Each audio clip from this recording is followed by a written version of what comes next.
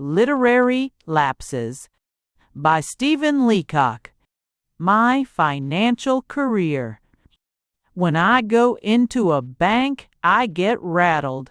The clerks rattle me, the wickets rattle me, the sight of the money rattles me, everything rattles me. The moment I cross the threshold of a bank and attempt to transact business there, I become an irresponsible idiot. I knew this beforehand, but my salary had been raised to $50 a month, and I felt that the bank was the only place for it. So I shambled in and looked timidly round at the clerks. I had an idea that a person about to open an account must needs consult the manager. I went up to a wicket marked Accountant. The accountant was a tall, cool devil. The very sight of him rattled me. My voice was sepulchral. "Can I see the manager?" I said, and added solemnly, "Alone." I don't know why I said alone. "Certainly," said the accountant, and fetched him. Home. The manager was a grave, calm man. I held my $56 clutched in a crumpled ball in my pocket. "Are you the manager?" I said. God knows I didn't doubt it. "Yes," he said. "Can I see you?" I asked. "Alone?"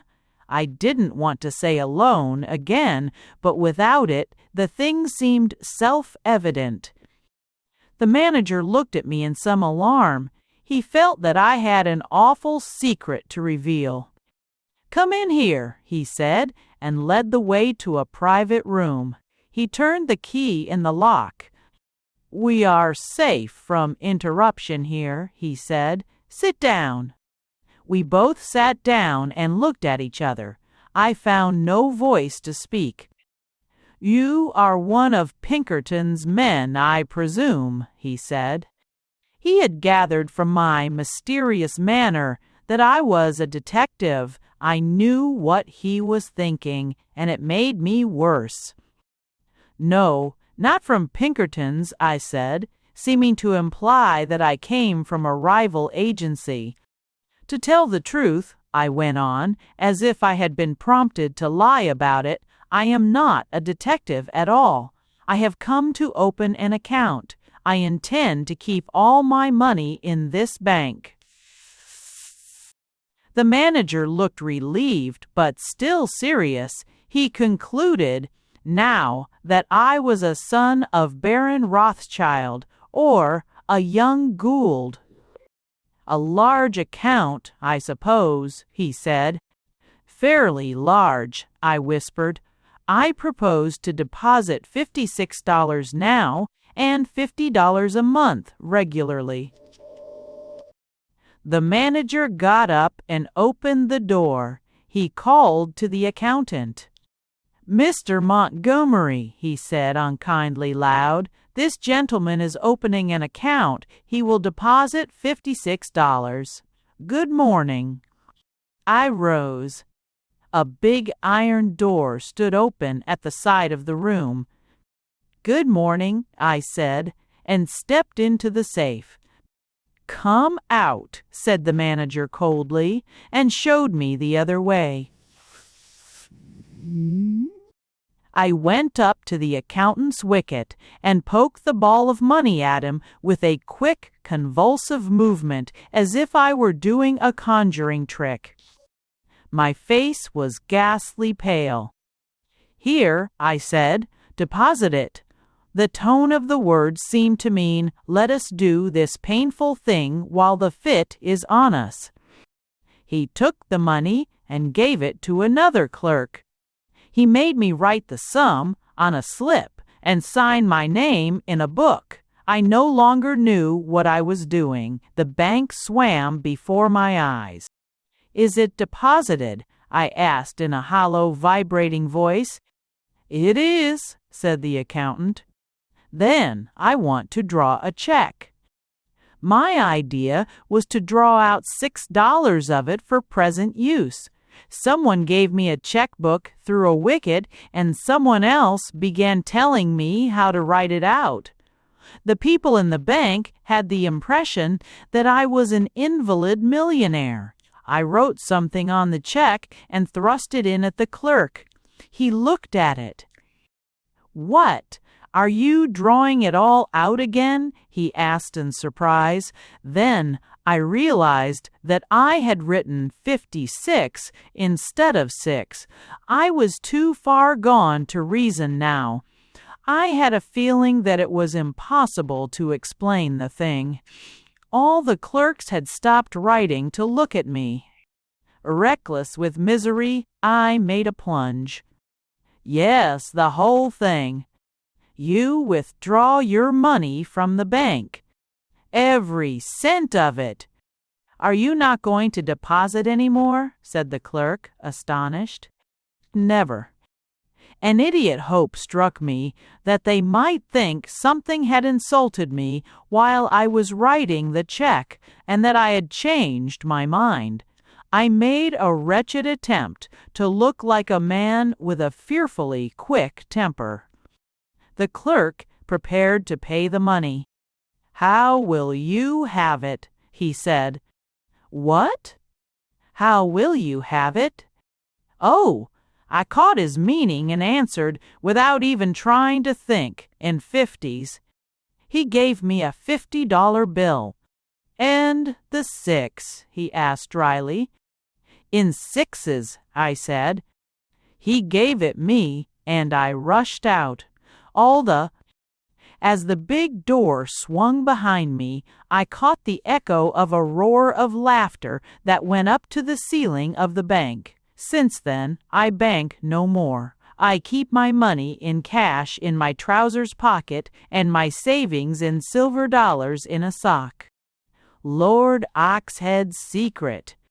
A romance in one chapter. It was finished. Ruin had come. Lord Oxhead sat gazing fixedly at the library fire. Without, the wind soughed or sogged around the turrets of Oxhead Towers, the seat of the Oxhead family. But the old Earl heeded not the sogging of the wind around his seat. He was too absorbed. Before him lay a pile of blue papers with printed headings. From time to time, he turned them over in his hands and replaced them on the table with a groan. To the Earl, they meant ruin, absolute, irretrievable ruin, and with it the loss of his stately home that had been the pride of the Oxheads for generations. More than that, the world would now know the awful secret of his life. The Earl bowed his head in the bitterness of his sorrow, for he came of a proud stock. About him hung the portraits of his ancestors. Here on the right, an Oxhead who had broken his lance at Crecy or immediately before it. There, McWhinnie Oxhead, who had ridden madly from the stricken field of Flodden to bring to the affrighted burghers of Edinburgh all the tidings that he had been able to gather in passing the battlefield. Next him hung the dark half-Spanish face of Sir Amias Oxhead of Elizabethan days, whose pinnace was the first to dash to Plymouth with the news that the English fleet, as nearly as could be judged from a reasonable distance, seemed about to grapple with the Spanish Armada. Below this, the two Cavalier brothers, Giles and Everard Oxhead, who had sat in the oak with Charles the. Then, to the right again, the portrait of Sir Ponsonby Oxhead, who had fought with Wellington in Spain and been dismissed for it. Immediately before the Earl as he sat was the family escutcheon emblazoned above the mantelpiece. A child might read the simplicity of its proud significance. An ox rampant, quartered in a field of gules with a pike dexter, and a dog intermittent in a plain parallelogram right center, with the motto Heek, Heek, Hawk, Hawk, Who Juice, Who Juice, Who Juice. Father, the girl's voice rang clear through the half-light of the wainscoted library. Gwendolen Oxhead had thrown herself about the Earl's neck. The girl was radiant with happiness. Gwendolen was a beautiful girl of 33, typically English in the freshness of her girlish innocence. She wore one of those charming walking suits of brown holland, so fashionable among the aristocracy of England, while a rough leather belt encircled her waist in a single sweep. She bore herself with that sweet simplicity which was her greatest charm. She was probably more simple than any girl of her age for miles around. Gwendolen was the pride of her father's heart, for he saw reflected in her the qualities of his race. "Father," she said, a blush mantling her fair face, "I am so happy, oh so happy. Edwin has asked me to be his wife, and we have plighted our troth. At least if you consent, for I will never marry without my father's warrant," she added, raising her head proudly. "I am too much of an Oxhead for that." Then, as she gazed into the old Earl's stricken face, the girl's mood changed at once. "Father," she cried, "Father, are you ill? What is it? Shall I ring?" As she spoke, Gwendolen reached for the heavy bell rope that hung beside the wall, but the Earl, fearful that her frenzied efforts might actually make it ring, checked her hand. "I am, indeed, deeply troubled," said Lord Oxhead, "but of that anon. Tell me first, what is this news you bring?" "I hope, Gwendolen, that your choice has been worthy of an Oxhead, and that he to whom you have plighted your troth will be worthy to bear our motto with his own." And, raising his eyes to the escutcheon before him, the Earl murmured, half unconsciously, "Hecka, hecka, haka, hoojas, hoojas, hoojas," breathing perhaps a prayer, as many of his ancestors had done before him, that he might never forget it. "Father," continued Gwendolen, half timidly, "Edwin is an American, or Corprizon." "You surprise me indeed," answered Lord Oxhead. "And yet," he continued, turning to his daughter with the courtly grace that marked the noblemen of the old school, "why should we not respect and admire the Americans?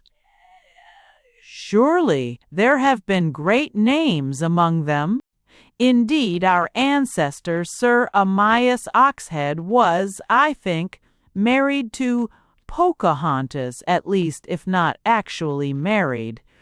The Earl hesitated a moment. "At least they love one another," said Gwendolen simply.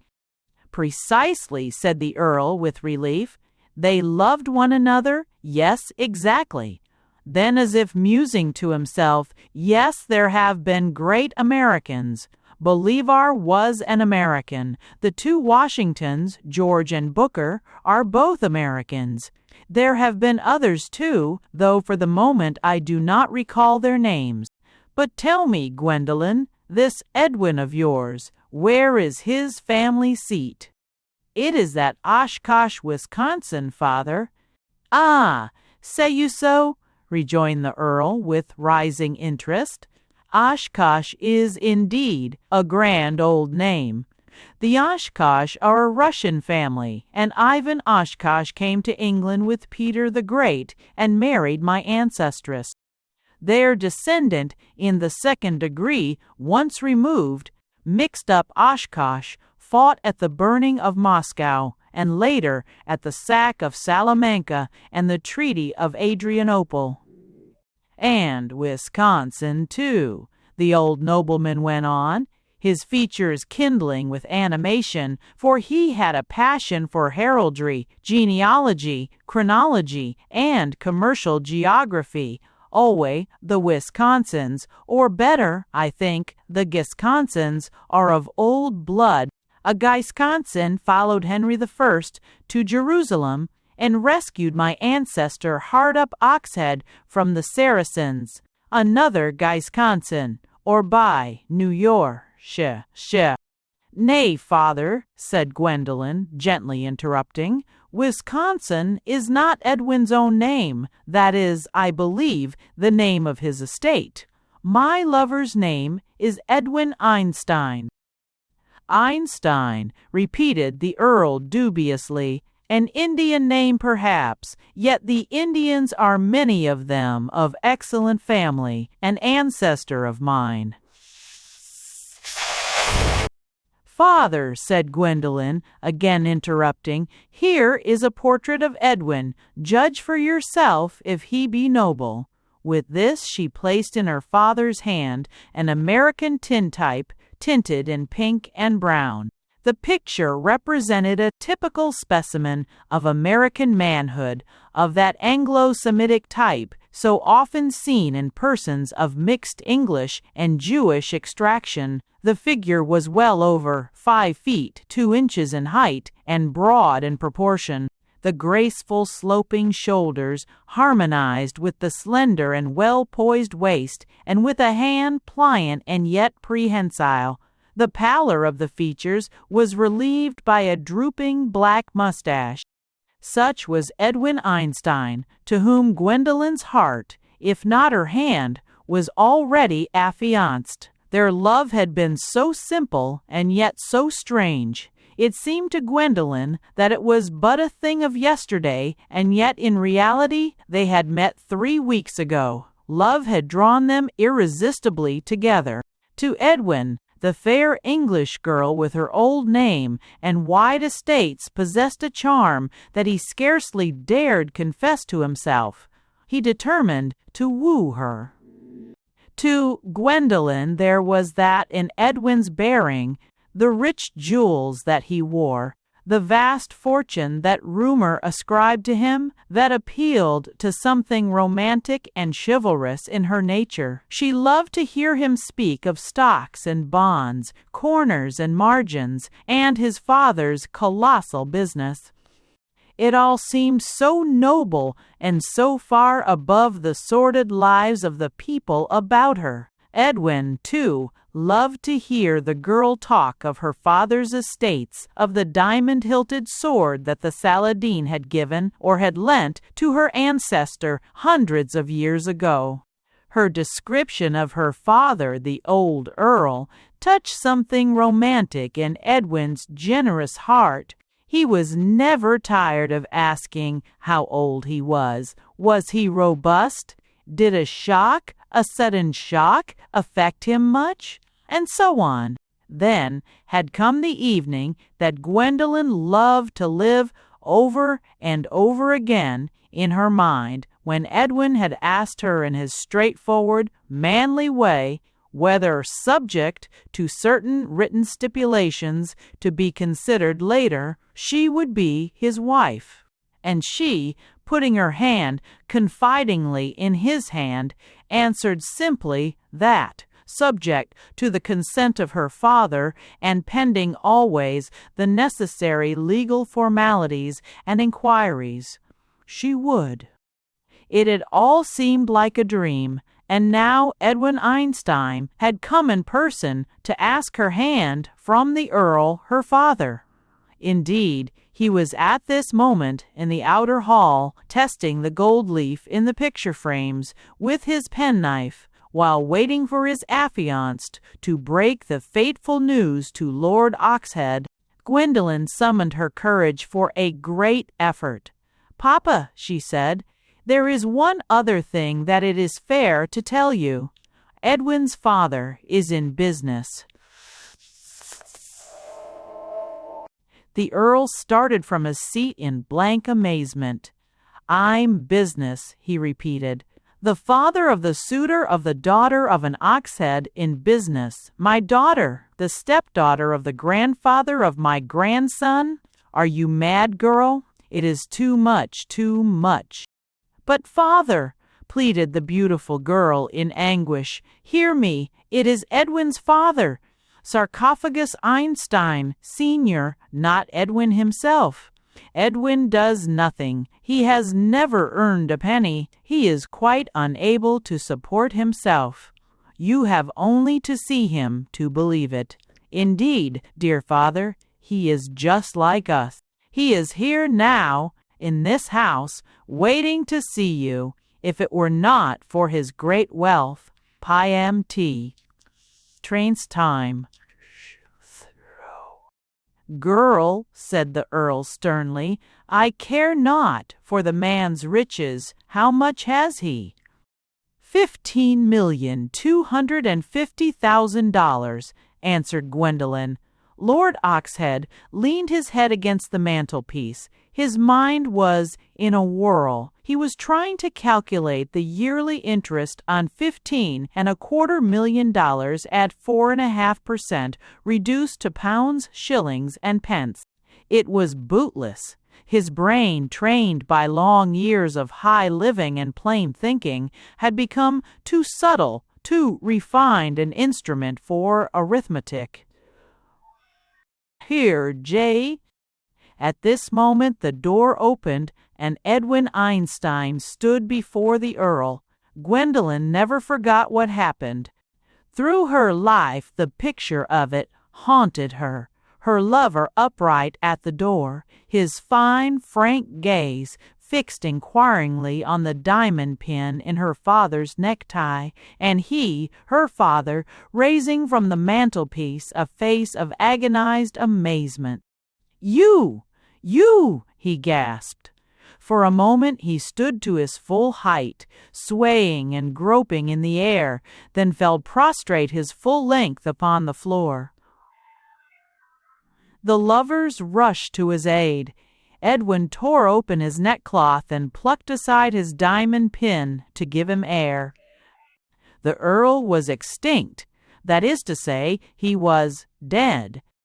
The reason of his death was never known. Had the sight of Edwin killed him? It might have. The old family doctor, hurriedly summoned, declared his utter ignorance. This, too, was likely. Edwin himself could explain nothing. But it was observed that after the Earl's death and his marriage with Gwendolen, he was a changed man. He dressed better, talked much better English. He, quote, harder English.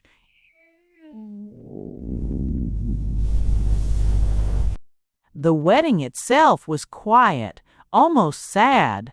At Gwendolen's request there was no wedding breakfast, no bridesmaids, and no reception, while Edwin, respecting his bride's bereavement, insisted that there should be no best man, no flowers, no presents, and no honeymoon. Thus, Lord Oxhead's secret died with him. It was probably too complicated to be interesting anyway. Boarding house. Geometry. Definitions and axioms. All boarding houses are the same boarding house. Boarders in the same boarding house and on the same flat are equal to one another. A single room is that which has no parts and no magnitude.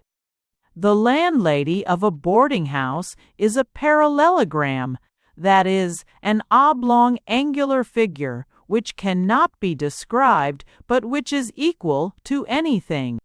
A wrangle is the disinclination of two boarders to each other that meet together but are not in the same line.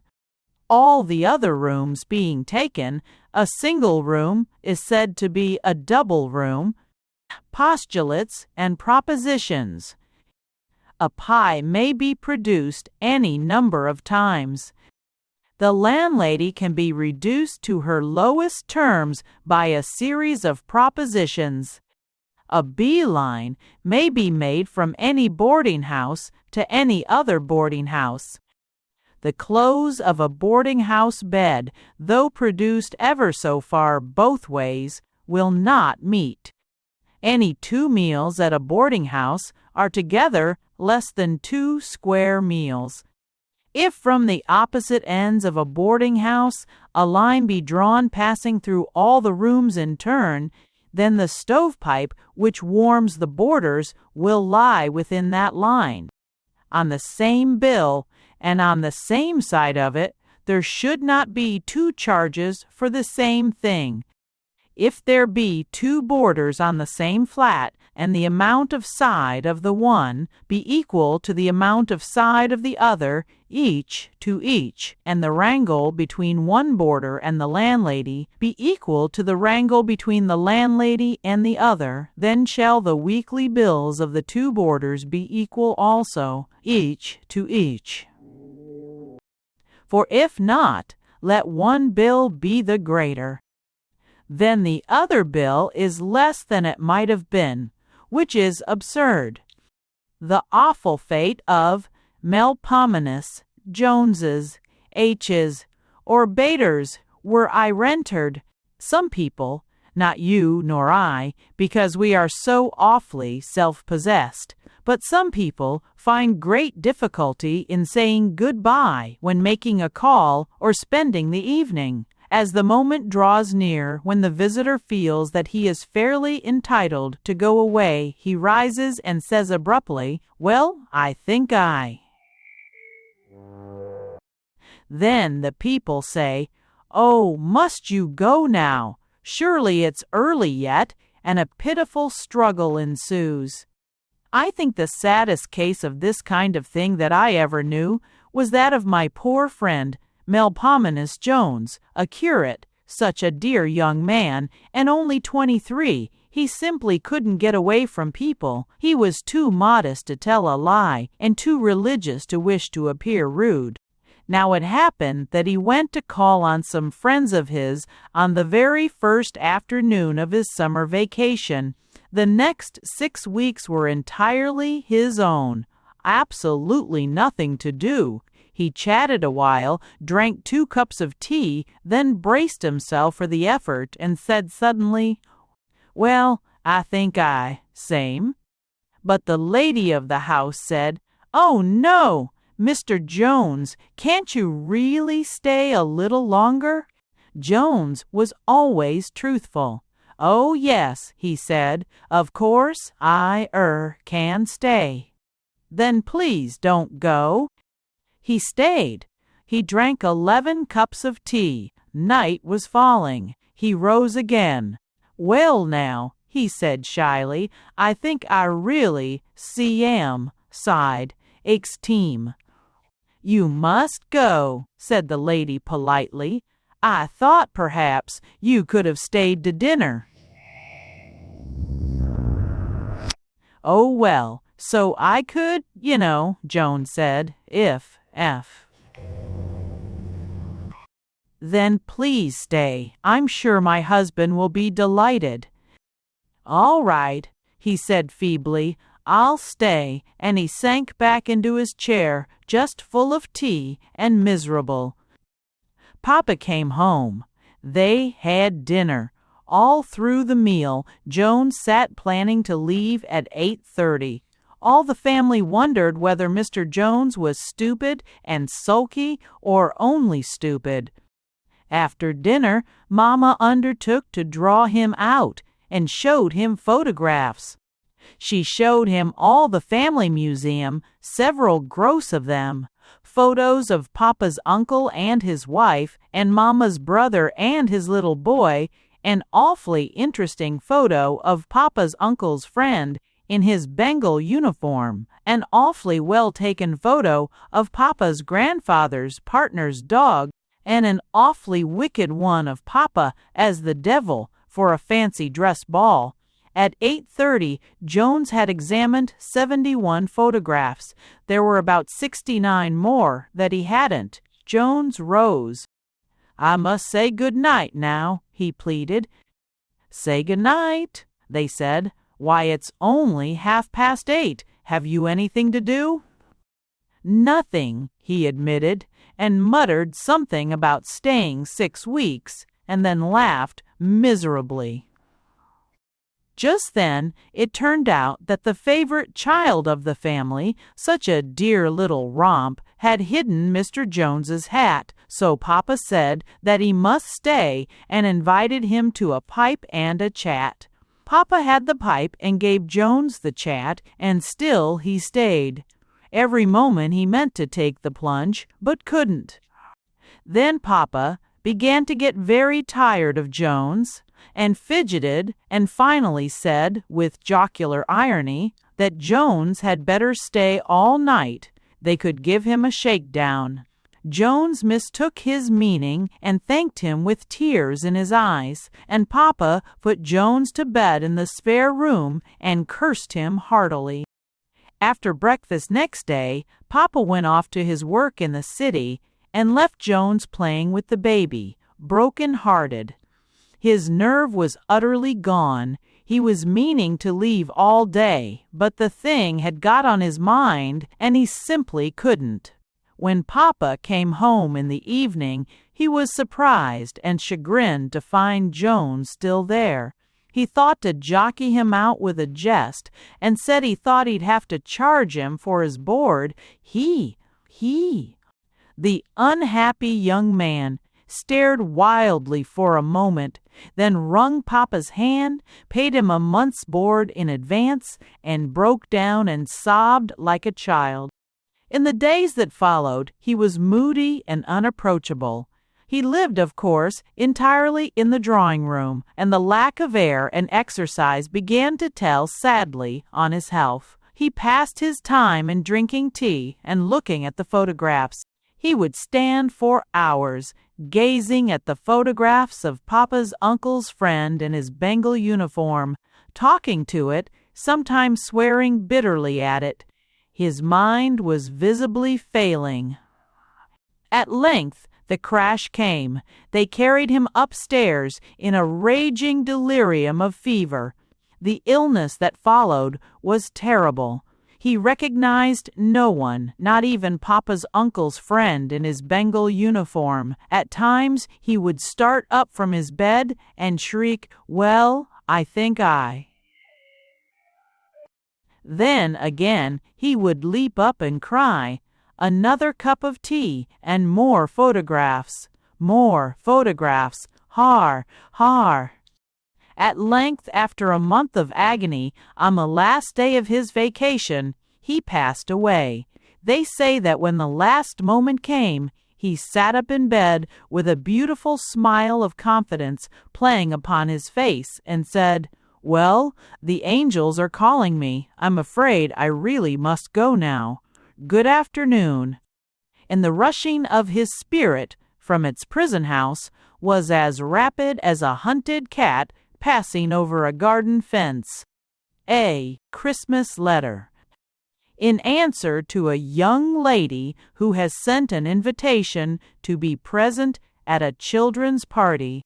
Mademoiselle, allow me very gratefully, but firmly, to refuse your kind invitation. You doubtless mean well, but your ideas are unhappily mistaken. Let us understand one another once and for all. I cannot, at my mature age, participate in the sports of children with such abandon as I could wish. I entertain, and have always entertained, the sincerest regard for such games as hunt the slipper and blind man's buff. But I have now reached a time of life when, to have my eyes blindfolded, and to have a powerful boy of 10 hit me in the back with a hobby horse and ask me to guess who hit me, provokes me to a fit of retaliation which could only culminate in reckless criminality. Nor can I cover my shoulders with a drawing-room rug and crawl round on my hands and knees under the pretense that I am a bear without a sense of personal insufficiency which is painful to me. Neither can I look on with a complacent eye at the sad spectacle of your young clerical friend, the Reverend Mr. Uttermost Farthing, abandoning himself to such gambols and appearing in the role of life and soul of the evening. Such a degradation of his holy calling grieves me, and I cannot but suspect him of ulterior motives. You inform me that your maiden aunt intends to help you to entertain the party. I have not, as you know, the honor of your aunt's acquaintance. Yet I think I may with reason surmise that she will organize games, guessing games, in which she will ask me to name a river in Asia, beginning with a Z. On my failure to do so, she will put a hot plate down my neck as a forfeit, and the children will clap their hands. These games, my dear young friend, involve the use of a more adaptable intellect than mine, and I cannot consent to be a party to them. May I say in conclusion that I do not consider a 5-cent pen wiper from the top branch of a Xmas tree any adequate compensation for the kind of evening you propose. I have the honor to subscribe myself, your obedient servant. How to make $1 million. I mix a good deal with the millionaires. I like them, I like their faces, I like the way they live, I like the things they eat. The more we mix together, the better I like the things we mix. Especially, I like the way they dress, their gray check trousers, their white check waistcoats, their heavy gold chains, and the signet rings that they sign their checks with. My, they look nice. Get 6 or 7 of them sitting together in the club, and it's a treat to see them. And if they get the least dust on them, men come and brush it off. Yes, and are glad to. I'd like to take some of the dust off them myself. Even more than what they eat, I like their intellectual grasp. It is wonderful. Just watch them read. They simply read all the time. Go into the club at any hour, and you'll see 3 or 4 of them at it. And the things they can read... You'd think that a man who'd been driving hard in the office from 11 o'clock until 3, with only an hour and a half for lunch, would be too fagged. Not a bit. These men can sit down after office hours and read the Sketch and the Police Gazette and the Pink 'Un and understand the jokes just as well as I can. What I love to do is to walk up and down among them and catch the little scraps of conversation. The other day I heard one lean forward and say, "Well, I offered him $1.5 million and said I wouldn't give a cent more. He could either take it or leave it." I just longed to break in and say, What? $1.5 million? Oh, say that again. Offer it to me to either take it or leave it. Do try me once, I know I can, or here, make it a plain million, and let's call it done. Not that these men are careless over money. No, sir, don't think it. Of course, they don't take much account of big money, $100,000 at a shot, or anything of that sort, but little money. You've no idea till you know them how anxious they get about a cent, or half a cent, or less. Why, 2 of them came into the club the other night, just frantic with delight. They said wheat had risen, and they'd cleaned up 4 cents each in less than half an hour. They bought a dinner for 16 on the strength of it. I don't understand it. I've often made twice as much as that writing for the papers, and never felt like boasting about it. One night I heard one man say, "Well, let's call up New York and offer them 1/4 cent." Great heavens! Imagine paying the cost of calling up New York, nearly 5 million people, late at night and offering them 1/4 cent. And yet, did New York get mad? No, they took it. I don't pretend to understand it. I tried after that to call up Chicago and offer it 1.5 cents, and to call up Hamilton, Ontario, and offer it $half, and the operator only thought I was crazy. All this shows, of course, that I've been studying how the millionaires do it. I have, for years. I thought it might be helpful to young men just beginning to work and anxious to stop. You know, many a man realizes late in life that if, when he was a boy, he had known what he knows now, instead of being what he is, he might be what he won't. But how few boys stop to think that if they knew what they don't know, instead of being what they will be, they wouldn't be. These are awful thoughts. At any rate, I've been gathering hints on how it is they do it. One thing I'm sure about. If a young man wants to make $1 million, he's got to be mighty careful about his diet and his living. This may seem hard, but success is only achieved with pains. There is no use in a young man who hopes to make $1 million thinking he's entitled to get up at 7:30, eat force and poached eggs, drink cold water at lunch, and go to bed at 10 p.m. You can't do it. I've seen too many millionaires for that. If you want to be a millionaire, you mustn't get up till 10 in the morning. They never do. They daren't. It would be as much as their business is worth if they were seen on the street at 9:30. And the old idea of abstemiousness is all wrong. To be a millionaire, you need champagne, lots of it, and all the time. That and Scotch whiskey and soda, you have to sit up nearly all night and drink buckets of it. This is what clears the brain for business next day. I've seen some of these men with their brains so clear in the morning that their faces look positively boiled. To live like this requires, of course, resolution, but you can buy that by the pint. Therefore, my dear young man, if you want to get moved on from your present status in business, change your life.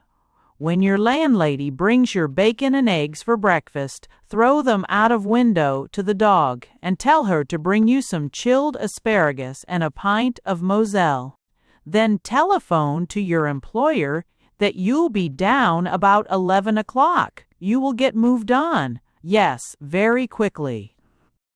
Just how the millionaires make the money is a difficult question, but one way is this. Strike the town with 5 cents in your pocket.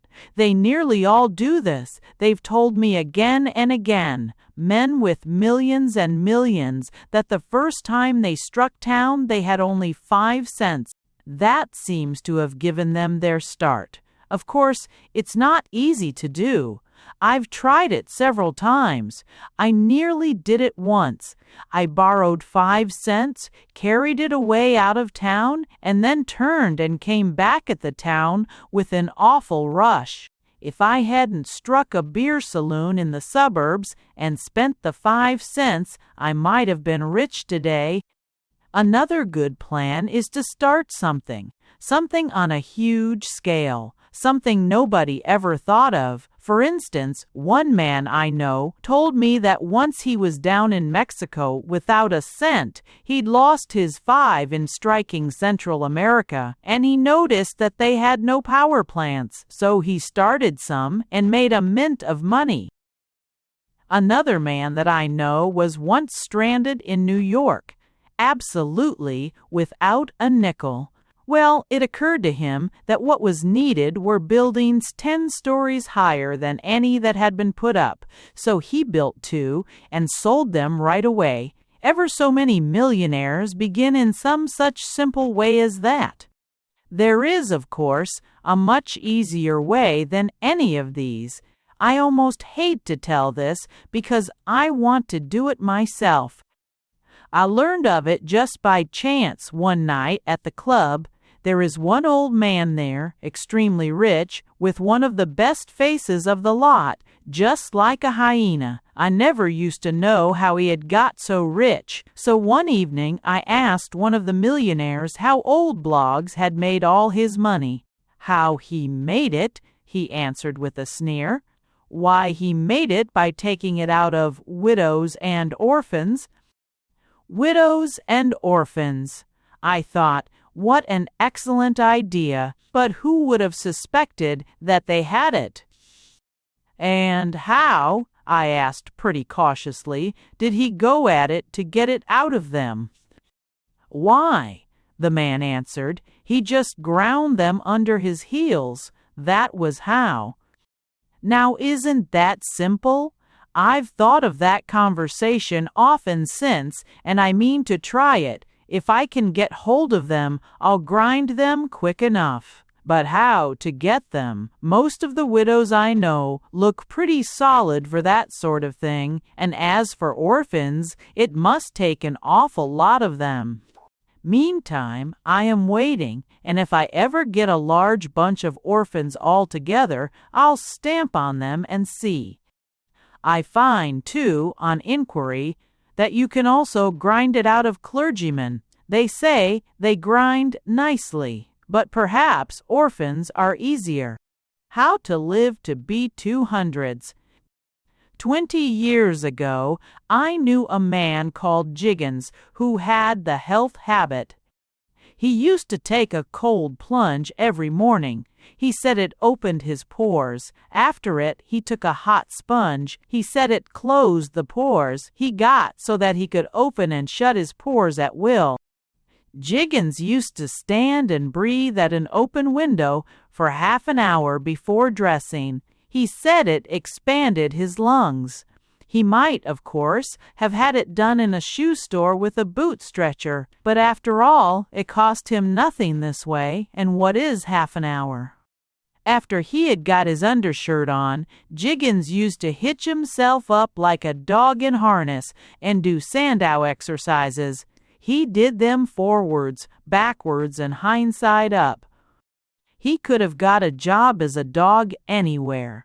He spent all his time at this kind of thing. In his spare time at the office, he used to lie on his stomach on the floor and see if he could lift himself up with his knuckles. If he could, then he tried some other way until he found one that he couldn't do. Then he would spend the rest of his lunch hour on his stomach, perfectly happy. In the evenings in his room, he used to lift iron bars, cannonballs, heave dumbbells, and haul himself up to the ceiling with his teeth. You could hear the thumps half a mile. He spent half the night slinging himself around his room. He said it made his brain clear. When he got his brain perfectly clear, he went to bed and slept. As soon as he woke, he began clearing it again. Jiggins is dead. He was, of course, a pioneer, but the fact that he dumbbelled himself to death at an early age does not prevent a whole generation of young men from following in his path. They are ridden by the health mania.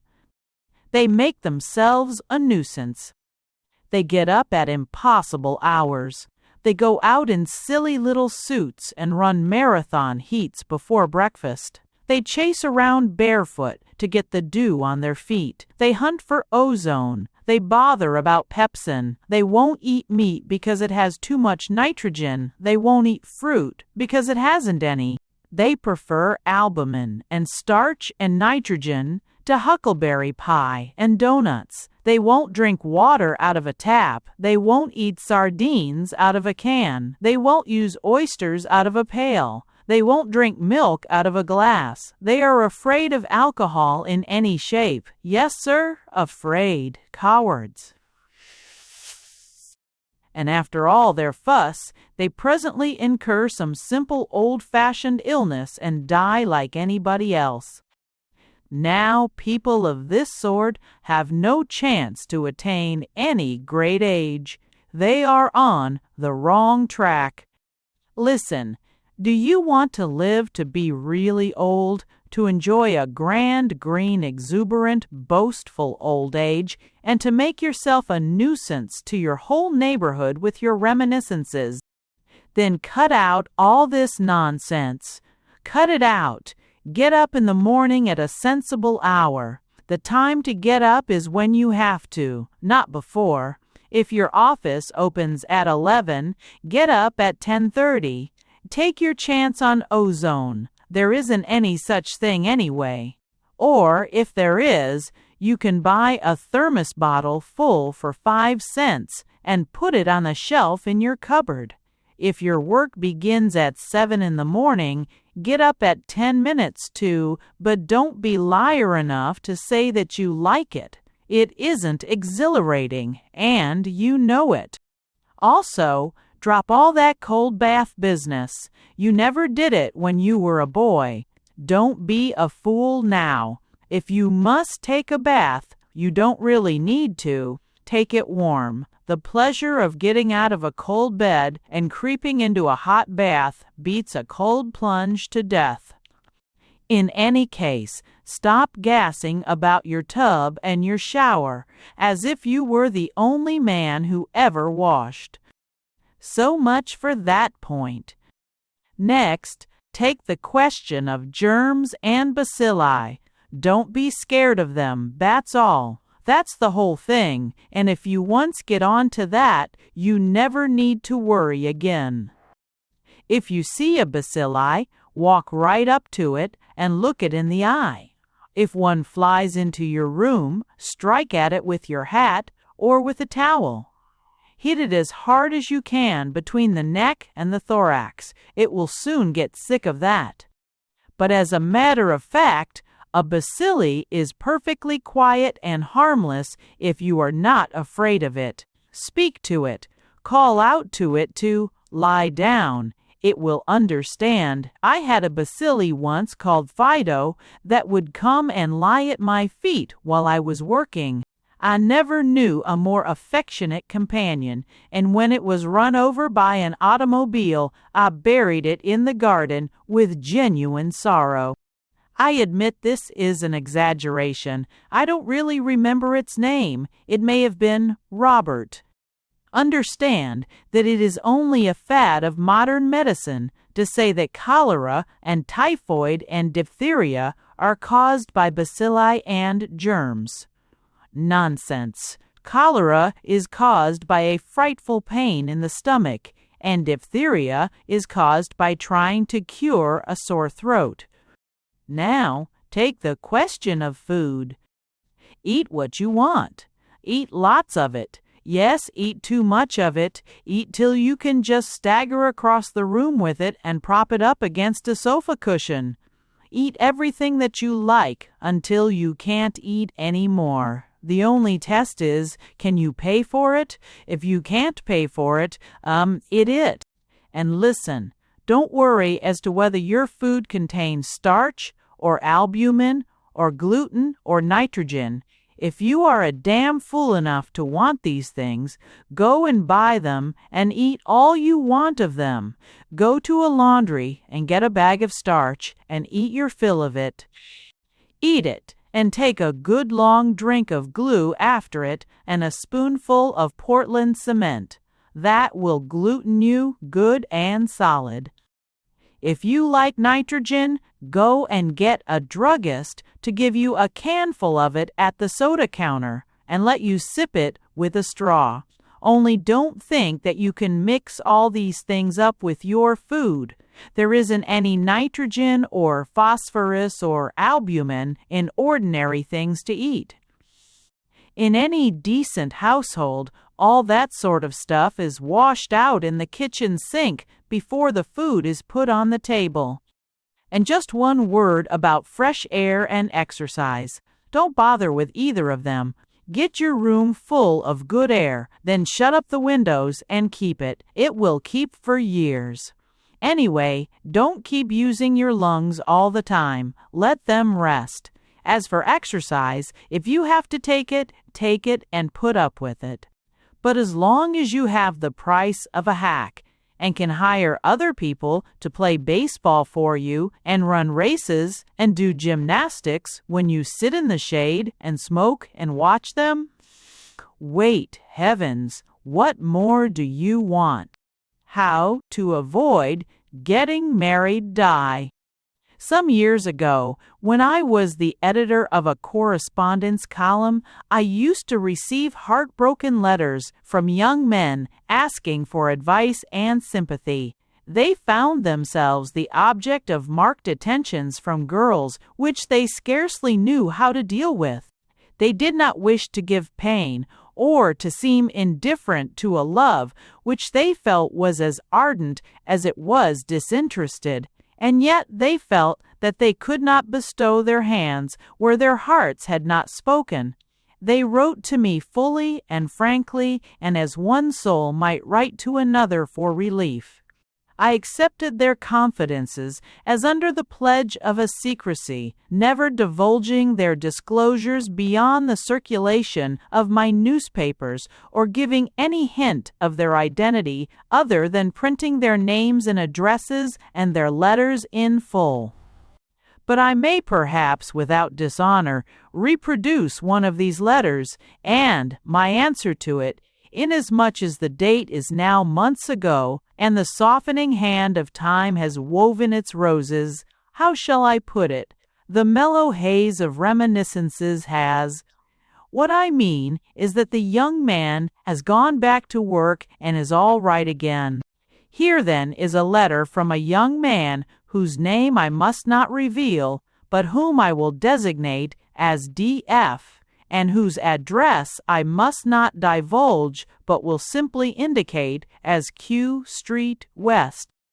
Dear Mr. Leacock, for some time past I have been the recipient of very marked attentions from a young lady. She has been calling at the house almost every evening, and has taken me out in her motor and invited me to concerts and the theater. On these latter occasions, I have insisted on her taking my father with me, and have tried as far as possible to prevent her saying anything to me which would be unfit for father to hear.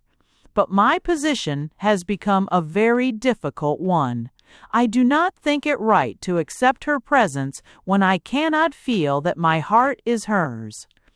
Yesterday she sent to my house a beautiful bouquet of American Beauty roses addressed to me, and a magnificent bunch of Timothy hay for father.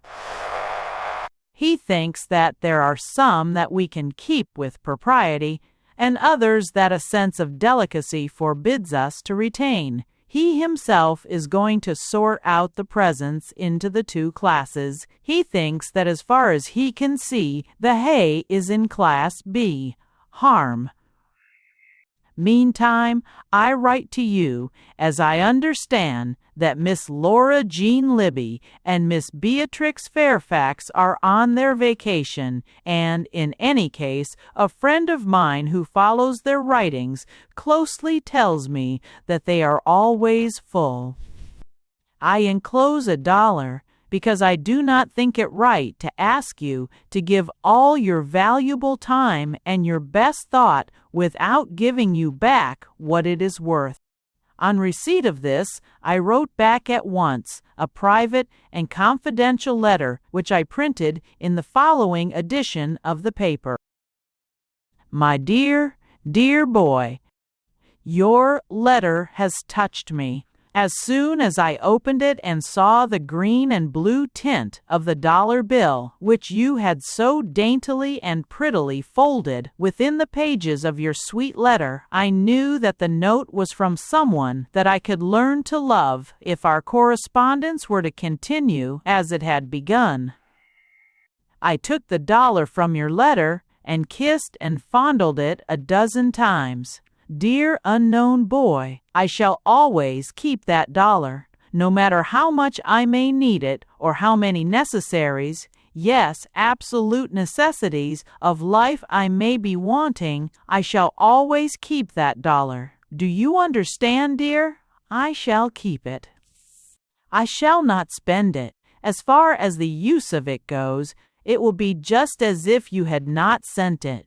Even if you were to send me another $1, I should still keep the first one, so that no matter how many you sent, the recollection of one first friendship would not be contaminated with mercenary considerations. When I say $1, darling, of course an express order, or a postal note, or even stamps, would be all the same, But in that case, do not address me in care of this office, as I should not like to think of your pretty little letters lying round where others might handle them. But now I must stop chatting about myself, for I know that you cannot be interested in a simple old fogey such as I am. Let me talk to you about your letter, and about the difficult question it raises for all marriageable young men.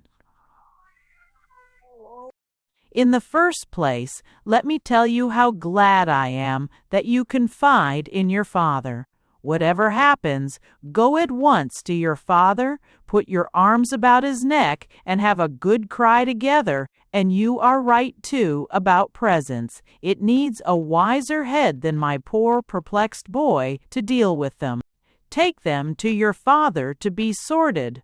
Or, if you feel that you must not overtax his love, address them to me in your own pretty hand. And now let us talk, dear, as one heart to another. Remember always that if a girl is to have your heart, she must be worthy of you. When you look at your own bright, innocent face in the mirror, resolve that you will give your hand to no girl who is not just as innocent as you are, and no brighter than yourself. So that you must first find out how innocent she is. Ask her quietly and frankly. Remember, dear, that the days of false modesty are passing away, whether she has ever been in jail. If she has not, and if you have not, then you know that you are dealing with a dear, confiding girl who will make you a life mate.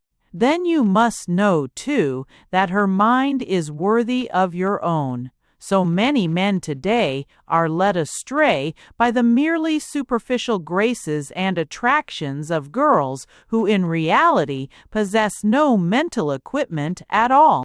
Many a man is bitterly disillusioned after marriage when he realizes that his wife cannot solve a quadratic equation, and that he is compelled to spend all his days with a woman who does not know that x squared plus 2xy plus y squared is the same thing, or, I think, nearly the same thing as x plus y squared. Nor should the simple domestic virtues be neglected.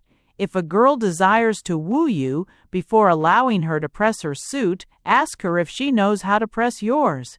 If she can, let her woo. If not, tell her to whoa. But I see I have written quite as much as I need for this column. Won't you write again, just as before, dear boy? Stephen Leacock. How to be a doctor. Certainly, the progress of science is a wonderful thing. One can't help feeling proud of it. I must admit that I do. Whenever I get talking to anyone, that is, to anyone who knows even less about it than I do, about the marvelous development of electricity, for instance, I feel as if I had been personally responsible for it.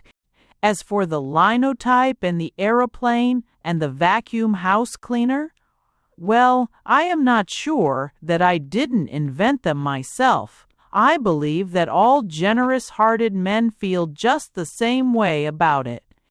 However, that is not the point I am intending to discuss. What I want to speak about is the progress of medicine. There, if you like, is something wonderful. Any lover of humanity, or of either sex of it, who looks back on the achievements of medical science must feel his heart glow and his right ventricle expand with the pericardiac stimulus of a permissible pride. Just think of it. 100 years ago, there were no bacilli, no ptomaine poisoning, no diphtheria, and no appendicitis. Rabies was but little known and only imperfectly developed. All of these we owe to medical science. Even such things as psoriasis and parotitis and trypanosomiasis, which are now household names, were known only to the few, and were quite beyond the reach of the great mass of the people. Or consider the advance of the science on its practical side. 100 years ago, it used to be supposed that fever could be cured by the letting of blood. Now we know positively that it cannot. Even 70 years ago, it was thought that fever was curable by the administration of sedative drugs. Now we know that it isn't. For the matter of that, as recently as 30 years ago, doctors thought that they could heal a fever by means of low diet and the application of ice. Now they are absolutely certain that they cannot. This instance shows the steady progress made in the treatment of fever. But there has been the same cheering advance all along the line. Take rheumatism. A few generations ago, people with rheumatism used to have to carry round potatoes in their pockets as a means of cure. Now the doctors allow them to carry absolutely anything they like. They may go round with their pockets full of watermelons if they wish to. It makes no difference. Or take the treatment of epilepsy. It used to be supposed that the first thing to do in sudden attacks of this kind was to unfasten the patient's collar and let him breathe. IOPA, at present, on the contrary, many doctors consider it better to button up the patient's collar and let him choke.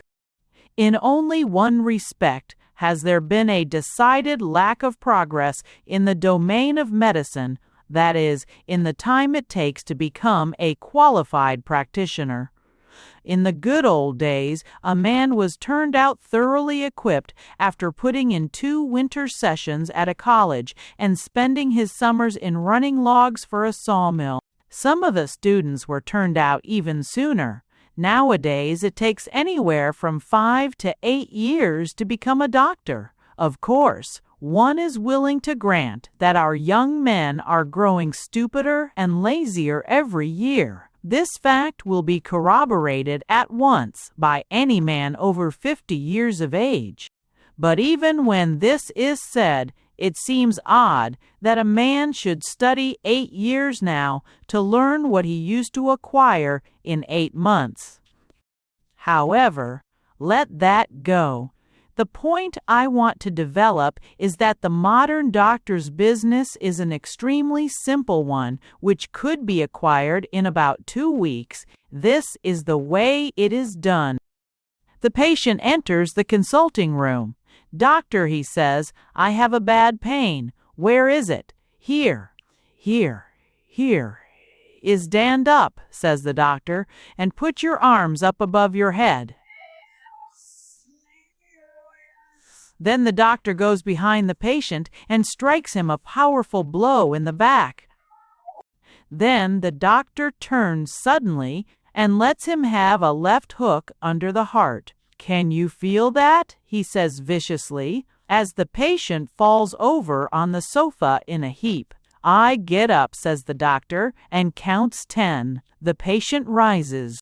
The doctor looks him over very carefully without speaking, and then suddenly fetches him a blow in the stomach that doubles him up speechless. The doctor walks over to the window and reads the morning paper for a while. Presently he turns and begins to mutter more to himself than the patient.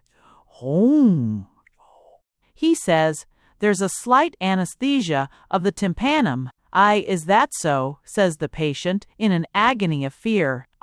What can I do about it, doctor?" Well," says the doctor, "I want you to keep very quiet. You'll have to go to bed and stay there and keep quiet. For oceans, wish Ferembury. Wish is the .9, Ferembury. Wensha, Ferembury Surgery, Ferember." In reality, of course, the doctor hasn't the least idea what is wrong with the man, but he does know that if he will go to bed and keep quiet, awfully quiet, he'll either get quietly well again or else die a quiet death. Meantime, if the doctor calls every morning and thumps and beats him, he can keep the patient submissive and perhaps force him to confess what is wrong with him. "What about diet, doctor?" says the patient, completely cowed. The answer to this question varies very much. It depends on how the doctor is feeling and whether it is long since he had a meal himself. If it is late in the morning and the doctor is ravenously hungry, he says, "Oh, eat plenty, don't be afraid of it. Eat meat, vegetables, starch, glue, cement, anything you like." But if the doctor has just had lunch, and if his breathing is short-circuited with huckleberry pie, he says very firmly, "No, I don't want you to eat anything at all. Absolutely not a bite. It won't hurt you. A little self-denial in the matter of eating is the best thing in the world." And what about drinking? Again, the doctor's answer varies. He may say, "Oh yes, you might drink a glass of lager now and then, or, if you prefer it, a gin and soda, or a whiskey and Apollinaris, and I think before going to bed I'd take a hot scotch with a couple of lumps of white sugar and bit of lemon peel in it, and a good grating of nutmeg on the top." The doctor says this with real feeling, and his eye glistens with the pure love of his profession. But if, on the other hand, the doctor has spent the night before at a little gathering of medical friends, he is very apt to forbid the patient to touch alcohol in any shape, and to dismiss the subject with great severity. Of course, this treatment in and of itself would appear too transparent and would fail to inspire the patient with a proper confidence. But nowadays, this element is supplied by the work of the analytical laboratory. Whatever is wrong with the patient, the doctor insists on snipping off parts and pieces and extracts of him and sending them mysteriously away to be analyzed. He cuts off a lock of the patient's hair, marks it Mr. Smith's hair, October 1910. Then he clips off the lower part of the ear and wraps it in paper and labels it part of Mr. Smith's ear, October 1910. Then he looks the patient up and down with the scissors in his hand, and if he sees any likely part of him, he clips it off and wraps it up. Now this, oddly enough, is the very thing that fills the patient up with that sense of personal importance which is worth paying for. "Yes," says the bandaged patient, later in the day to a group of friends much impressed, "the doctor thinks there may be a slight anesthesia of the prognosis, but he sent my ear to New York and my appendix to Baltimore and a lock of my hair to the editors of all the medical journals, and meantime I am to keep very quiet and not exert myself beyond drinking a hot scotch with lemon and nutmeg every half hour." With that, he sinks back faintly on his cushions, luxuriously happy. And yet, isn't it funny?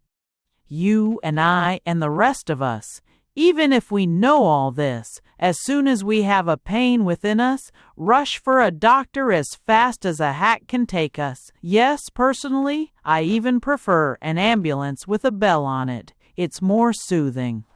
The new food.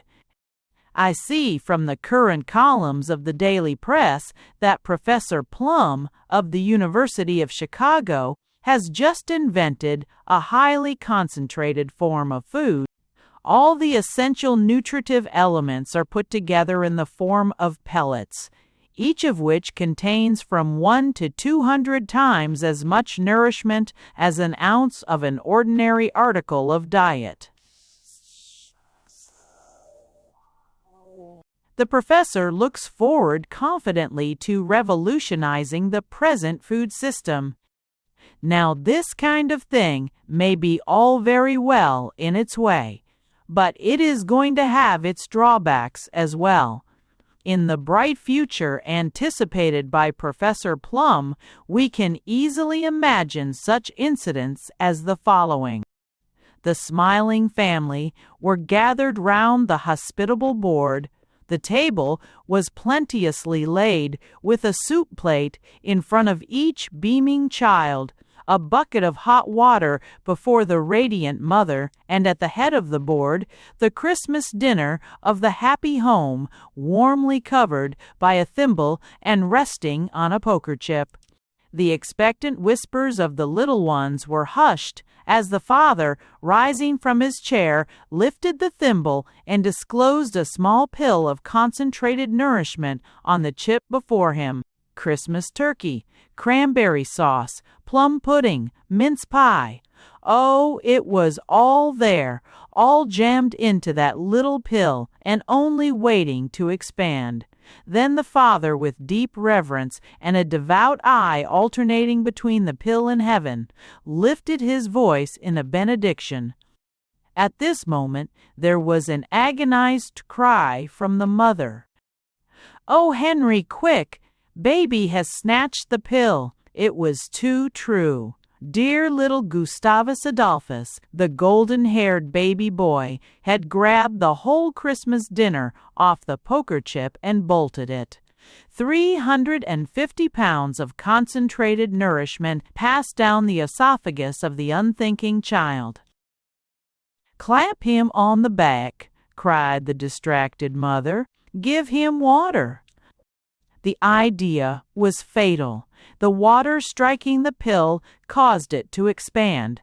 There was a dull rumbling sound, and then, with an awful bang, Gustavus Adolphus exploded into fragments. And when they gathered the little corpse together, the baby lips were parted in a lingering smile that could only be worn by a child who had eaten 13 Christmas dinners. A new pathology. It has long been vaguely understood that the condition of a man's clothes has a certain effect upon the health of both body and mind. The well-known proverb, "Clothes make the man," has its origin in a general recognition of the powerful influence of the habiliments in their reaction upon the wearer. The same truth may be observed in the facts of everyday life. On the one hand, we remark the bold carriage and mental vigor of a man attired in a new suit of clothes. On the other hand, we note the melancholy features of him who is conscious of a posterior patch, or the haunted face of one suffering from internal loss of buttons. But while common observation thus gives us a certain familiarity with a few leading facts regarding the ailments and influence of clothes, no attempt has as yet been made to reduce our knowledge to a systematic form. At the same time, the writer feels that a valuable addition might be made to the science of medicine in this direction. The numerous diseases which are caused by this fatal influence should receive a scientific analysis, and their treatment be included among the principles of the healing art. The diseases of the clothes may roughly be divided into medical cases and surgical cases, while these again fall into classes according to the particular garment through which the sufferer is attacked. Medical cases. Probably no article of apparel is so liable to a diseased condition as the trousers. It may be well, therefore, to treat first those maladies to which they are subject. I contractio pantaloone, or shortening of the legs of the trousers, an extremely painful malady most frequently found in the growing youth. The first symptom is the appearance of a yawning space. The application of treacle to the boots, although commonly recommended, may rightly be condemned as too drastic a remedy. The use of boots reaching to the knee, to be removed only at night, will afford immediate relief. In connection with contractio is often found inflatio genu, or bagging of the knees of the trousers, a disease whose symptoms are similar to those above.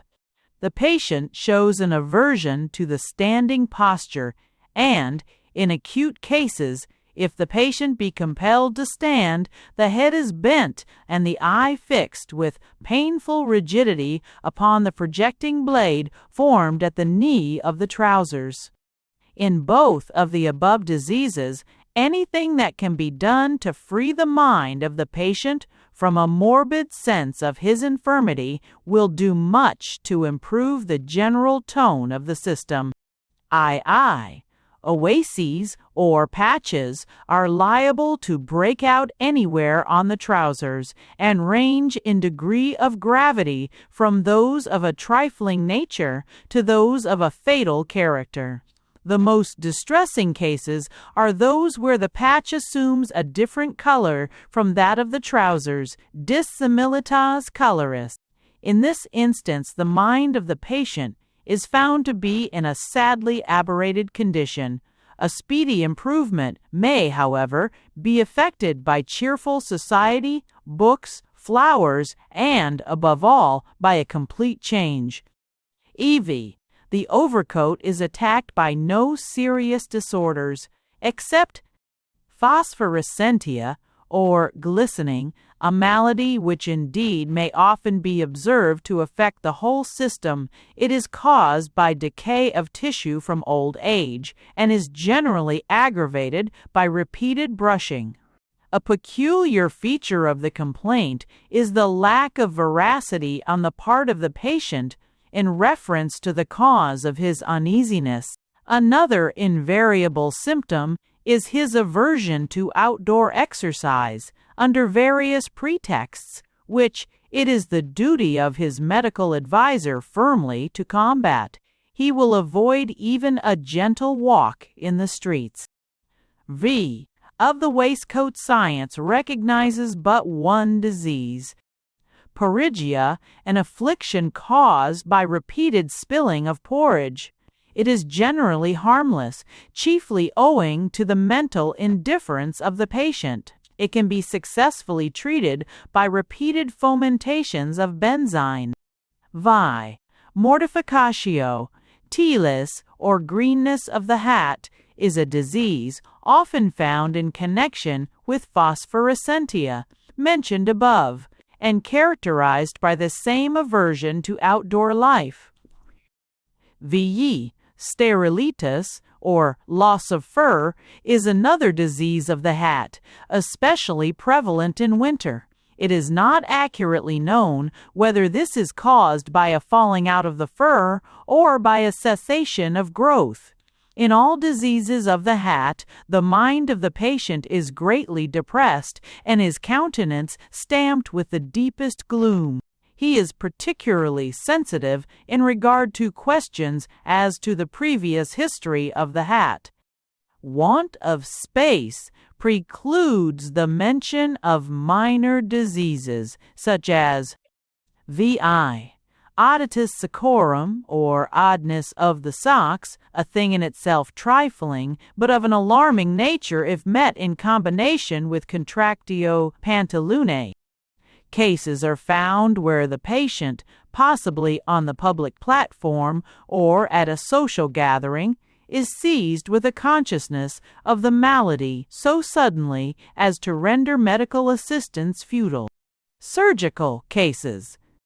It is impossible to mention more than a few of the most typical cases of diseases of this sort. Explosio, or loss of buttons, is the commonest malady demanding surgical treatment. It consists of a succession of minor fractures, possibly internal, which at first excite no alarm. A vague sense of uneasiness is presently felt, which often leads the patient to seek relief in the string habit, a habit which, if unduly indulged in, may assume the proportions of a ruling passion. The use of sealing wax, while admirable as a temporary remedy for explosio, should never be allowed to gain a permanent hold upon the system. There is no doubt that a persistent indulgence in the string habit or the constant use of sealing wax will result in, i.e., fractura suspendorum, or snapping of the braces, which amounts to a general collapse of the system. The patient is usually seized with a severe attack of explosio, followed by a sudden sinking feeling and sense of loss. A sound constitution may rally from the shock, but a system undermined by the string habit invariably succumbs. Sectura pantaloone, or ripping of the trousers, is generally caused by sitting upon warm beeswax or leaning against a hook. In the case of the very young, it is not unfrequently accompanied by a distressing suppuration of the shirt. This, however, is not remarked in adults. The malady is rather mental than bodily, the mind of the patient being racked by a keen sense of indignity and a feeling of unworthiness. The only treatment is immediate isolation, with a careful stitching of the affected part. In conclusion, it may be stated that at the first symptom of disease, the patient should not hesitate to put himself in the hands of a professional tailor. In so brief a compass as the present article, the discussion has of necessity been rather suggestive than exhaustive. Much yet remains to be done, and the subject opens wide to the inquiring eye. The writer will, however, feel amply satisfied if this brief outline may help to direct the attention of medical men to what is yet an unexplored field. The poet answered, all loon. Dear Sir, in answer to your repeated questions and requests which have appeared for some years past in the columns of the rural press, I beg to submit the following solutions of your chief difficulties. Topic 1. You frequently ask, where are the friends of your childhood, and urge that they shall be brought back to you. As far as I am able to learn, those of your friends who are not in jail are still right there in your native village. You point out that they were wont to share your gambols. If so, you are certainly entitled to have theirs now. Topic you have taken occasion to say, give me not silk, nor rich attire, nor gold, nor jewels rare. But, my dear fellow, this is preposterous. Why, these are the very things I had bought for you. If you won't take any of these, I shall have to give you factory cotton and cordwood. Topic, i.e., you also ask, how fares my love across the sea? Intermediate, I presume. She would hardly travel steerage. Topic, why was I born? Why should I breathe? Here, I quite agree with you. I don't think you ought to breathe. Topic V. You demand that I shall show you the man whose soul is dead, and then mark him. I am awfully sorry. The man was around here all day yesterday, and if I had only known, I could easily have marked him so that we could pick him out again. Topic Vi. I notice that you frequently say, oh, for the sky of your native land. Owe for it by all means, if you wish, but remember that you already owe for a great deal. Topic VI. On more than one occasion you wish to be informed. What boots it that you idly dream? Nothing boots it at present. A fact, sir, which ought to afford you the highest gratification. The force of statistics. They were sitting on a seat of the car immediately in front of me. I was consequently able to hear all that they were saying. They were evidently strangers who had dropped into a conversation. They both had the air of men who considered themselves profoundly interesting as minds. It was plain that each labored under the impression that he was a ripe thinker. One had just been reading a book which lay in his lap. "I've been reading some very interesting statistics," he was saying to the other thinker.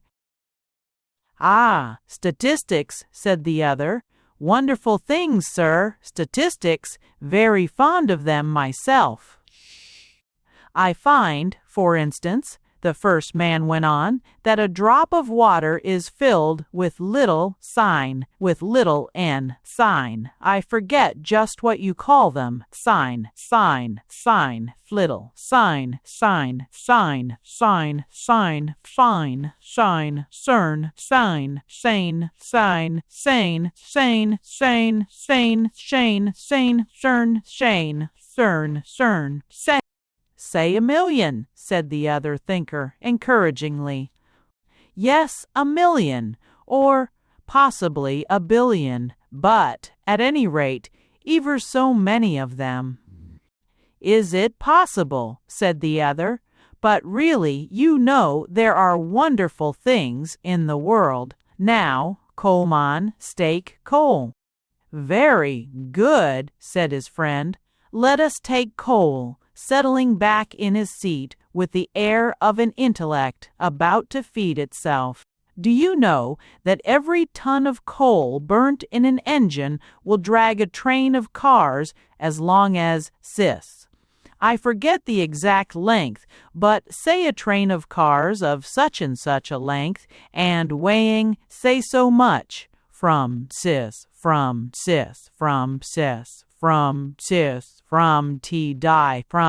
the exact distance escapes me, non is ages quaes re, from here to the moon," suggested the other.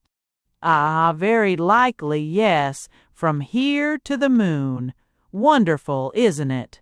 But the most stupendous calculation of all, sir, is in regard to the distance from the earth to the sun.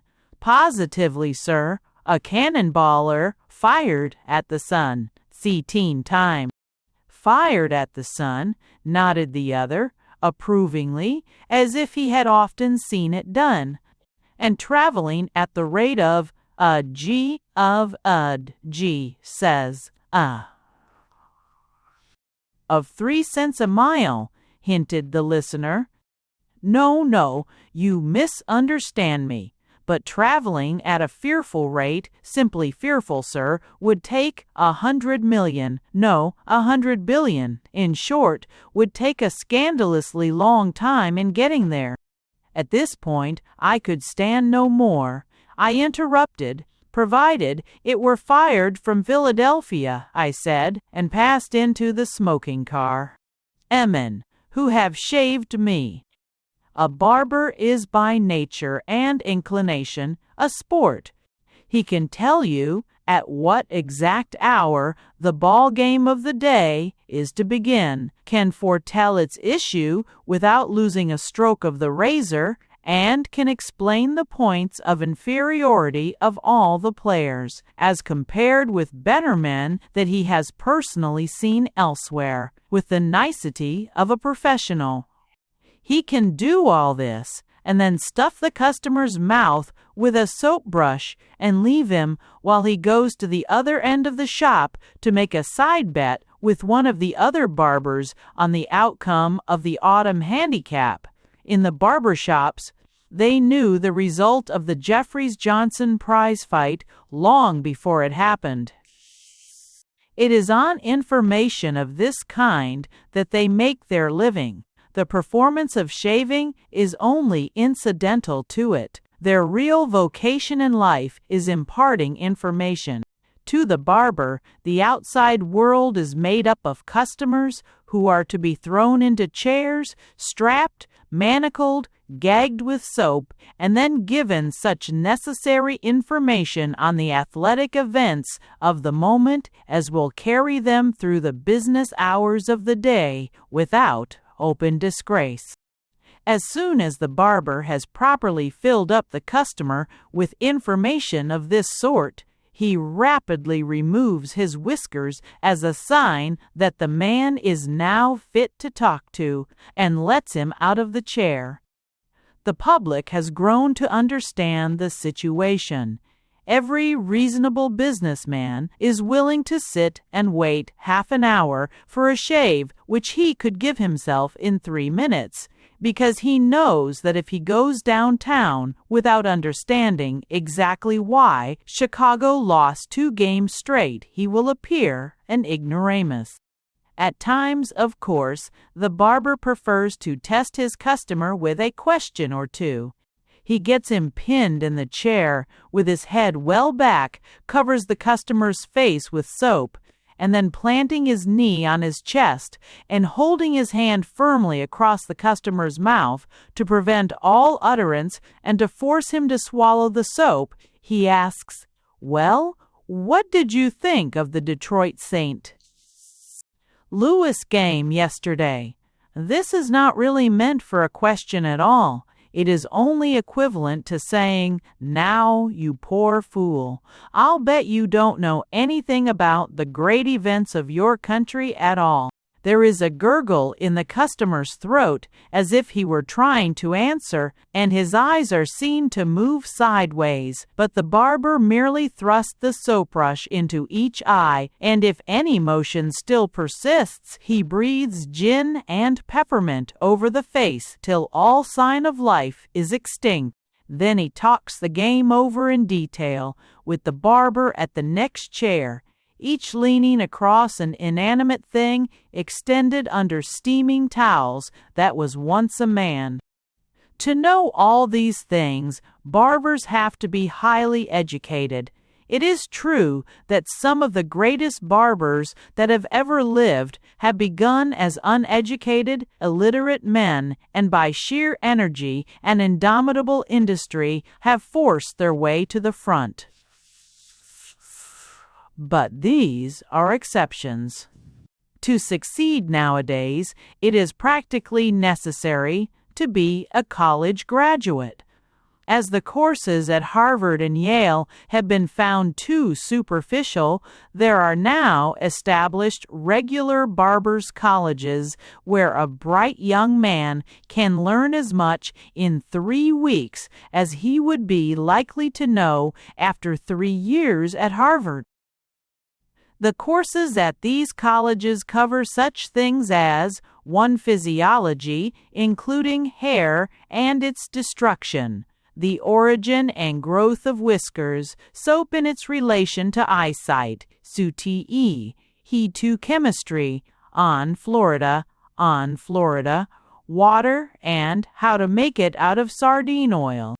3. Practical anatomy, including the scalp and how to lift it, the ears and how to remove them, and, as the major course for advanced students, the veins of the face and how to open and close them at will by the use of alum. The education of the customer is, as I have said, the chief part of the barber's vocation, but it must be remembered that the incidental function of removing his whiskers in order to mark him as a well-informed man is also of importance and demands long practice and great natural aptitude. In the barber shops of modern cities, shaving has been brought to a high degree of perfection. A good barber is not content to remove the whiskers of his client directly and immediately. He prefers to cook him first. He does this by immersing the head in hot water and covering the victim's face with steaming towels until he has him boiled to a nice pink. From time to time, the barber removes the towels and looks at the face to see if it is yet boiled pink enough for his satisfaction. If it is not, he replaces the towels again and jams them down firmly with his hand until the cooking is finished. The final result, however, amply justifies this trouble, and the well-boiled customer only needs the addition of a few vegetables on the side to present an extremely appetizing appearance.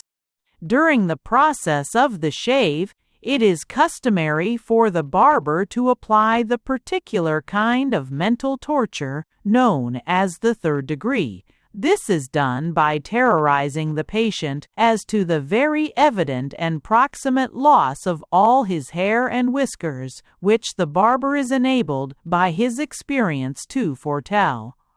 "Your hair," he says, very sadly and sympathetically, "is all falling out. Better let me give you a shampoo." "No." "Let me singe your hair to close up the follicles." "No." "Let me squirt a lemon on your eyebrows." No. The barber sees that he is dealing with a man of determination, and he warms to his task. He bends low and whispers into the prostrate ear, "You've got a good many gray hairs coming in. Better let me give you an application of hyrosine, only cost you $50.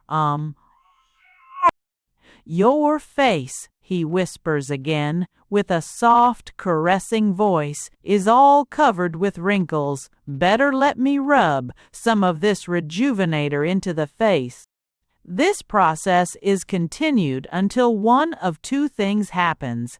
Either the customer is obdurate and staggers to his feet at last and gropes his way out of the shop with the knowledge that he is a wrinkled, prematurely senile man whose wicked life is stamped upon his face, and whose unstopped hair ends and failing follicles menace him with the certainty of complete baldness within 24 hours. Or else, as in nearly all instances, he succumbs, in the latter case, immediately. On his saying yes, there is a shout of exultation from the barber, a roar of steaming water, and within a moment 2 barbers have grabbed him by the feet and thrown him under the tap, and, in spite of his struggles, are giving him the hydromagnetic treatment. When he emerges from their hands, he steps out of the shop looking as if he had been varnished. But even the application of the hydromagnetic and the rejuvenator do not by any means exhaust the resources of the up-to-date barber. He prefers to perform on the customer a whole variety of subsidiary services not directly connected with shaving, but carried on during the process of the shave.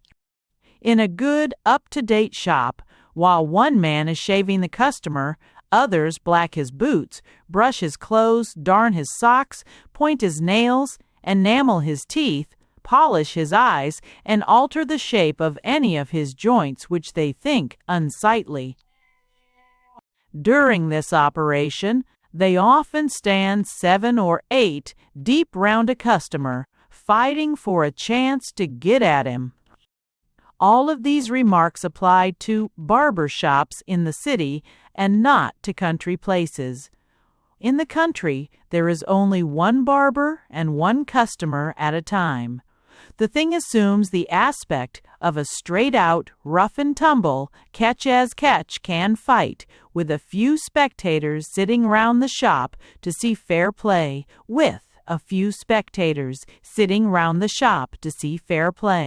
In the city, they can shave a man without removing any of his clothes, but in the country, where the customer insists on getting the full value for his money, they remove the collar and necktie, the coat and the waistcoat, and for a really good shave and haircut, the customer is stripped to the waist.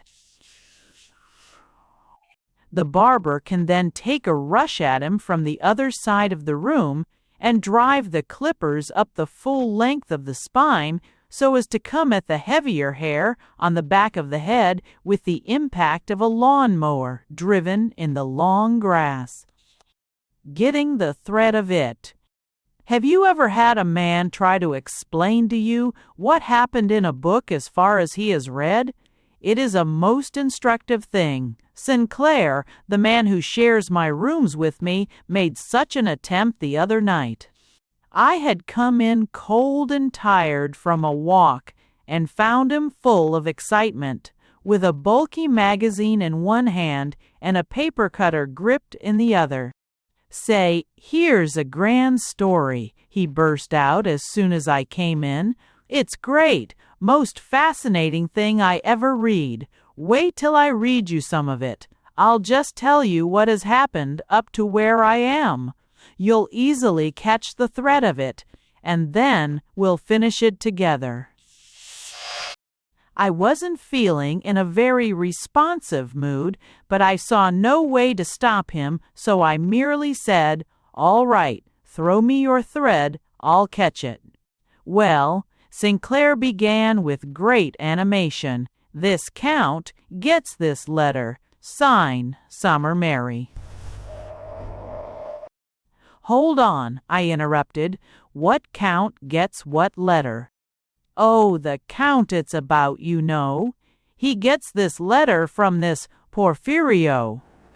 "From which Porfirio?" "Why, Porfirio sent the letter, don't you see? He sent it," Sinclair exclaimed a little impatiently. "Sent it through Demonio and told him to watch for him, with him, and kill him when he got him." "Oh, see here," I broke in, "who is to meet who, and who is to get stabbed?" "They're going to stab Demonio." "And who brought the letter?" "Demonio." "Well now, Demonio must be a clam. What did he bring it for?" "Oh, but he don't know what's in it. That's just the slick part of it," and Sinclair began to snigger to himself at the thought of it. "You see, this Carlo Carlotti, the condottiere—" "Stop right there," I said. "What's a condottiere?" "It's a sort of brigand. He, you understand, was in league with this Fra Ferlicolo." A suspicion flashed across my mind. "Look here," I said firmly, "if the scene of this story is laid in the Highlands, I refuse to listen to it. Call it off." "No, no," Sinclair answered quickly. "That's all right. It's laid in Italy, it time of Pius the something. He comes in, say, but he's great, so darned crafty. It's him, you know, that persuades this Franciscan." "Pause," I said. "What Franciscan?" "Fra Fralicolo, of course," Sinclair said snappishly. "You see, P.O. tries to, a mun." "Whoa," I said. "Who is P.O.?" "Oh, hang it all. P.O. is Italian. It's short for Pius. He tries to get Fra Fralico and Carlo Carlotti, the condottiere, to steal the document from Baiae. Let me see. What was he called? I.F. Oh, yes. I.F. from the Dog of Venice, so that Diao, or Diao, or Diao, or Diao, Diao, or Diao, Diao, for I. Pio wasn't clever at all. He's a regular darned fool. It's the dog that's crafty." "By Jove, he's fine," Sinclair went on, warming up to enthusiasm again. "He just does anything he wants. He makes this Demonio. Demonio is one of those hirelings, you know. He's the tool of the dog. Makes him steal the document off Porfirio, and I'm Sime." "But how does he get him to do that?" I asked. "Oh, the dog has Demonio pretty well under his thumb, so he makes Demonio scheme round till he gets old Pio, gets him under his thumb, and then, of course, Pio thinks that he thinks that he has Porfirio, has him under his thumb." "Half a minute, Sinclair," I said. "Who did you say was under the dog's thumb?" "Demonio." "Thanks. I was mixed in the thumbs. Go on." "Well, just when things are like this, when Sime see—" "Like what?" "Like I said, all right. Who should turn up and thwart the whole scheme but this Signorina Tarara in her domino. E.D. how by fime." "Hully gee, I said. You make my head ache. What the deuce does she come in her domino for? Why, to thwart it. To thwart what? Thwart the whole darn thing, Sinclair exclaimed emphatically. But can't she thwart it without her domino? I should think not. You see, if it hadn't been for the domino, the dog would have spotted her quick as a wink. Only when he sees her in the domino with this rose in her hair, he thinks she must be Lucia del Estarola. Say, he fools himself, doesn't he? Who's this last girl? Lucia? Oh, she's great, Sinclair said. She's one of those southern natures, you know, full of fun, I suggested. Oh, hang it all. Don't make fun of it. Well, anyhow, she's sister, you understand, to the Contessa Carantarata, and that's why Fra Frlicolo, or deputy, hold on, that's not it. No, she's not sister to anybody. She's cousin, that's it, or, anyway, she thinks she is cousin to Fra Frlicolo himself, and that's why Pio tries to stab Fra Frlicolo. Oh yes, I assented. Naturally he would. Ah, Sinclair said hopefully, getting his paper cutter ready to cut the next pages. You begin to get the thread now, don't you? Oh, fine, I said. The people in it are the dog and Pio and Carlo Carlotti, the condottiere, and those others that we spoke of. That's right, Sinclair said. Of course, there are more still that I can tell you about if... Oh, never mind, I said. I'll work along with those. They're a pretty representative crowd. Then Porfirio is under Pio's thumb, and Pio is under Demonio's thumb, and the dog is crafty, and Lucia is full of something all the time. Oh, I've got a mighty clear idea of it, I concluded bitterly. Oh, you've got it, Sinclair said. I knew you'd like it. Now we'll go on. I'll just finish to the bottom of my page, and then I'll go on aloud. He ran his eyes rapidly over the lines till he came to the bottom of the page. Then he cut the leaves and turned over. I saw his eye rest on the half-dozen lines that confronted him on the next page with an expression of utter consternation.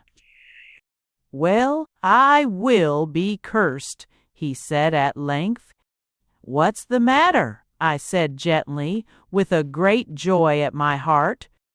"This infernal thing's a serial," he gasped, as he pointed at the words, "To be continued, and that's all there is in this number." Telling his faults. "Oh, do, Mr. Sapling," said the beautiful girl at the summer hotel. "Do let me read the palm of your hand. I can tell you all your faults." Mr. Sapling gave an inarticulate gurgle, and a roseate flush swept over his countenance as he surrendered his palm to the grasp of the fair enchantress. "Oh, you're just full of faults, just full of them, Mr. Sapling," she cried. Mr. Sapling looked it. "To begin with," said the beautiful girl, slowly and reflectingly, "you are dreadfully cynical. You hardly believe in anything at all, and you've utterly no faith in us poor women." The feeble smile that had hitherto kindled the features of Mr. Sapling into a ray of chastened imbecility was distorted in an effort at cynicism. "Then your next fault is that you are too determined, much too determined. When once you have set your will on any object, you crush every obstacle under your feet." Mr. Sapling looked meekly down at his tennis shoes, but began to feel calmer, more lifted up. Perhaps he had been all these things without knowing it. "Then you are cold and sarcastic." Mr. Sapling attempted to look cold and sarcastic. He succeeded in a rude leer. "And you're horribly world-weary. You care for nothing. You have drained philosophy to the dregs and scoff at everything." Mr. Sapling's inner feeling was that from now on he would simply scoff and scoff and scoff. Your only redeeming quality is that you are generous. You have tried to kill even this, but cannot.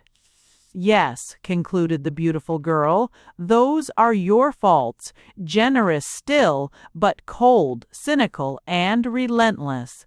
Good night, Mr. Sapling."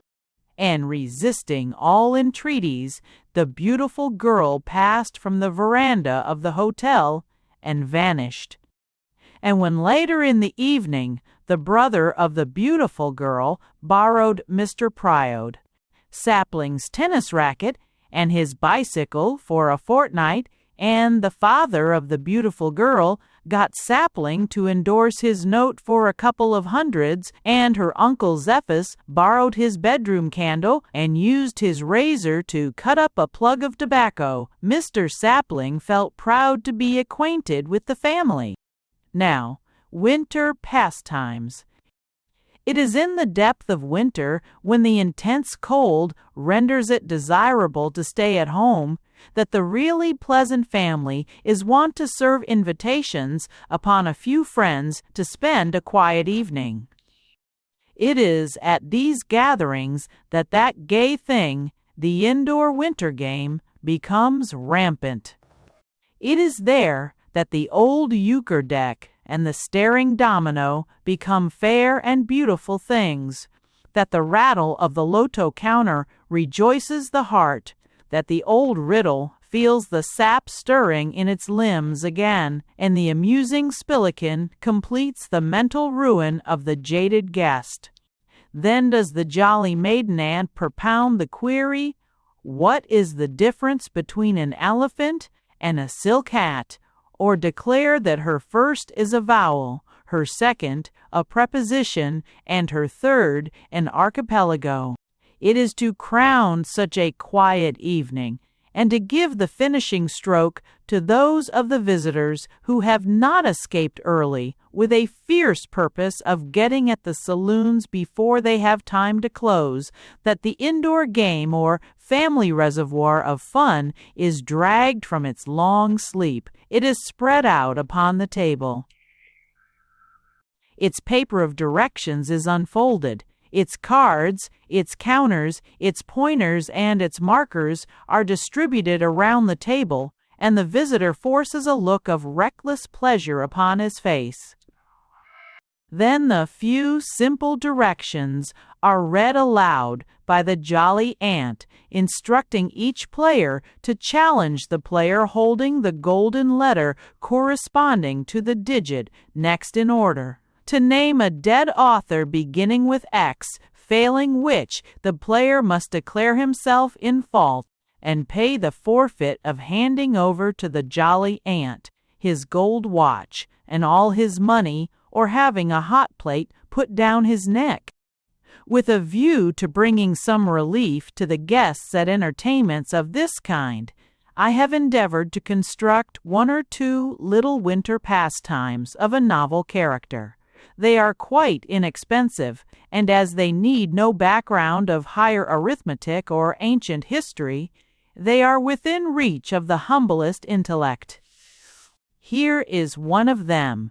It is called indoor football, or football without a ball, without a ball. In this game, any number of players, from 15 to 30, seat themselves in a heap on any one player, usually the player next to the dealer. They then challenge him to get up while one player stands with a stopwatch in his hand and counts 40 seconds. Should the first player fail to rise before 40 seconds are counted, the player with the watch declares him suffocated. This is called a down and counts one. The player who was the down is then leant against the wall. His wind is supposed to be squeezed out. The player called the referee then blows a whistle, and the players select another player and score a down off him.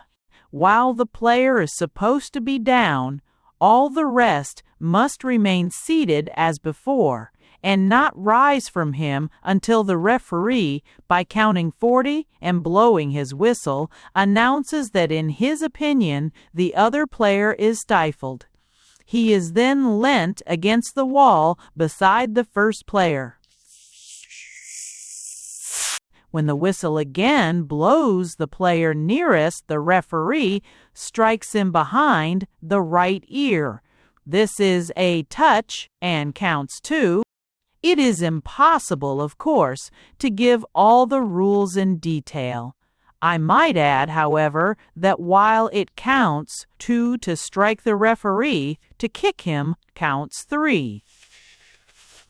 To break his arm or leg counts 4, and to kill him outright is called Grand Slam and counts 1 game. Here is another little thing that I have worked out which is superior to parlor games in that it combines their intense excitement with sound out-of-door exercise. It is easily comprehended and can be played by any number of players, old and young.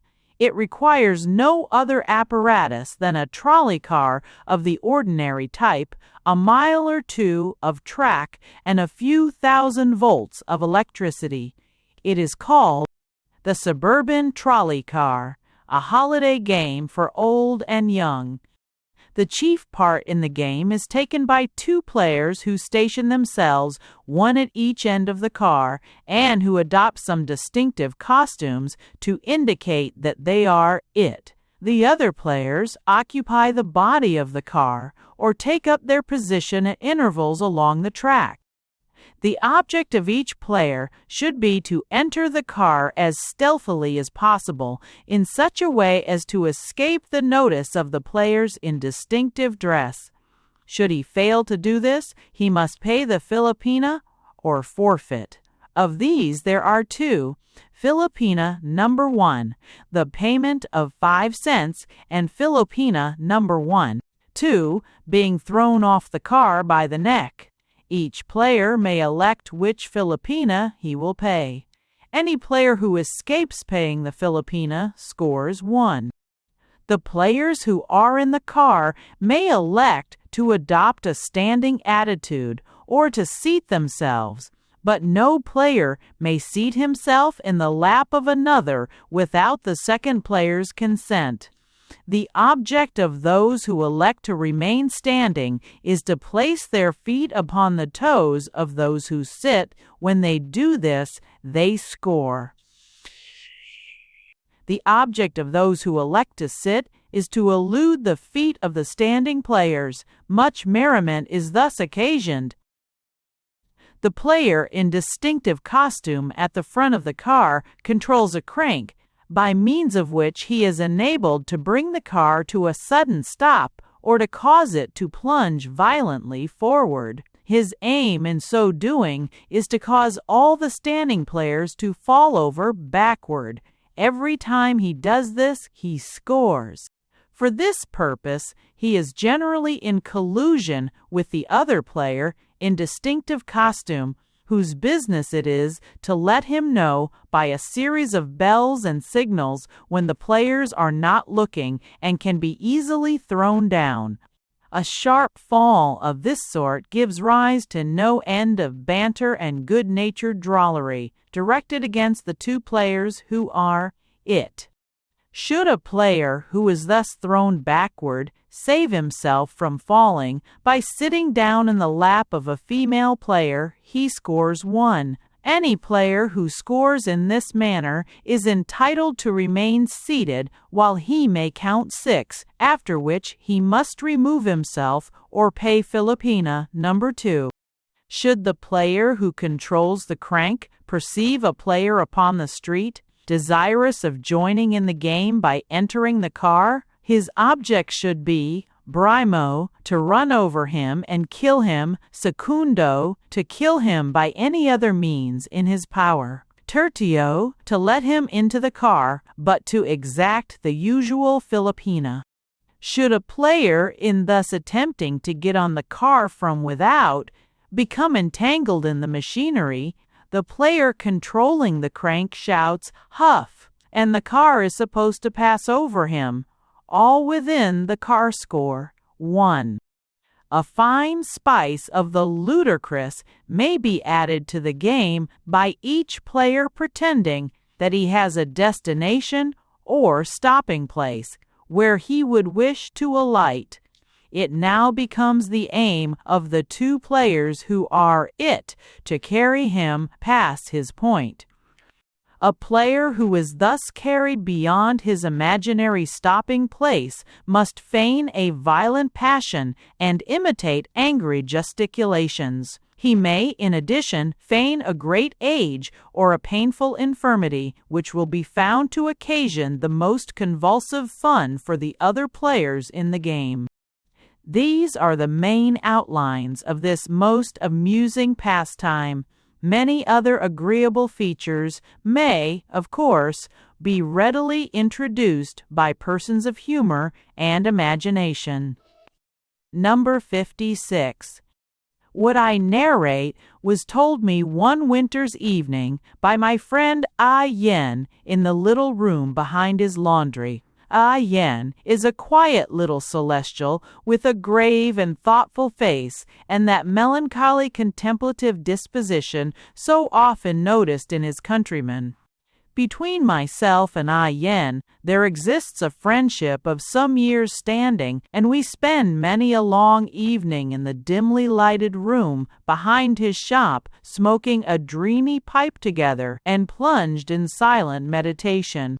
I am chiefly attracted to my friend by the highly imaginative cast of his mind, which is, I believe, a trait of the Eastern character, and which enables him to forget to a great extent the sordid cares of his calling in an inner life of his own creation.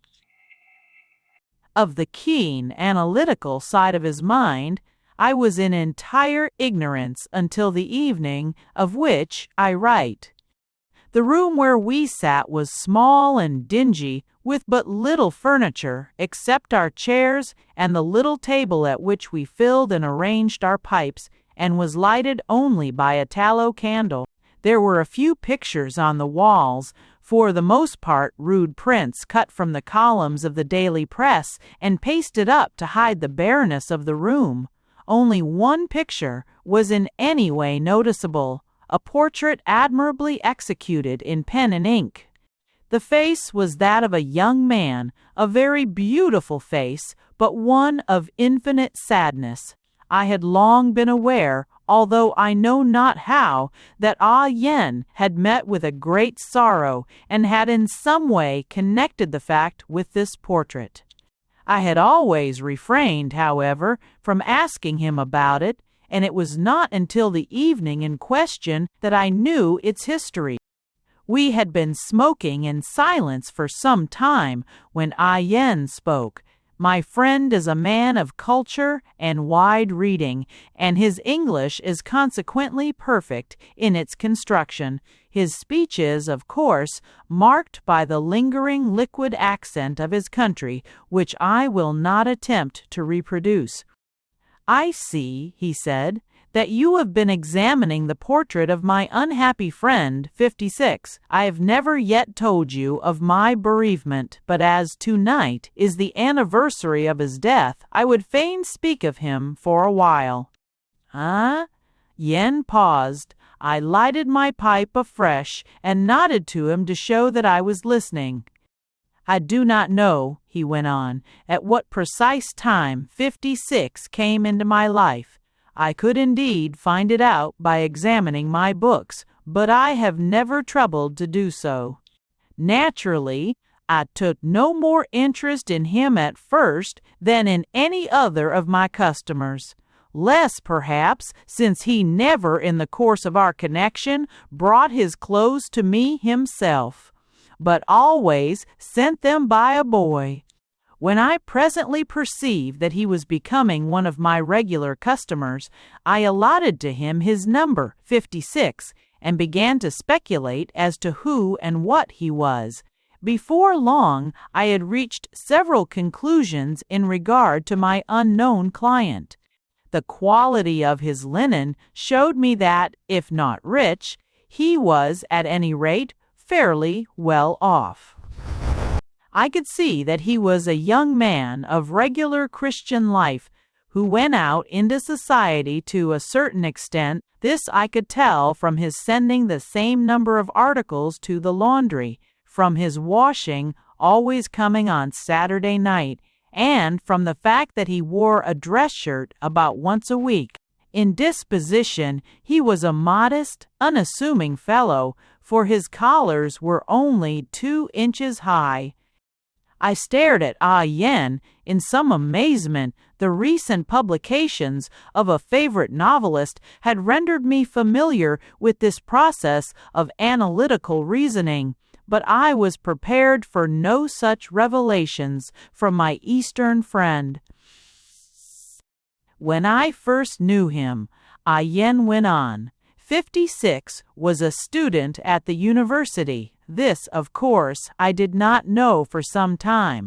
I inferred it, however, in the course of time, from his absence from town during the 4 summer months, and from the fact that during the time of the university examinations, the cuffs of his shirts came to me covered with dates, formulas, and propositions in geometry.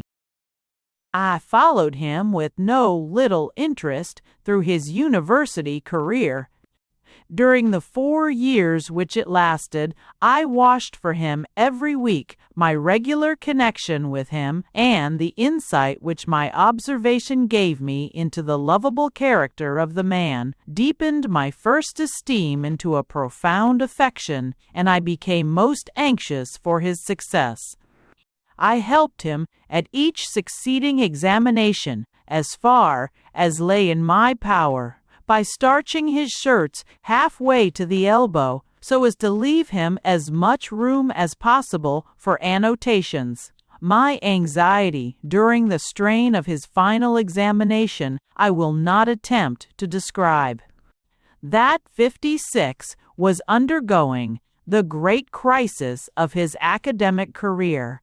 I could infer from the state of his handkerchiefs, which, in apparent unconsciousness, he used as pen wipers during the final test. His conduct throughout the examination bore witness to the moral development which had taken place in his character during his career as an undergraduate. For the notes upon his cuffs, which had been so copious at his earlier examinations, were limited now to a few hints, and these upon topics so intricate as to defy an ordinary memory. It was with a thrill of joy that I at last received in his laundry bundle, one Saturday early in June, a ruffled dress shirt, the bosom of which was thickly spattered with the spillings of the wine cup, and realized that 56 had banqueted as a Bachelor of Arts. In the following winter, the habit of wiping his pen upon his handkerchief, which I had remarked during his final examination, became chronic with him, and I knew that he had entered upon the study of law. He worked hard during that year, and dress shirts almost disappeared from his weekly bundle. It was in the following winter, the second year of his legal studies, that the tragedy of his life began.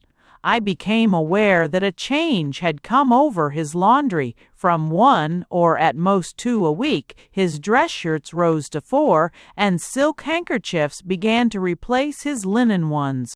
It dawned upon me that 56 was abandoning the rigorous tenor of his student life and was going into society. I presently perceived something more. 56 was in love. He was wearing 7 shirts a week, Linen handkerchiefs disappeared from his laundry. His collars rose from 2 inches to 2 1/4, and finally to 2 1/2. I have in my possession one of his laundry lists of that period. A glance at it will show the scrupulous care which he bestowed upon his person. Well do I remember the dawning hopes of those days, alternating with the gloomiest despair. Each Saturday I opened his bundle with a trembling eagerness to catch the first signs of a return of his love. I helped my friend in every way that I could. His shirts and collars were masterpieces of my art, though my hand often shook with agitation as I applied the starch. She was a brave, noble girl that I knew. Her influence was elevating the whole nature of 56. Until now, he had had in his possession a certain number of detached cuffs and false shirt fronts. These he discarded now. At first the false shirt fronts, scorning the very idea of fraud, and after a time, in his enthusiasm, abandoning even the cuffs. I cannot look back upon those bright, happy days of courtship without a sigh.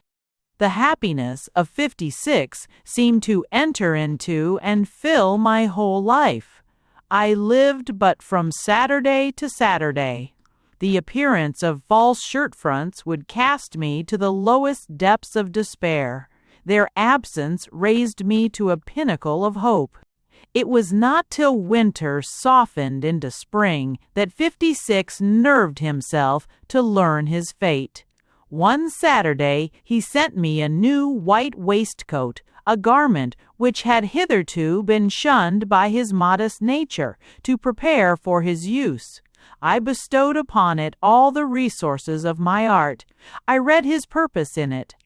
On the Saturday following, it was returned to me, and, with tears of joy, I marked where a warm little hand had rested fondly on the right shoulder, and knew that 56 was the accepted lover of his sweetheart. I yen paused and sat for some time silent. His pipe had sputtered out and lay cold in the hollow of his hand. His eye was fixed upon the wall, where the light and shadow shifted in the dull flickering of the candle. At last he spoke again. I will not dwell upon the happy days that ensued, days of gaudy summer neckties and white waistcoats, of spotless shirts and lofty collars worn but a single day by the fastidious lover. Our happiness seemed complete, and I asked no more from fate. Alas, it was not destined to continue. When the bright days of summer were fading into autumn, I was grieved to notice an occasional quarrel. Only 4 shirts instead of 7, or the reappearance of the abandoned cuffs and shirt fronts. Reconciliations followed, with tears of penitence upon the shoulder of the white waistcoat, and the 7 shirts came back. But the quarrels grew more frequent, and there came at times stormy scenes of passionate emotion that left a track of broken buttons down the waistcoat. The shirts went slowly down to 3, then fell to 2, and the collars of my unhappy friend subsided to 1 3/4 inches. In vain I lavished my utmost care upon 56. It seemed to my tortured mind that the gloss upon his shirts and collars would have melted a heart of stone. Alas, my every effort at reconciliation seemed to fail. An awful month passed. The false fronts and detached cuffs were all back again. The unhappy lovers seemed to glory in their perfidy. At last, one gloomy evening, I found on opening his bundle that he had bought a stock of celluloids, and my heart told me that she had abandoned him forever. Of what my poor friend suffered at this time, I can give you no idea. Suffice it to say that he passed from celluloid to a blue flannel shirt, and from blue to gray. The sight of a red cotton handkerchief in his wash at length warned me that his disappointed love had unhinged his mind, and I feared the worst. Then came an agonizing interval of 3 weeks during which he sent me nothing, and after that came the last parcel that I ever received from him, an enormous bundle that seemed to contain all his effects. In this, to my horror, I discovered one shirt, the breast of which was stained a deep crimson with his blood and pierced by a ragged hole that showed where a bullet had singed through into his heart. A fortnight before, I remembered having heard the street boys crying the news of an appalling suicide, and I know now that it must have been he. After the first shock of my grief had passed, I sought to keep him in my memory by drawing the portrait which hangs beside you. I have some skill in the art, and I feel assured that I have caught the expression of his face. The picture is, of course, an ideal one, for, as you know, I never saw 56. The bell on the door of the outer shop tinkled at the entrance of a customer. Yen rose with that air of quiet resignation that habitually marked his demeanor, and remained for some time in the shop.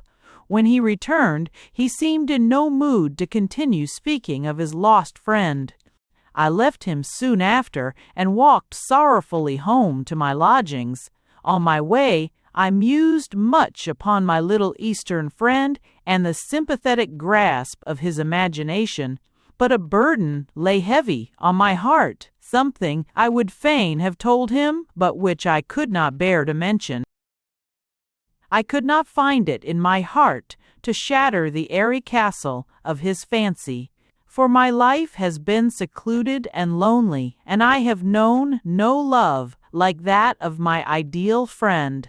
Yet I have a haunting recollection of a certain huge bundle of washing that I sent to him about a year ago. I had been absent from town for 3 weeks, and my laundry was much larger than usual in consequence.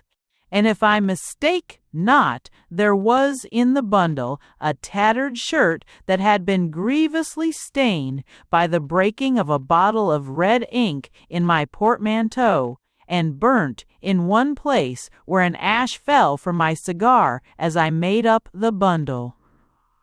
Of all this I cannot feel absolutely certain, yet I know at least that until a year ago, when I transferred my custom to a more modern establishment, my laundry number with Yen was 56.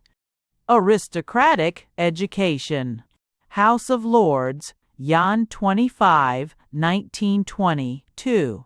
The House of Lords commenced today in committee the consideration of Clause number 52,000 of the Education Bill, dealing with the teaching of geometry in the schools.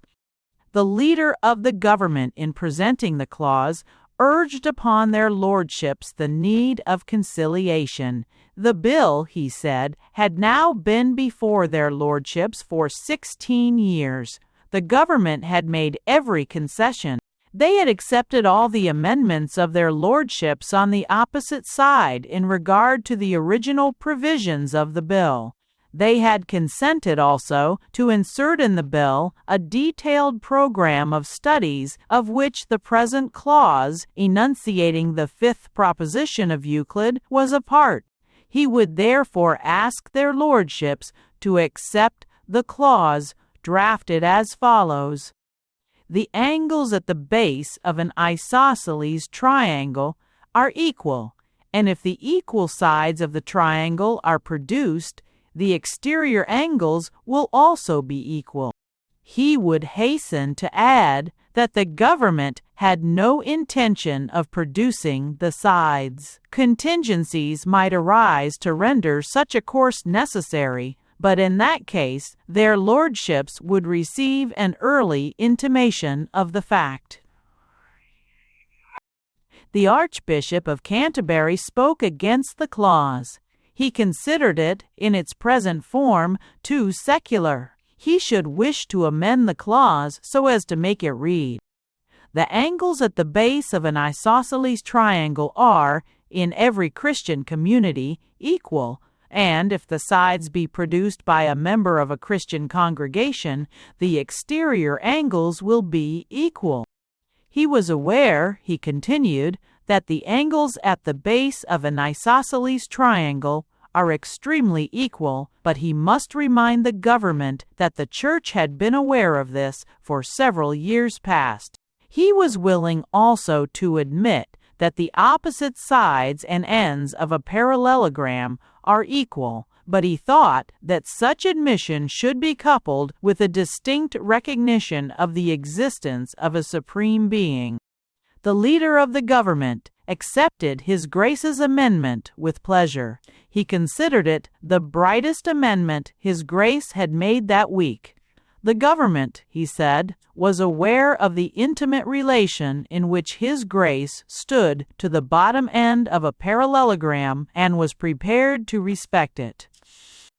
Lord Halifax rose to offer a further amendment. He thought the present case was one in which the 4/5 clause ought to apply. He should wish it stated that the angles are equal for 2 days every week, except in the case of schools where 4/5 of the parents are conscientiously opposed to the use of the isosceles triangle.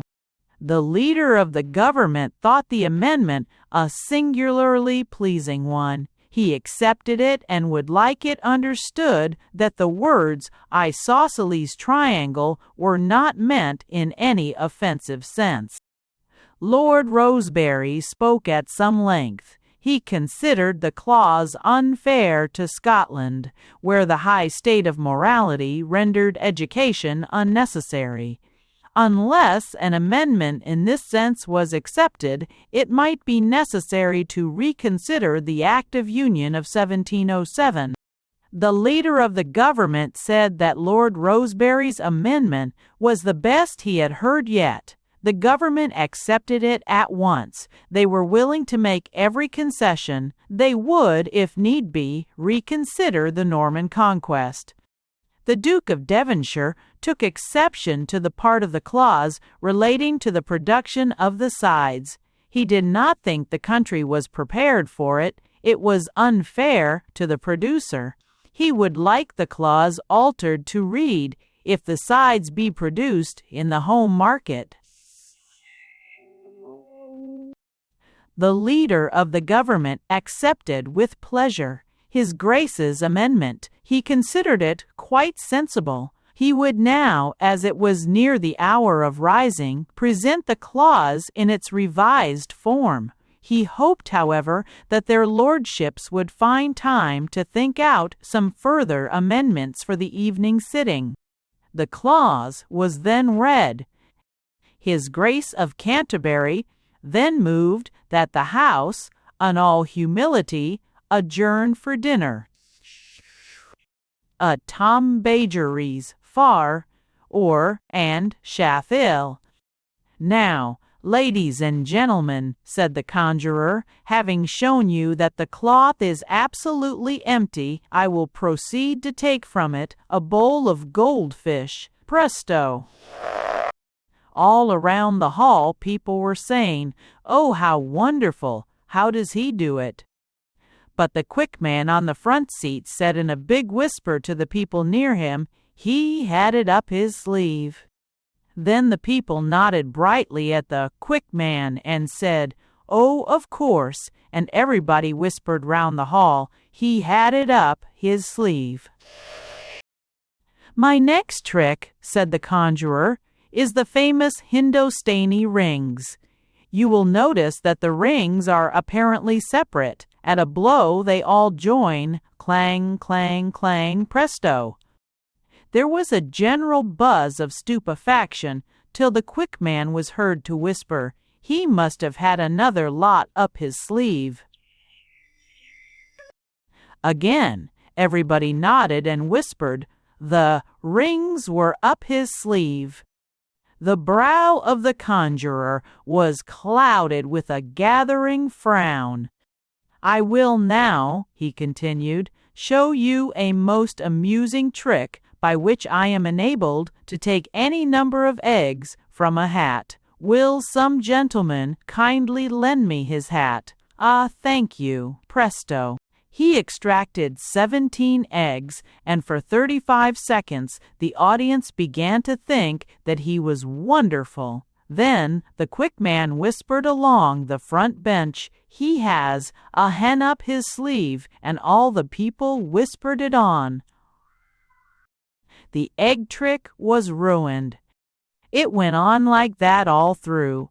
It transpired from the whispers of the quick man that the conjurer must have concealed up his sleeve, in addition to the rings, hens, and fish, several packs of cards, a loaf of bread, a doll's cradle, a live guinea pig, a 50-cent piece, and a rocking chair. The reputation of the conjurer was rapidly sinking below zero. At the close of the evening, he rallied for a final effort. "Ladies and gentlemen," he said, "I will present to you in conclusion the famous Japanese trick recently invented by the natives of Tipperary. Will you, sir," he continued, turning toward the quick man, "will you kindly hand me your gold watch?" It was passed to him. "Have I your permission to put it into this mortar and pound it to pieces?" he asked savagely. The quick man nodded and smiled. The conjurer threw the watch into the mortar and grasped a sledgehammer from the table. There was a sound of violent smashing. "He slipped it up his sleeve," whispered the quick man. "Now, sir," continued the conjurer, "will you allow me to take your handkerchief and punch holes in it? Thank you. You see, ladies and gentlemen, there is no deception. The holes are visible to the eye." The face of the quick man beamed. This time, the real mystery of the thing fascinated him.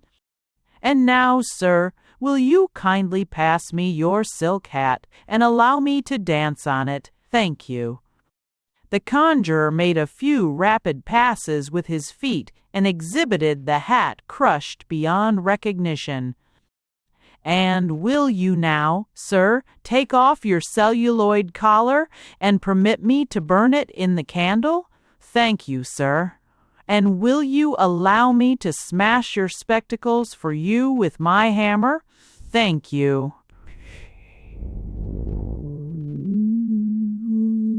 By this time, the features of the quick man were assuming a puzzled expression. "Eber, this thing beats me," he whispered. "I don't see through it a bit." There was a great hush upon the audience. Then the conjurer drew himself up to his full height, and, with a withering look at the quick man, he concluded, "Ladies and gentlemen, you will observe that I have, with this gentleman's permission, broken his watch, burnt his collar, smashed his spectacles, and danced on his hat. If he will give me the further permission to paint green stripes on his overcoat, or to tie his suspenders in a knot, I shall be delighted to entertain you. If not, the performance is at an end." And amid a glorious burst of music from the orchestra, the curtain fell, and the audience dispersed, convinced that there are some tricks, at any rate, that are not done up the conjurer's sleeve. Hints to travelers. The following hints and observations have occurred to me during a recent trip across the continent. They are written in no spirit of complaint against existing railroad methods, but merely in the hope that they may prove useful to those who travel, like myself, in a spirit of meek, observant ignorance. 1. Sleeping in a Pullman car presents some difficulties to the novice. Care should be taken to allay all sense of danger. The frequent whistling of the engine during the night is apt to be a source of alarm. Find out, therefore, before traveling, the meaning of the various whistles. 1 means station, 2. Railroad crossing, and so on. 5. Whistles, short and rapid, means sudden danger. When you hear whistles in the night, sit up smartly in your bunk and count them. Should they reach 5, draw on your trousers over your pajamas and leave the train instantly. As a further precaution against accident, sleep with the feet towards the engine if you prefer to have the feet crushed, or with the head towards the engine if you think it best to have the head crushed. In making this decision, try to be as unselfish as possible. If indifferent, sleep crosswise with the head hanging over into the aisle. 2. I have devoted some thought to the proper method of changing trains. The system which I have observed to be the most popular with travelers of my own class is something as follows. Suppose that you have been told on leaving New York that you are to change at Kansas City. The evening before approaching Kansas City, stop the conductor in the aisle of the car. You can do this best by putting out your foot and tripping him, and say politely, "Do I change at Kansas City?" He says, "Yes." Very good. Don't believe him. On going into the dining car for supper, take a Negro aside and put it to him as a personal matter between a white man and a black, whether he thinks you ought to change at Kansas City. Don't be satisfied with this. In the course of the evening, pass through the entire train from time to time and say to people casually, "Oh, can you tell me if I'd change at Kansas City?" Ask the conductor about it a few more times in the evening. A repetition of the question will ensure pleasant relations with him. Before falling asleep, watch for his passage and ask him through the curtains of your berth, "Oh, by the way, did you say I changed at Kansas City?" If he refuses to stop, hook him by the neck with your walking stick and draw him gently to your bedside. In the morning when the train stops and a man calls, "Kansas City," all change. Approach the conductor again and say, "Is this Kansas City?" Don't be discouraged at his answer. Pick yourself up and go to the other end of the car and say to the brakesman, "Do you know, sir, if this is Kansas City?" Don't be too easily convinced. Remember that both brakesman and conductor may be in collusion to deceive you. Look around, therefore, for the name of the station on the signboard. Having found it, alight and ask the first man you see if this is Kansas City. He will answer, "Why, where in blank are your blank eyes? Can't you see it there, plain as blank?" When you hear language of this sort, ask no more. You are now in Kansas, and this is Kansas City. 3. I have observed that it is now the practice of the conductors to stick bits of paper in the hats of the passengers. They do this, I believe, to mark which ones they like best. The device is pretty and adds much to the scenic appearance of the car. But I notice with pain that the system is fraught with much trouble for the conductors. The task of crushing 2 or 3 passengers together in order to reach over them and stick a ticket into the chinks of a silk skullcap is embarrassing for a conductor of refined feelings. It would be simpler if the conductor should carry a small hammer and a packet of shingle nails and nail the paid-up passenger to the back of the seat. Or better still, let the conductor carry a small pot of paint and a brush and mark the passengers in such a way that he cannot easily mistake them. In the case of bald-headed passengers, the hats might be politely removed and red crosses painted on the craniums. This will indicate that they are bald. Through passengers might be distinguished by a complete coat of paint. In the hands of a man of taste, much might be effected by a little grouping of painted passengers and the leisure time of the conductor agreeably occupied. 4. I have observed in traveling in the West that the irregularity of railroad accidents is a fruitful cause of complaint. The frequent disappointment of the holders of accident policy tickets on Western roads is leading to widespread protest. Certainly, the conditions of travel in the West are altering rapidly, and accidents can no longer be relied upon. This is deeply to be regretted, insomuch as, apart from accidents, the tickets may be said to be practically valueless. A Manual of Education. The few selections below are offered as a specimen page of a little book which I have in course of preparation. Every man has somewhere in the back of his head the wreck of a thing which he calls his education. My book is intended to embody in concise form these remnants of early instruction. Educations are divided into splendid educations, thorough classical educations, and average educations. All very old men have splendid educations. All men who apparently know nothing else have thorough classical educations. Nobody has an average education. An education, when it is all written out on foolscap, covers nearly 10 sheets. It takes about 6 years of severe college training to acquire it. Even then, a man often finds that he somehow hasn't got his education just where he can put his thumb on it. When my little book of 8 or 10 pages has appeared, everybody may carry his education in his hip pocket.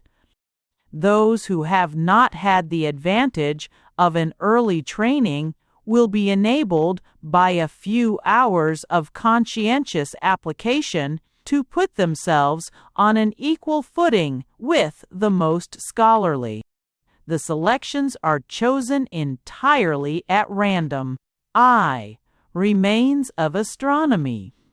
Astronomy teaches the correct use of the sun and the planets. These may be put on a frame of little sticks and turned round. This causes the tides. Those at the ends of the sticks are enormously far away. From time to time, a diligent searching of the sticks reveals new planets.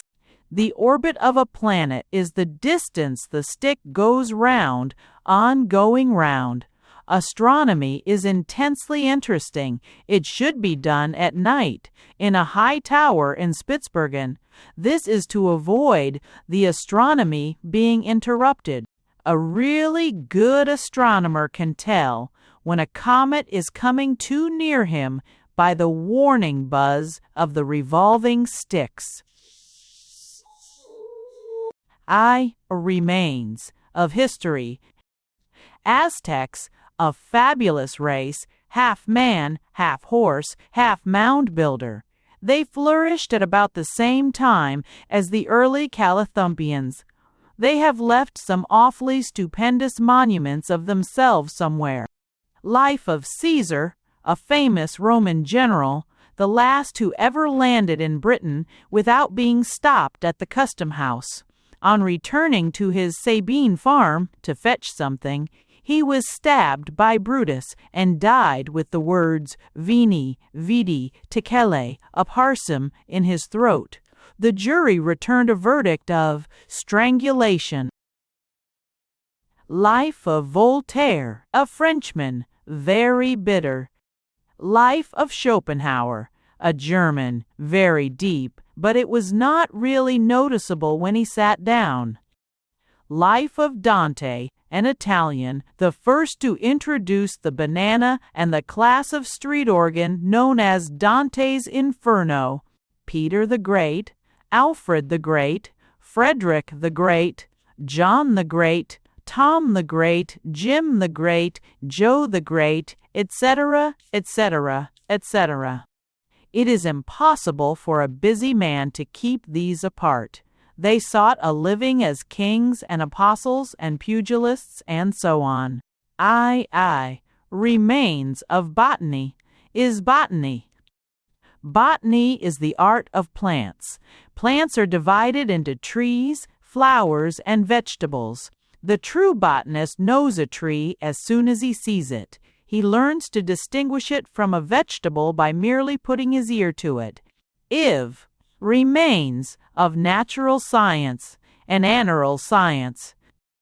Natural science treats of motion and force. Many of its teachings remain as part of an educated man's permanent equipment in life. Such are all dice. The harder you shove a bicycle, the faster it will go. This is because of natural science. If you fall from a high tower, you fall quicker and quicker and quicker and quicker. A judicious selection of a tower will ensure any rate of speed. C. If you put your thumb in between two cogs, it will go on and on until the wheels are arrested by your suspenders. This is machinery. D. Electricity is of two kinds, positive and negative. The difference is, I presume, that one kind comes a little more expensive, but is more durable. The other is a cheaper thing, but the moths get into it. Hoodoo McFiggin's Christmas. This Santa Claus business is played out. It's a sneaking, underhand method, and the sooner it's exposed, the better. For a parent to get up under cover of the darkness of night and palm off a 10-cent necktie on a boy who had been expecting a $10 watch and then say that an angel sent it to him is low, undeniably low. I had a good opportunity of observing how the thing worked this Christmas in the case of young Hoodoo McFiggin, the son and heir of the McFiggins, at whose house I board. Hoodoo McFiggin is a good boy, a religious boy. He had been given to understand that Santa Claus would bring nothing to his father and mother because grown-up people don't get presents from the angels. So he saved up all his pocket money and bought a box of cigars for his father and a 75-cent diamond brooch for his mother. His own fortunes he left in the hands of the angels, but he prayed. He prayed every night for weeks that Santa Claus would bring him a pair of skates and a puppy dog and an air gun and a bicycle and a Noah's Ark and a sleigh and a drum, altogether about $150 worth of stuff. I went into Hoodoo's room quite early Christmas morning. I had an idea that the scene would be interesting. I woke him up, and he sat up in bed, his eyes glistening with radiant expectation, and began hauling things out of his stocking. The first parcel was bulky. It was done up quite loosely and had an odd look generally. "Ha, ha!" Hoodoo cried gleefully as he began undoing it. "I'll bet it's the puppy dog, all wrapped up in paper." And was it the puppy dog? No, by no means. It was a pair of nice, strong No. 4 boots, laces and all, labeled Hoodoo from Santa Claus, and underneath Santa Claus had written 95 net. The boy's jaw fell with delight.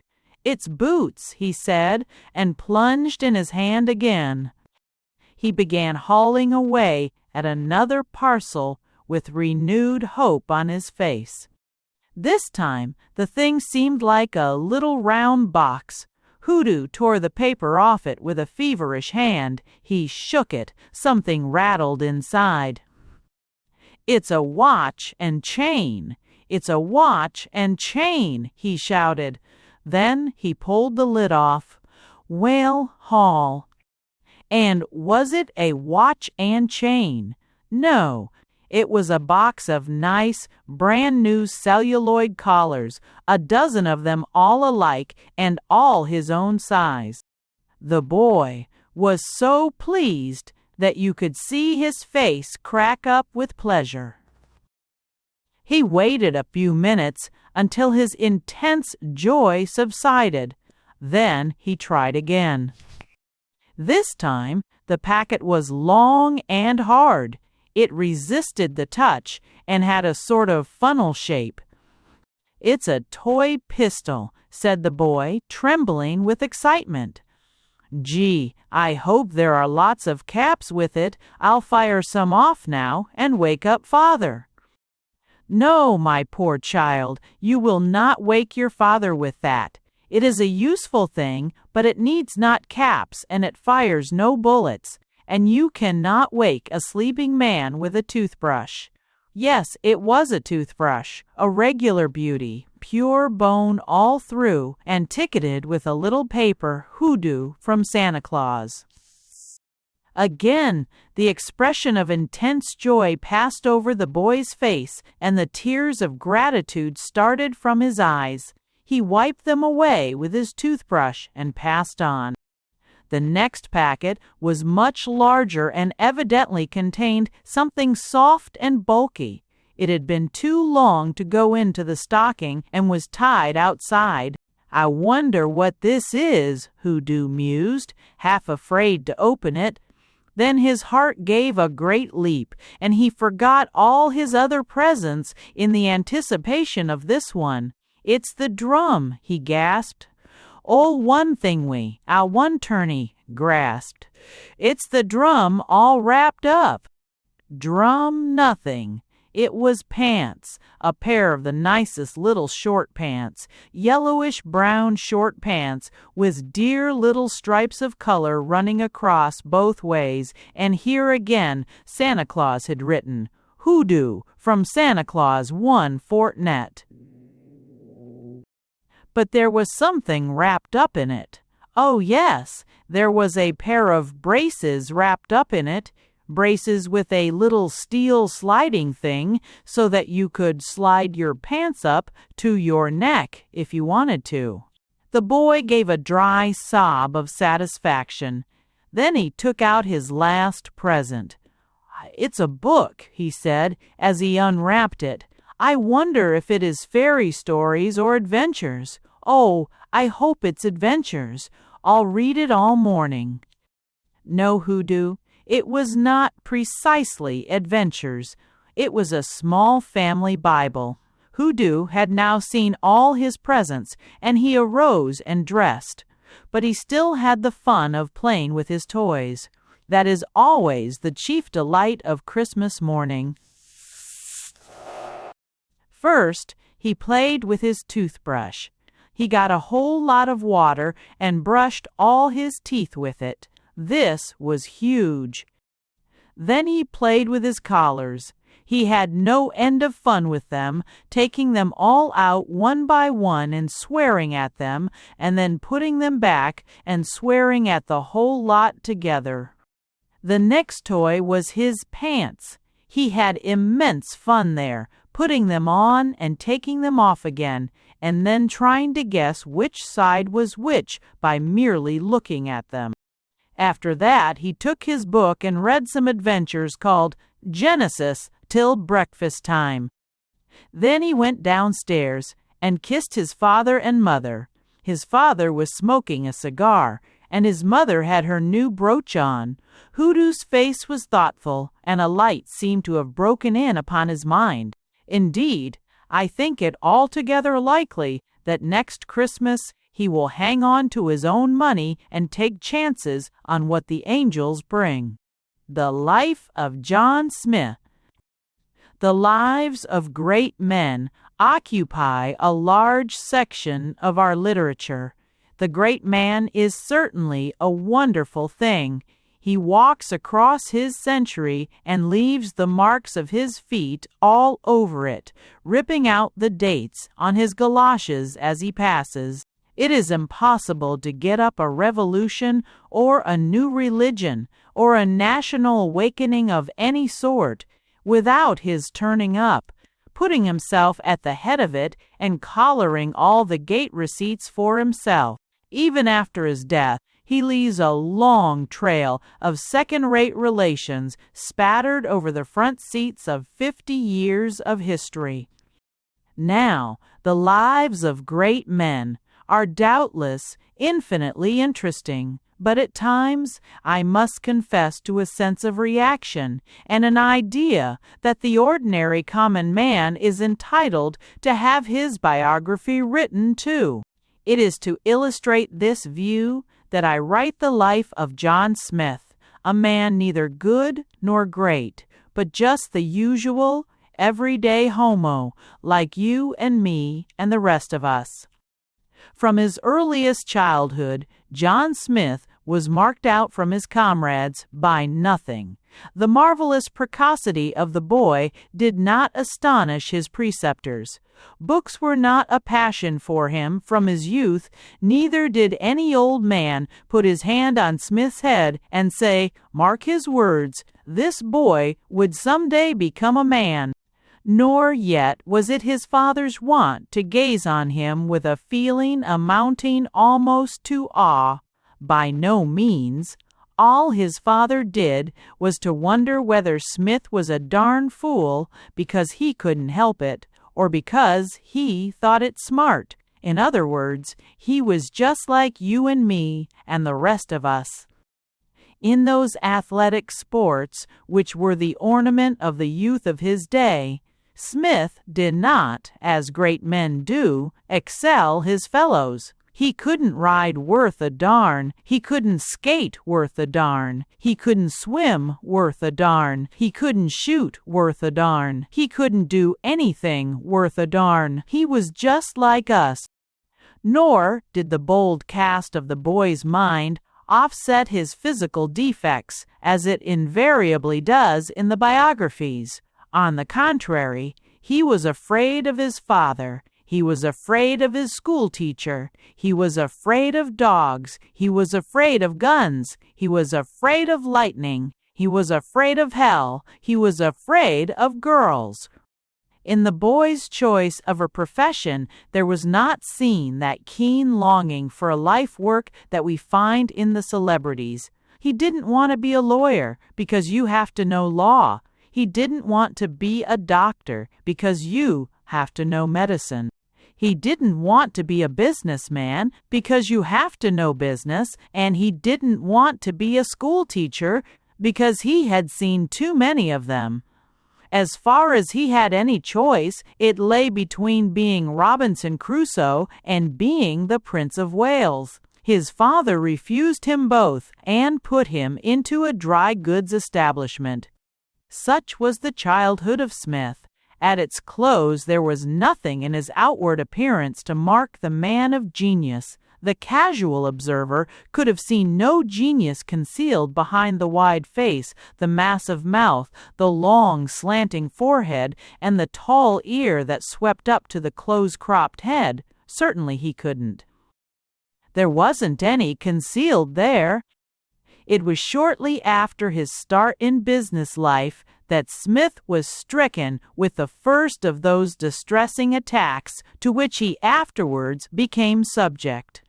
It seized him late one night as he was returning home from a delightful evening of song and praise with a few old-school chums. Its symptoms were a peculiar heaving of the sidewalk, a dancing of the streetlights, and a crafty shifting to and fro of the houses, requiring a very nice discrimination in selecting his own. There was a strong desire not to drink water throughout the entire attack, which showed that the thing was evidently a form of hydrophobia. From this time on, these painful attacks became chronic with Smith.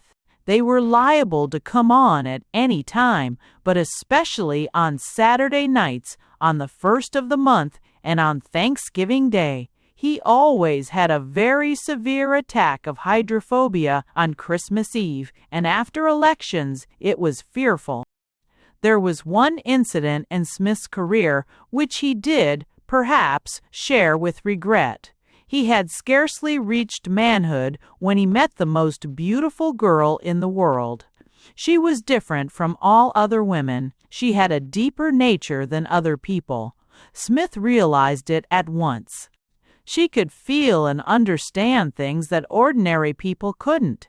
She could understand him. She had a great sense of humor and an exquisite appreciation of a joke. He told her the 6 that he knew one night, and she thought them great. Her mere presence made Smith feel as if he had swallowed a sunset. The first time that his finger brushed against hers, he felt a thrill all through him. He presently found that if he took a firm hold of her hand with his, he could get a fine thrill, and if he sat beside her on a sofa with his head against her ear and his arm about 1½ round her, he could get what you might call a first-class A1 thrill. Smith became filled with the idea that he would like to have her always near him.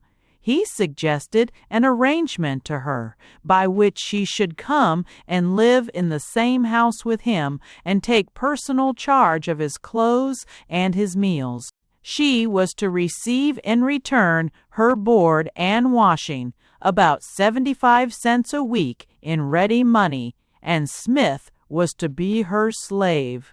After Smith had been this woman's slave for some time, baby fingers stole across his life, then another set of them, and then more and more, till the house was full of them.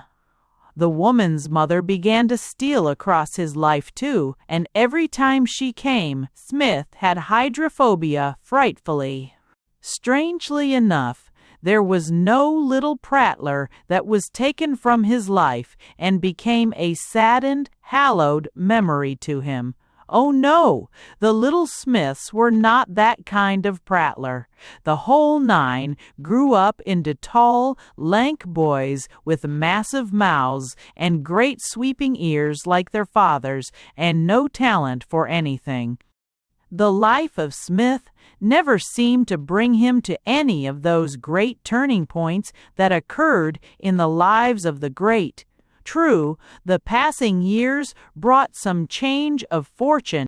He was moved up in his dry goods establishment, from the ribbon counter to the collar counter, from the collar counter to the gents' panting counter, and from the gents' panting to the gents' fancy shirting.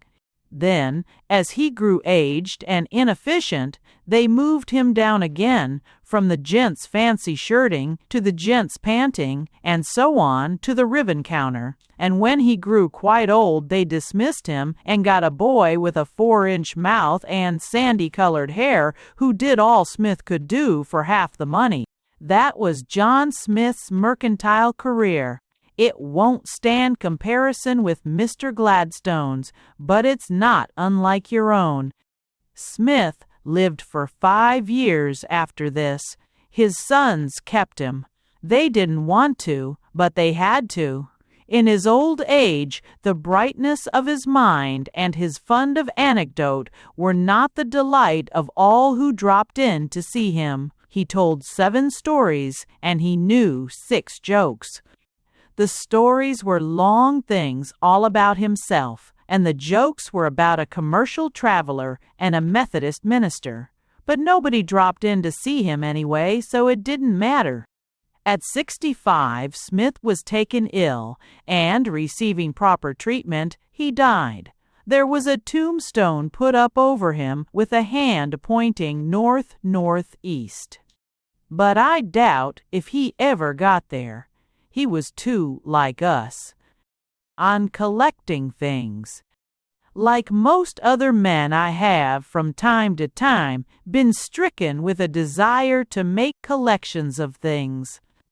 It began with postage stamps. I had a letter from a friend of mine who had gone out to South Africa. The letter had a 3-cornered stamp on it, and I thought as soon as I looked at it, that's the thing, stamp collecting. I'll devote my life to it. I bought an album with accommodation for the stamps of all nations and began collecting right off. For 3 days, the collection made wonderful progress. It contained 1 Cape of Good Hope stamp, 1 1-cent stamp, United States of America, 1 2-cent stamp, United States of America, 1 5-cent stamp, United States of America. 1 10-cent stamp, United States of America. After that, the collection came to a dead stop. For a while, I used to talk about it rather airily and say I had 1 or 2 rather valuable South African stamps, but I presently grew tired even of lying about it. Collecting coins is a thing that I attempt at intervals. Every time I am given an old halfpenny or a Mexican quarter, I get an idea that if a fellow made a point of holding on to rarities of that sort, he'd soon have quite a valuable collection. The first time that I tried it, I was full of enthusiasm, and before long my collection numbered quite a few articles of virtu.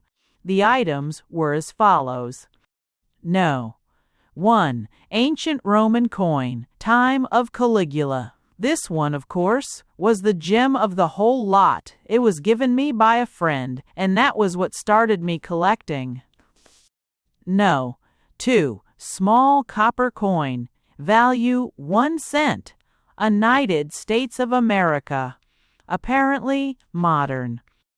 No. 3. Small nickel coin, circular, United States of America, value 5 cents. No. 4. Small silver coin, value 10 cents, United States of America. No. 5. Silver coin, circular, value 25 cents, United States of America, very beautiful. No. 6. Large silver coin, circular, inscription $1, United States of America, very valuable. No. 7. Ancient British copper coin, probably time of Caractacus, very dim, inscription Victoria Dei Gratia Regina, very valuable. No. 8. Silver coin, evidently French, inscription Funf Mark, Kaiser Wilhelm. No. 9. Circular silver coin, very much defaced, part of inscription E pluribus unum, probably a Russian ruble, but quite as likely to be a Japanese yen or a Shanghai rooster. That's as far as that collection got. It lasted through most of the winter, and I was getting quite proud of it. But I took the coins downtown one evening to show to a friend, and we spent number 3, number 3, number 4, number 5, number 6, and number 7 in buying a little dinner for 2. After dinner, I bought a yen's worth of cigars and traded the relic of Caligula for as many hot scotches as they cared to advance on it. After that, I felt reckless and put number 2 and number 2 and number 8 into a children's hospital. Poor box. I tried fossils next. I got 2 in 10 years. Then I quit. A friend of mine once showed me a very fine collection of ancient and curious weapons, and for a time I was full of that idea. I gathered several interesting specimens, such as Weber's 1. Old flintlock musket used by my grandfather. He used it on the farm for years as a crowbar. 2.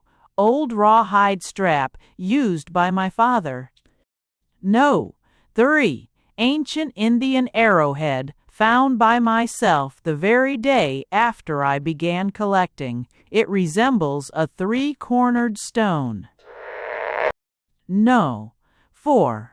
Ancient Indian bow found by myself behind a sawmill on the second day of collecting. It resembles a straight stick of elm or oak. It is interesting to think that this very weapon may have figured in some fierce scene of savage warfare. 5. cannibal poniard, or straight-handled dagger of the South Sea Islands. It will give the reader almost a thrill of horror to learn that this atrocious weapon, which I bought myself on the third day of collecting, was actually exposed in a second-hand store as a family carving knife. In gazing at it, one cannot refrain from conjuring up the awful scenes it must have witnessed. I kept this collection for quite a long while, until, in a moment of infatuation, I presented it to a young lady as a betrothal present. The gift proved too ostentatious, and our relations subsequently ceased to be cordial. On the whole, I am inclined to recommend the beginner to confine himself to collecting coins. At present, I am myself making a collection of American bills. Here's Time of Taft preferred, a pursuit I find most absorbing. Society chit-chat, as it should be written.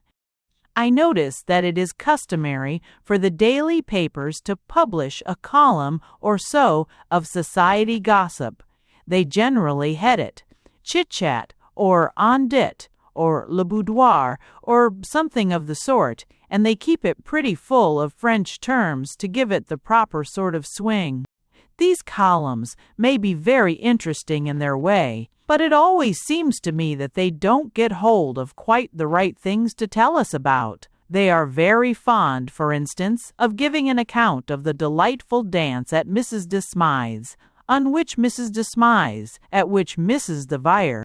De Smythe looked charming in a gown of old tulle, with a stomacher of passementerie, or of the dinner party at Mr. Alonzo Robinson's residence, or the smart pink tea given by Miss Carlotta Jones. No, that's all right, but it's not the kind of thing we want to get at. Those are not the events which happen in our neighbors' houses that we really want to hear about. It is the quiet little family scenes, the little traits of home life that, well, for example, take the case of that delightful party at the de Smythes. I am certain that all those who were present would much prefer a little paragraph like the following, which would give them some idea of the home life of the de Smythes on the morning after the party. Déjeuner de luxe at the de Smythe residence. On Wednesday morning, last at 7:15 a.m., all one breakfast was served at the home of Mr. de Smythe. The déjeuner was given in honor of Mr. de Smythe and his two sons, Master Adolphus and Master Blinks de Smythe, who were about to leave for their daily travail at their wholesale Bureau de Flour at Defeed. All the gentlemen were very quietly dressed in their habits de work.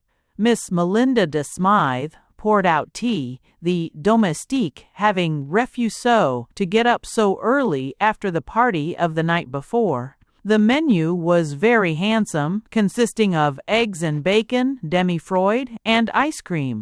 The conversation was sustained and lively. Mr. de Smythe sustained it and made it lively for his daughter and his ASS garçons. In the course of the talk, Mr. de Smythe stated that the next time he allowed the young people to turn his maison topsy-turvy, he would see them in enfer. He wished to know if they were aware that some ass of the evening before had broken a pane of colored glass in the hall that would cost him $4. Did they think he was made of argent? If so, they never made a bigger mistake in their vie. The meal closed with general expressions of good feeling. A little bird has whispered to us that there will be no more parties at the de Smythes' pour long temps. Here is another little paragraph that would be of general interest in society. Diner de famille at the boarding-house de McFiggin. Yesterday evening at 6:30, a pleasant little diner was given by Madam McFiggin of Rock Street to her boarders. The salle à manger was very prettily decorated with texts, and the furniture upholstered with chevaux de horchoir, with chevaux de horse Louis Quinze. The boarders were all very quietly dressed, Mrs. in their Merrill. McFiggin was daintily attired in some old clinging stuff, with a four-corsaged whalebone underneath. The ample board groaned under the bill of fare. The boarders groaned also. Their groaning was very noticeable. The pièce de résistance was a honko de bisou bru ap boyal, flanked with some old clinging stuff. The entrees were pâté de pumpkin, followed by fromage McFiggin, served under glass. Towards the end of the first course, speeches became the order of the day. Mrs. McFiggin was the first speaker. In commencing, she expressed her surprise that so few of the gentlemen seemed to care for the hunko de bru. Her own mind, she said, had hesitated between hunko de bru, boilé, and a pair of roast chickens. Sensation. She had finally decided in favor of the hunko de bru au no sensation, cour. She referred at some length to the late Mr. McFiggin, who had always shown a marked preference for hunko de bouffe. Several other speakers followed. All spoke forcibly and to the point. The last to speak was the Reverend Mr. Weiner. The reverend gentleman, in rising, said that he confided himself and his fellow boarders to the special interference of Providence. For what they had eaten, he said, he hoped that Providence would make them truly thankful. At the close of the repas, several of the boarders expressed their intention of going down the street to a restaurant to get quelque chose à manger. Here is another example. How interesting it would be to get a detailed account of that little affair at the Robinsons', of which the neighbors only heard indirectly. Thus, delightful evening at the residence of Mr. Alonzo Robinson. Yesterday, the family of Mr. Alonzo Robinson spent a very lively evening at their home on 5th Avenue. The occasion was the 17th birthday of Master Alonzo Robinson, Jr. It was the original intention of Master Alonzo Robinson to celebrate the day at home and invite a few of les garçons. Robinson, Sr., however, having declared that he would be damné first, Master Alonzo spent the evening in visiting the salons of the town, which he painted rouge. Mr. Robinson, Sr., spent the evening at home in quiet expectation of his son's return. He was very becomingly dressed in a pantalon quatre vingt-trois, and had his whip de chien laid across his knee. Madame Robinson and the Mademoiselles Robinson wore black. The guest of the evening arrived at a late hour. He wore his habits d'esprit and had about 6 pouces of eau de vie in him.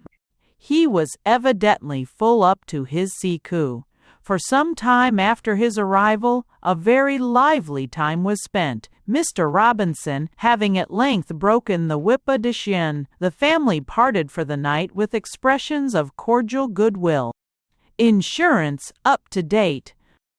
A man called on me the other day with the idea of insuring my life. Now, I detest life insurance agents. They always argue that I shall someday die, which is not so.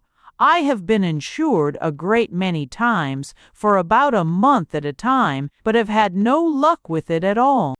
So I made up my mind that I would outwit this man at his own game. I let him talk straight ahead and encouraged him all I could until he finally left me with a sheet of questions which I was to answer as an applicant.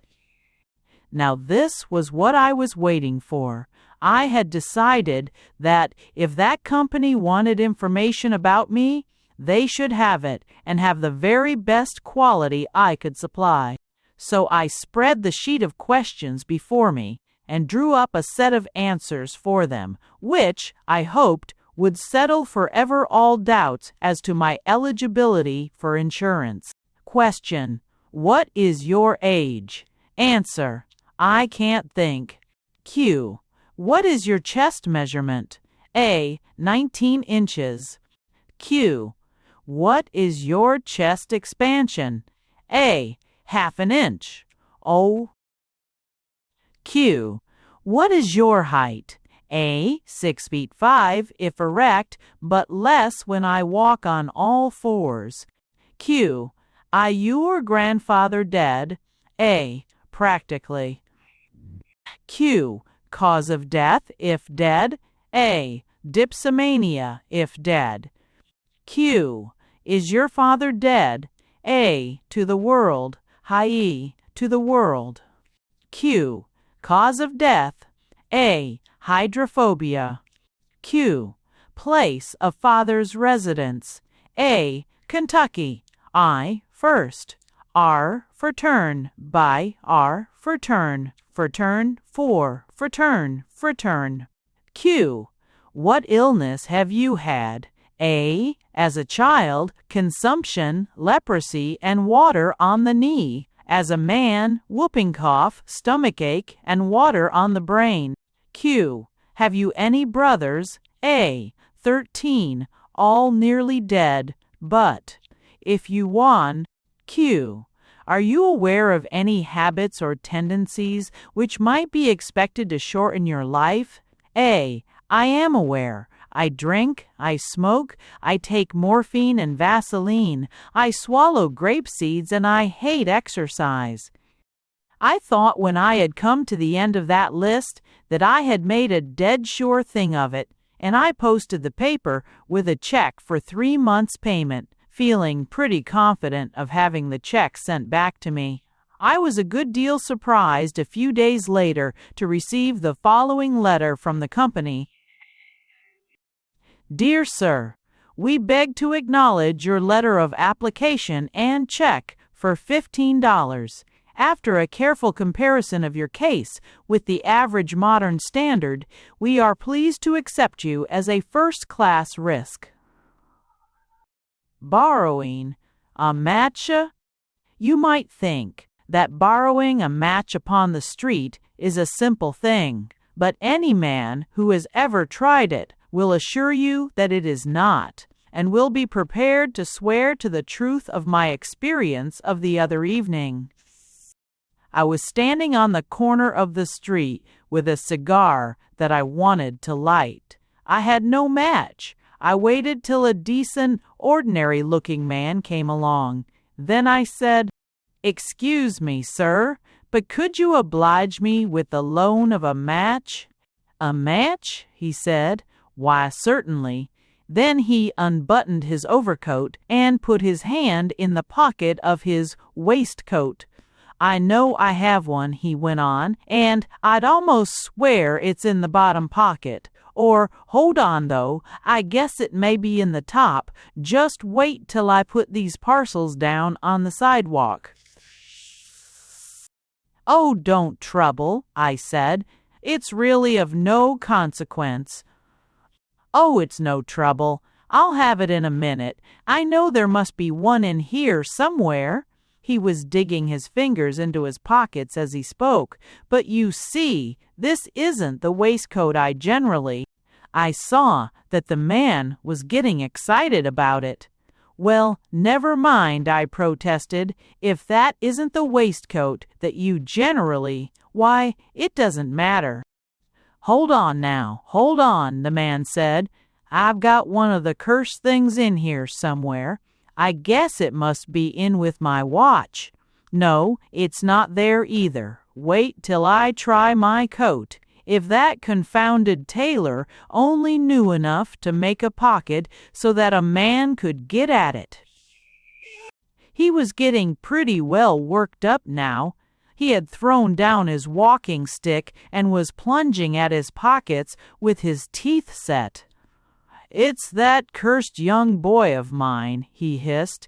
"This comes of his fooling in my pockets. By gad, perhaps I won't warm him up when I get home. Say, I'll bet that it's in my hip pocket. You just hold up the tail of my overcoat a second, till I, oh.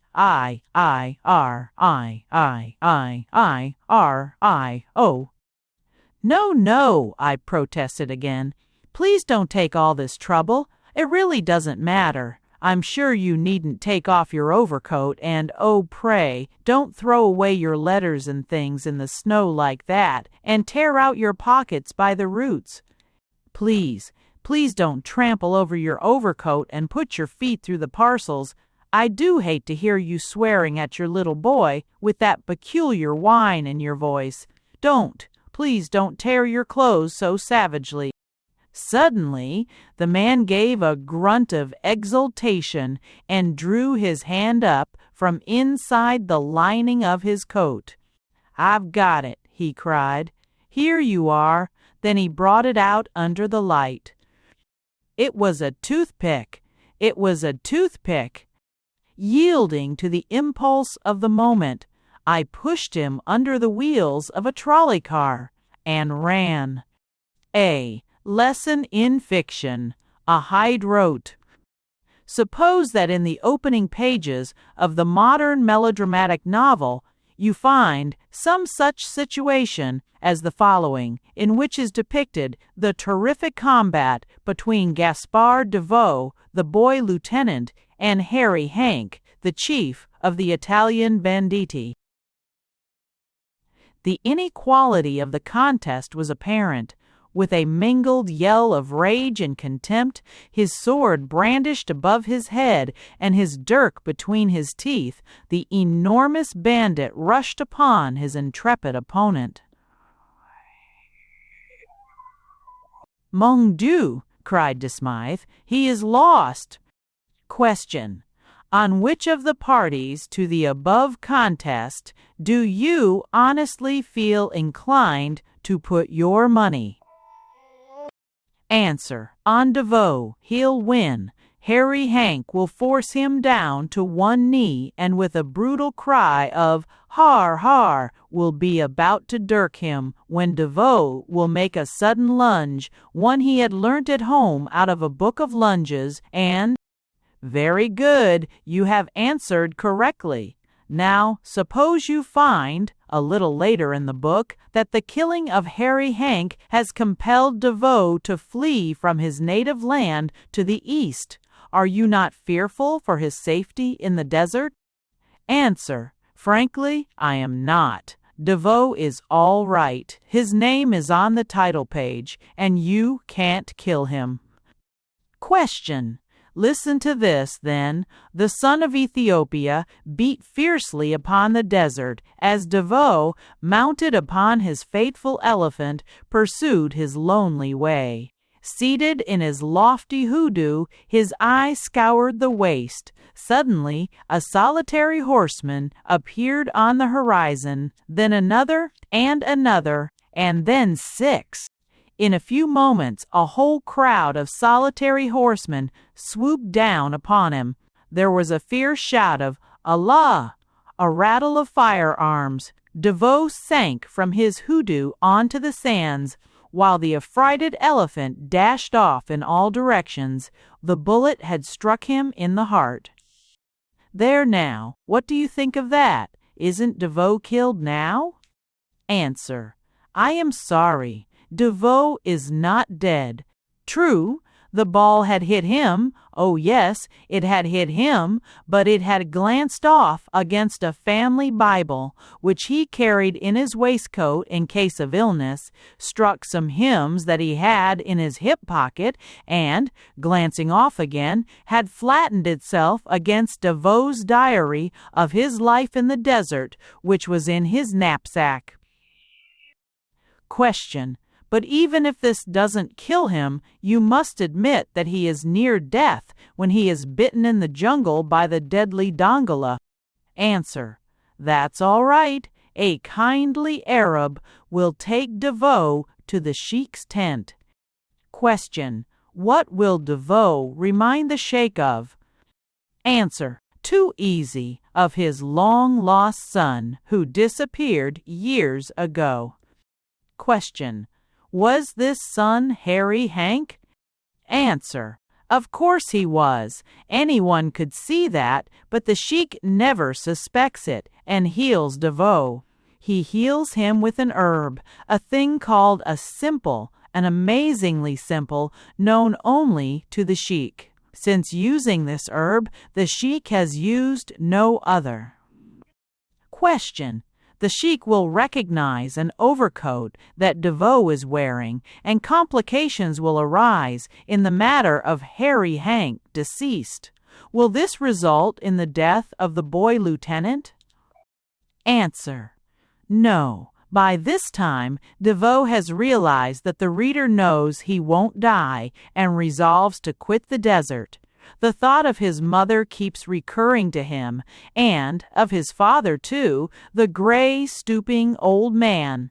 Does he stoop still, or has he stopped stooping? At times, too, there comes the thought of another, a fairer than his father, she whose but enough DeVoe returns to the old homestead in Piccadilly. Question: When DeVoe returns to England, what will happen? Answer: This will happen. He who left England 10 years before a raw boy has returned a sunburnt soldierly man. But who is this that advances smilingly to meet him? Can the mere girl, the bright child that shared his hours of play, can she have grown into this peerless, graceful girl, at whose feet half the noble suitors of England are kneeling? Can this be her? Question: Is it her? Answer: Oh, it's her all right. It is her, and it is him, and it is them. That girl hasn't waited 50 pages for nothing. Question: You evidently guess that a love affair will ensue between the boy lieutenant and the peerless girl with the broad feet. Do you imagine, however, that its course will run smoothly and leave nothing to record? Answer: Not at all. I feel certain that the scene of the novel, having edged itself around to London, the writer will not feel satisfied unless he introduces the following famous scene. Stunned by the cruel revelation which he had received, unconscious of whither his steps were taking him, Gaspard DeVoe wandered on in the darkness from street to street until he found himself upon London Bridge. He leaned over the parapet and looked down upon the whirling stream below.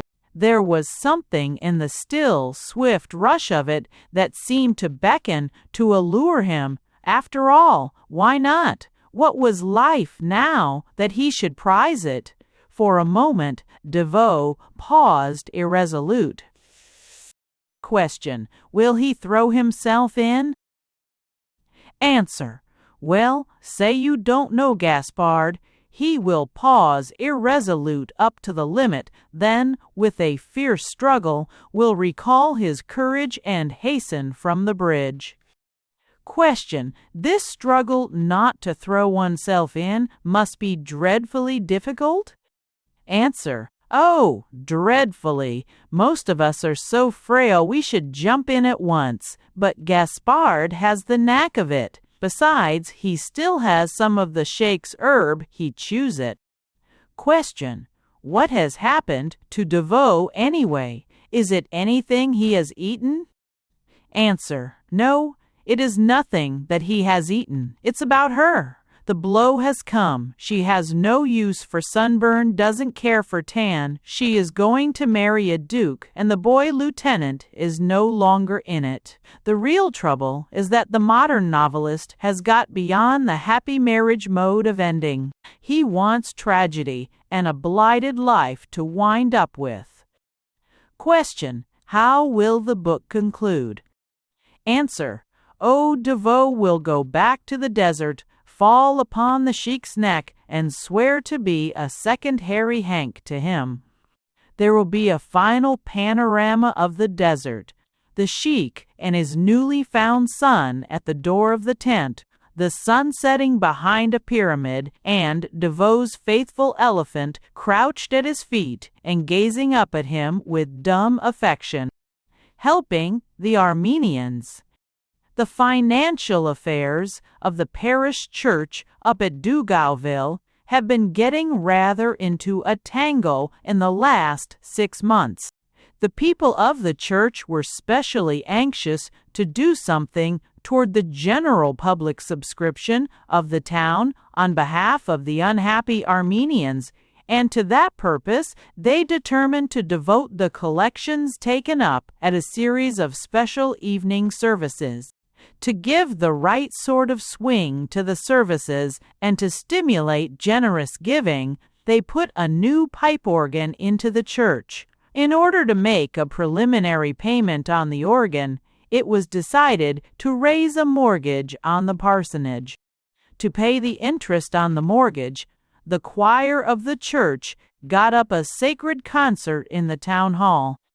To pay for the town hall, the Willing Workers Guild held a social in the Sunday school. To pay the expenses of the social, the rector delivered a public lecture on Italy and her past, illustrated by a magic lantern. To pay for the magic lantern, the curate and the ladies of the church got up some amateur theatricals. Finally, to pay for the costumes for the theatricals, the rector felt it his duty to dispense with the curate. So that is where the church stands just at present. What they chiefly want to do is to raise enough money to buy a suitable gold watch as a testimonial to the curate. After that, they hope to be able to do something for the Armenians. Meantime, of course, the Armenians, the ones right there in the town, are getting very troublesome. To begin with, there is the Armenian who rented the costumes for the theatricals. He has to be squared.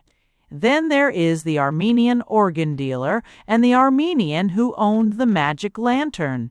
They want relief badly. The most urgent case is that of the Armenian who holds the mortgage on the parsonage. Indeed, it is generally felt in the congregation, when the rector makes his impassioned appeals at the special services on behalf of the suffering cause, that it is to this man that he has special reference. In the meanwhile, the general public subscription is not getting along very fast, but the proprietor of the big saloon further down the street and the man with the short cigar that runs the Dugauville Midway Plaisance have been most liberal in their contributions. A study in still life. The Country Hotel.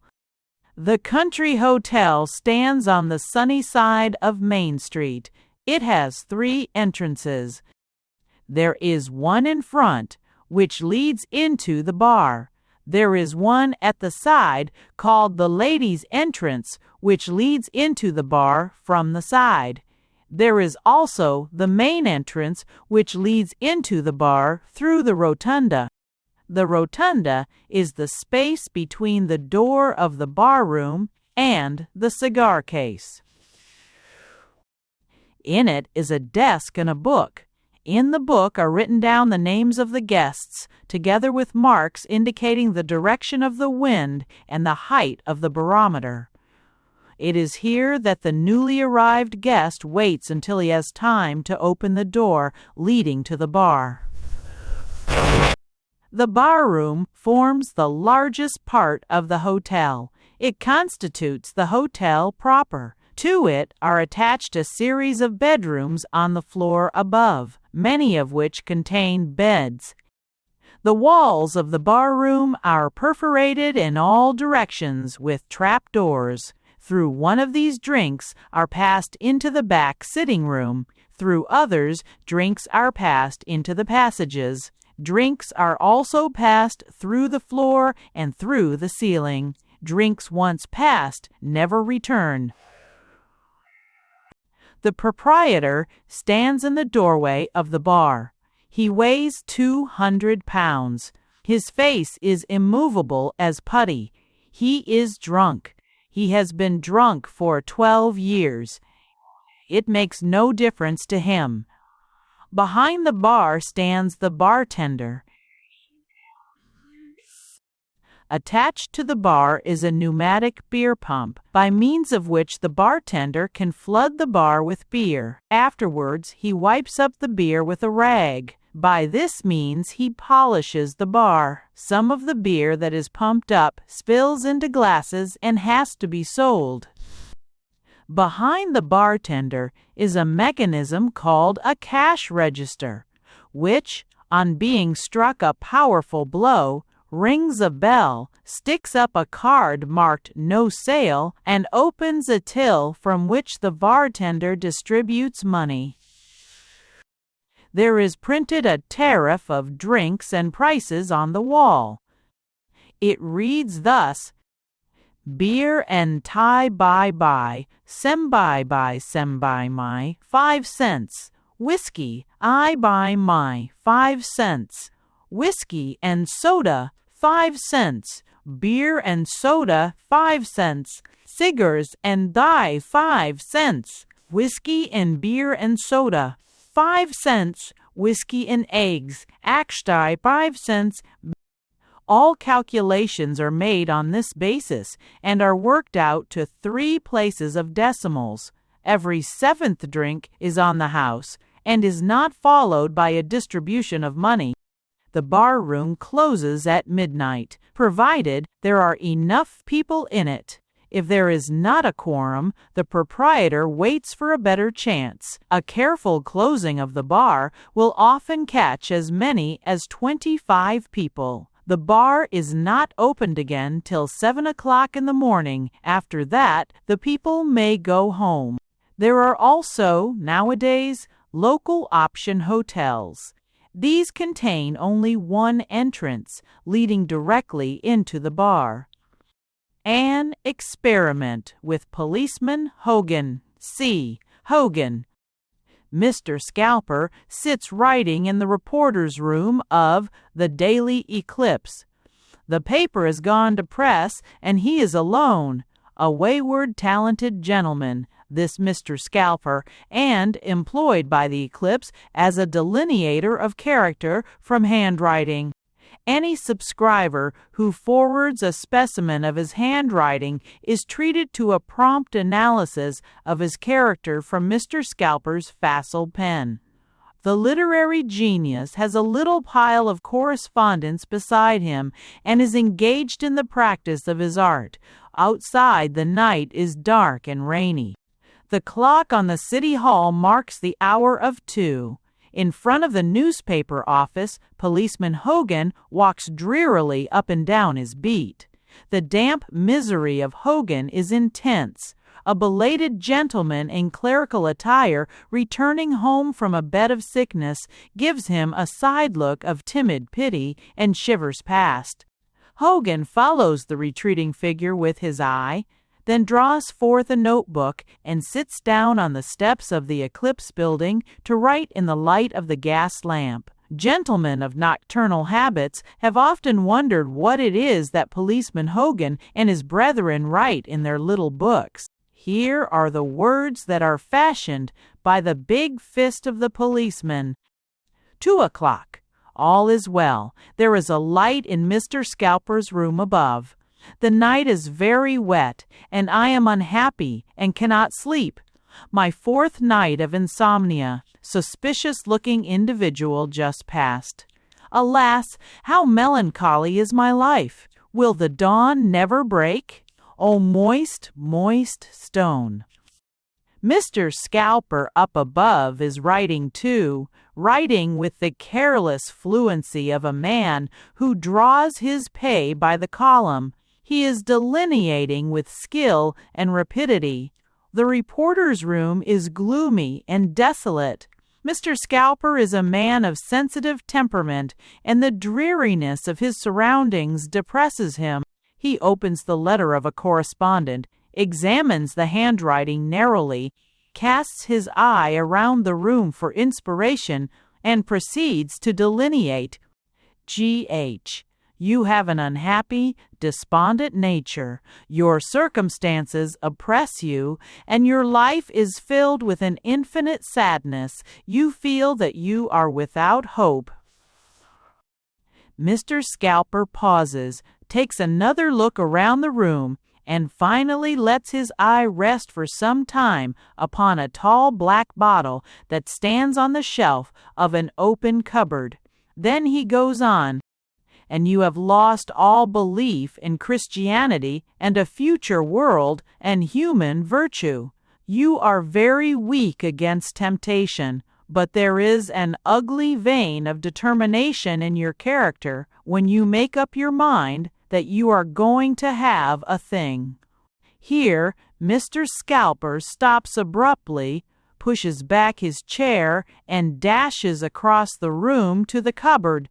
He takes the black bottle from the shelf, applies it to his lips, and remains for some time motionless. He then returns to finish the delineation of G.H. with the hurried words, "On the whole, I recommend you to persevere. You are doing very well." Mr. Scalper's next proceeding is peculiar.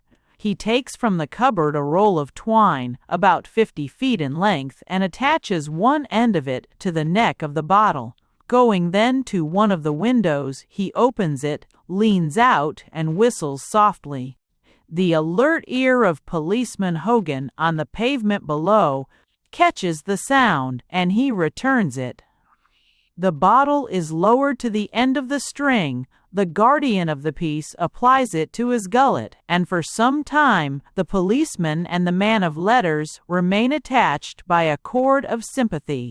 Gentlemen who lead the variegated life of Mr. Scalper find it well to propitiate the arm of the law, and attachments of this sort are not uncommon.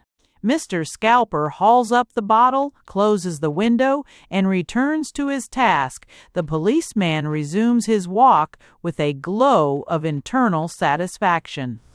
A glance at the City Hall clock causes him to enter another note in his book.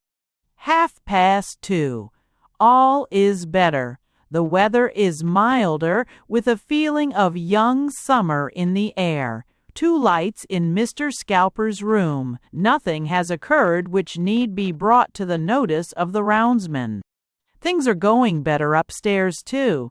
The delineator opens a second envelope, surveys the writing of the correspondent with a critical yet charitable eye, and writes with more complacency. William H. Your writing shows a disposition which, though naturally melancholy, is capable of a temporary cheerfulness. You have known misfortune, but have made up your mind to look on the bright side of things. If you will allow me to say so, you indulge in liquor, but are quite moderate in your use of it. Be assured that no harm ever comes of this moderate use. It enlivens the intellect, brightens the faculties, and stimulates the dormant fancy into a pleasurable activity. It is only when carried to excess. At this point, the feelings of Mr. Scalper, who had been riding very rapidly, evidently become too much for him. He starts up from his chair, rushes 2 or 3 times around the room, and finally returns to finish the delineation thus. It is only when carried to excess that this moderation becomes pernicious. Mr. Scalper succumbs to the train of thought suggested, and gives an illustration of how moderation to excess may be avoided, after which he lowers the bottle to Policeman Hogan with a cheery exchange of greetings. The half-hours pass on. The delineator is writing busily and feels that he is writing well. The characters of his correspondence lie bare to his keen eye and flow from his facile pen. From time to time, he pauses and appeals to the source of his inspiration. His humanity prompts him to extend the inspiration to Policeman Hogan. The minion of the law walks his beat with a feeling of more than tranquility. A solitary Chinaman, returning home late from his midnight laundry, scuttles past. The literary instinct has risen strong in Hogan from his connection with the man of genius above him, and the passage of the lone Chinese gives him occasion to write in his book. 4:30. Everything is simply great. There are 4 lights in Mr. Scalper's room. Mild, balmy weather, with prospects of an earthquake, which may be held in check by walking with extreme caution. 2 Chinamen have just passed, mandarins, I presume. Their walk was unsteady, but their faces so benign as to disarm suspicion. Up in the office, Mr. Scalper has reached the letter of a correspondent, which appears to give him particular pleasure, for he delineates the character with a beaming smile of satisfaction. To the unpracticed eye, the writing resembles the prim, angular hand of an elderly spinster.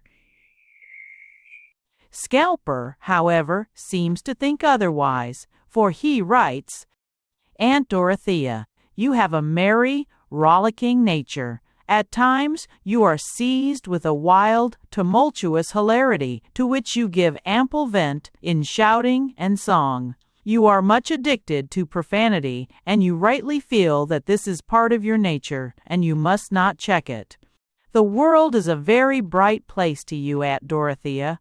Write to me again soon. Our minds seem cast in the same mold." Mr. Scalper seems to think that he has not done full justice to the subject he is treating, for he proceeds to write a long private letter to Aunt Dorothea in addition to the printed delineation. As he finishes, the City Hall clock points to 5, and Policeman Hogan makes the last entry in his chronicle. Hogan has seated himself upon the steps of the Eclipse Building for greater comfort and writes with a slow, leisurely fist. The other hand of the clock points north, and the second longest points southeast by south. I infer that it is 5 o'clock. The electric lights in Mr. Scalper's room defy the eye.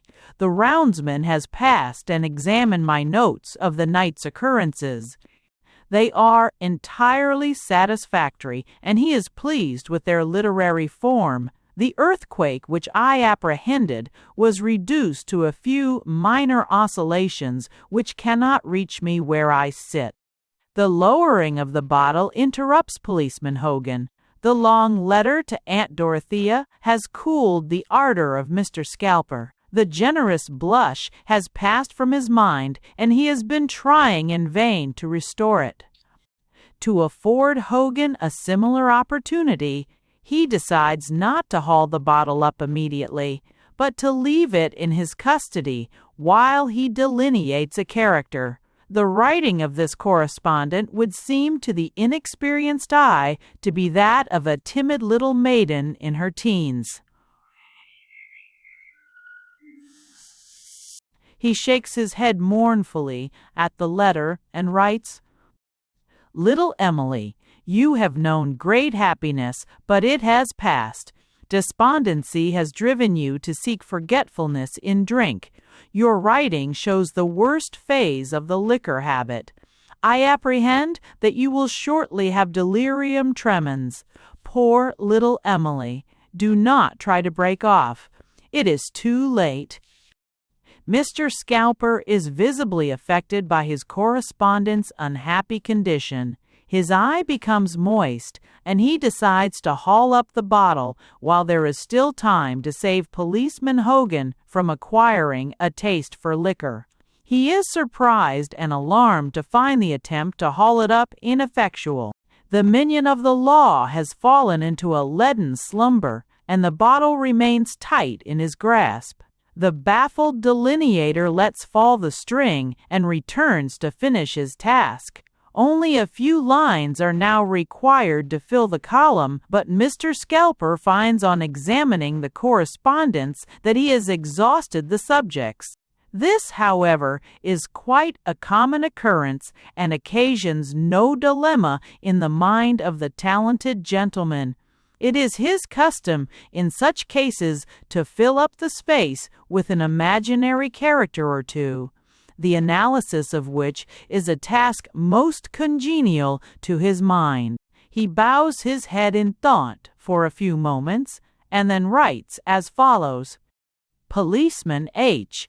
Your hand shows great firmness. When once set upon a thing, you are not easily moved. But you have a mean, grasping disposition and a tendency to want more than your share. You have formed an attachment which you hope will be continued throughout life, but your selfishness threatens to sever the bond. Having written which, Mr. Scalper arranges his manuscript for the printer next day, dons his hat and coat, and wends his way home in the morning twilight, feeling that his pay is earned. The passing of the poet. Studies in what may be termed collective psychology are essentially in keeping with the spirit of the present century. The examination of the mental tendencies, the intellectual habits which we display not as individuals but as members of a race, community, or crowd, is offering a fruitful field of speculation as yet but little exploited. One may, therefore, not without profit, pass in review the relation of the poetic instinct to the intellectual development of the present era. Not the least noticeable feature in the psychological evolution of our time is the rapid disappearance of poetry. The art of writing poetry, or perhaps more fairly, the habit of writing poetry, is passing from us. The poet is destined to become extinct. To a reader of trained intellect, the initial difficulty at once suggests itself as to what is meant by poetry, but it is needless to quibble at a definition of the term. It may be designated, simply and fairly, as the art of expressing a simple truth in a concealed form of words, any number of which, at intervals, greater or less, may or may not rhyme. The poet, it must be said, is as old as civilization. The Greeks had him with them, stamping out his iambics with the sole of his foot. The Romans, too, knew him, endlessly juggling his syllables together, long and short, short and long, to make hexameters. This can now be done by electricity, but the Romans did not know it. But it is not my present purpose to speak of the poets of an earlier and ruder time. For the subject before us, it is enough to set our age in comparison with the era that preceded it. We have but to contrast ourselves with our early Victorian grandfathers to realize the profound revolution that has taken place in public feeling. It is only with an effort that the practical common sense of the 20th century can realize the excessive sentimentality of the earlier generation. In those days, poetry stood in high and universal esteem. Parents read poetry to their children. Children recited poetry to their parents. And he was a dullard indeed who did not at least profess, in his hours of idleness, to pour spontaneous rhythm from his flowing quill.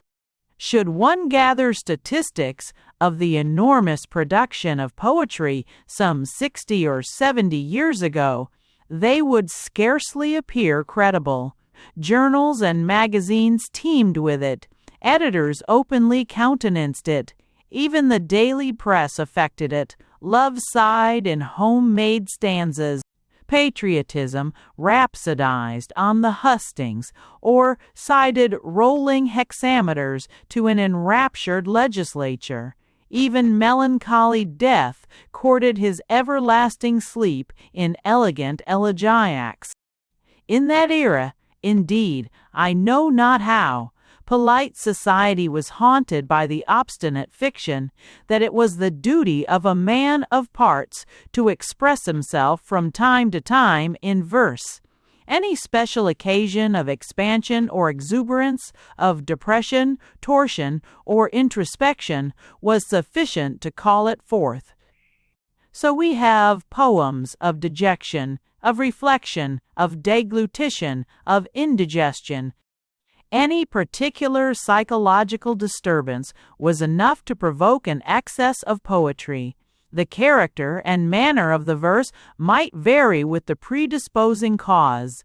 A gentleman who had dined too freely might disexpand himself in a short fit of lyric doggerel in which bowl and soul were freely rhymed. The morning's indigestion inspired a long-drawn elegiac, with beer and tear, mortal and portal, linked in sonorous sadness. The man of politics, from time to time, grateful to an appreciative country, sang back to it, "Ho, Albion, rising from the brine," in verse, whose intention at least was meritorious. And yet it was but a fiction, a purely fictitious obligation, self-imposed by a sentimental society. In plain truth, poetry came no more easily or naturally to the early Victorian than to you or me. The lover twanged his obdurate harp in vain for hours for the rhymes that would not come, and the man of politics hammered at his heavy hexameter long indeed before his Albion was finally hoed into shape, while the beer-besotted convivialist cudgeled his poor wits, cold sober, in rhyming the light little bottle ditty that should have sprung like Aphrodite from the froth of the champagne. I have before me a pathetic witness of this fact. It is the notebook once used for the random jottings of a gentleman of the period. In it I read, "Fair Lydia, if my earthly harp," this is crossed out, and below it appears, "Fair Lydia, could my earthly harp." This again is erased, and under it appears, "Fair Lydia, should my earthly harp." This again is struck out with a despairing stroke and amended to read, "Fair Lydia, did my earthly harp." So that finally, when the lines appeared in the Gentleman's Magazine, Ein 845, in their ultimate shape, there can be little doubt of the deleterious effect occasioned both to public and private morals by this deliberate exaltation of mental susceptibility on the part of the early Victorian. In many cases, we can detect the evidences of incipient paresis. The undue access of emotion frequently assumed a pathological character. The sight of a daisy, of a withered leaf, or an upturned sod seemed to disturb the poet's mental equipoise. Spring unnerved him. The lambs distressed him. The flowers made him cry. The daffodils made him laugh. Day dazzled him. Night frightened him. This exalted mood, combined with the man's culpable ignorance of the plainest principles of physical science, made him see something out of the ordinary in the flight of a waterfowl or the song of a skylark. He complained that he could hear it, but not see it, a phenomenon too familiar to the scientific observer to occasion any comment. In such a state of mind, the most inconsequential inferences were drawn. One said that the brightness of the dawn, a fact easily explained by the diurnal motion of the globe, showed him that his soul was immortal. He asserted further that he had, at an earlier period of his life, trailed bright clouds behind him. This was absurd. With the disturbance thus set up in the nervous system were coupled, in many instances, mental aberrations, particularly in regard to pecuniary matters. "I give me not silk, nor rich attire," pleaded one poet of the period to the British public, "nor gold nor jewels rare." Here was an evident hallucination that the writer was to become the recipient of an enormous secret subscription. Indeed, the earnest desire not to be given gold was a recurrent characteristic of the poetic temperament. The repugnance to accept even a handful of gold was generally accompanied by a desire for a draught of pure water or a night's rest. It is pleasing to turn from this excessive sentimentality of thought and speech to the practical and concise diction of our time. We have learned to express ourselves with equal force but greater simplicity. To illustrate this, I have gathered from the poets of the earlier generation and from the prose writers of today parallel passages that may be fairly set in contrast. Here, for example, is a passage from the poet Gray, still familiar to scholars. "Can storied urn or animated bust back to its mansion call the fleeting breath? Can honor's voice invoke the silent dust, or flattery soothe the dull cold ear of death?" Precisely similar in thought, though different in form, is the more modern presentation found in Huxley's Physiology. Whether after the moment of death the ventricles of the heart can be again set in movement by the artificial stimulus of oxygen is a question to which we must impose a decided negative. How much simpler, and yet how far superior to Gray's elaborate phraseology! Huxley has here seized the central point of the poet's thought and expressed it with the dignity and precision of exact science. I cannot refrain, even at the risk of needless iteration, from quoting a further example. It is taken from the poet Burns. The original dialect, being written in inverted hiccoughs, is rather difficult to reproduce. It describes the scene attendant upon the return of a cottage laborer to his home on Saturday night. "The cheerfine supper done, with serious face, they round the ingle form in a circle wide. The sire turns o'er, with patriarchal grace, the bigger Bible, aunts his father's pride. His bonnet reverently is laid aside, his lyart hoffets wearing thin and bare. Those strains that once did sweet in Zion glide, he wails a portion with judicious care." Now I find almost the same scene described in more apt phraseology in the police news of the Dumfries Chronicle, October 3, 1909. Thus, it appears that the prisoner had returned to his domicile at the usual hour, and, after partaking of a hearty meal, had seated himself on his oaken settle for the ostensible purpose of reading the Bible.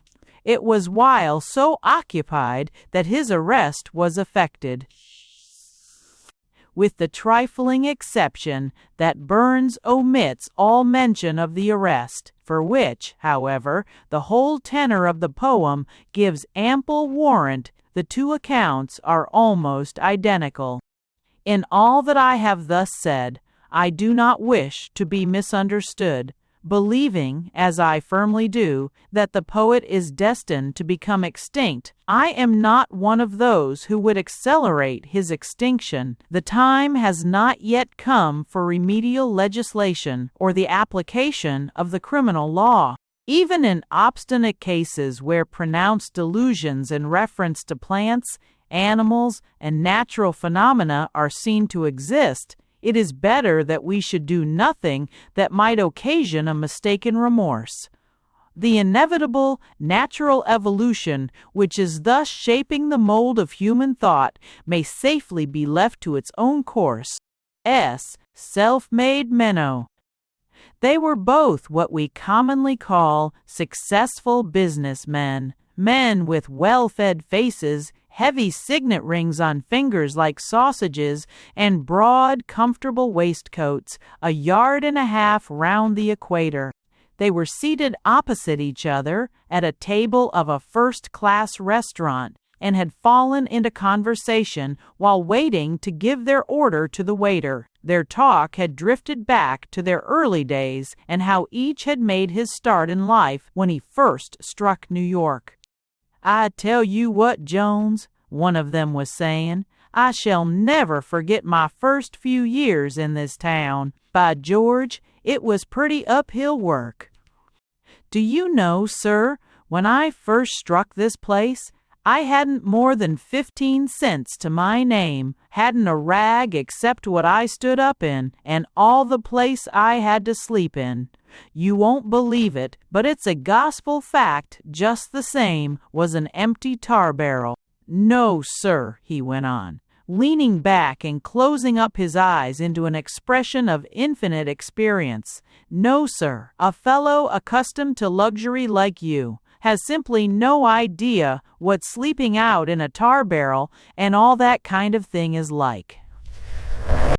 "My dear Robinson," the other man rejoined briskly, "if you imagine I've had no experience of hardship of that sort, you never made a bigger mistake in your life.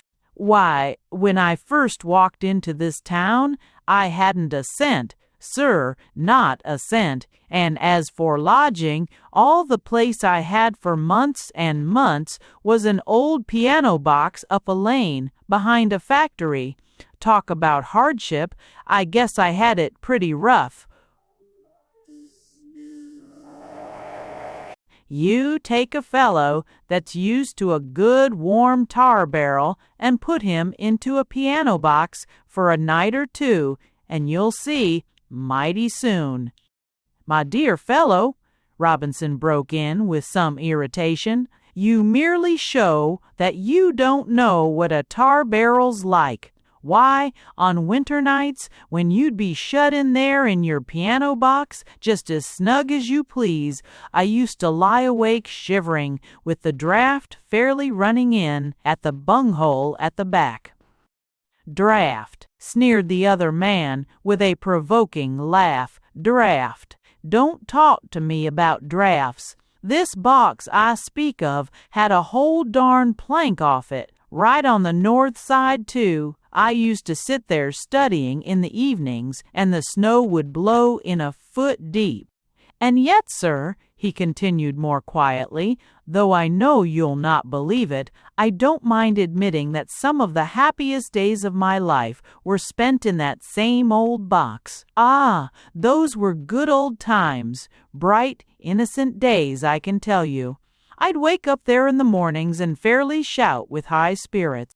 Of course, you may not be able to stand that kind of life." "Not stand it!" cried Robinson fiercely. "Me not stand it! By gad, I'm made for it. I just wish I had a taste of the old life again for a while.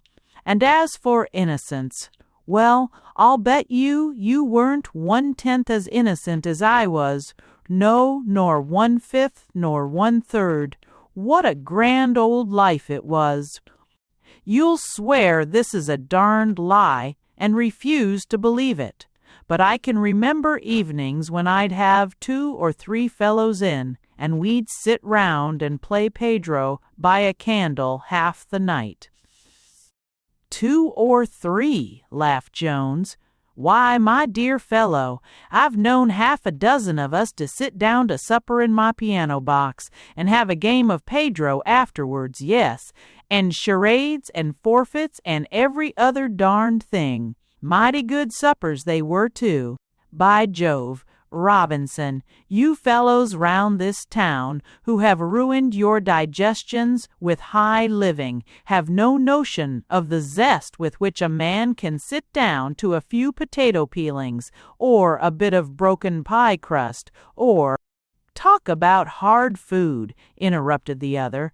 "I guess I know all about that.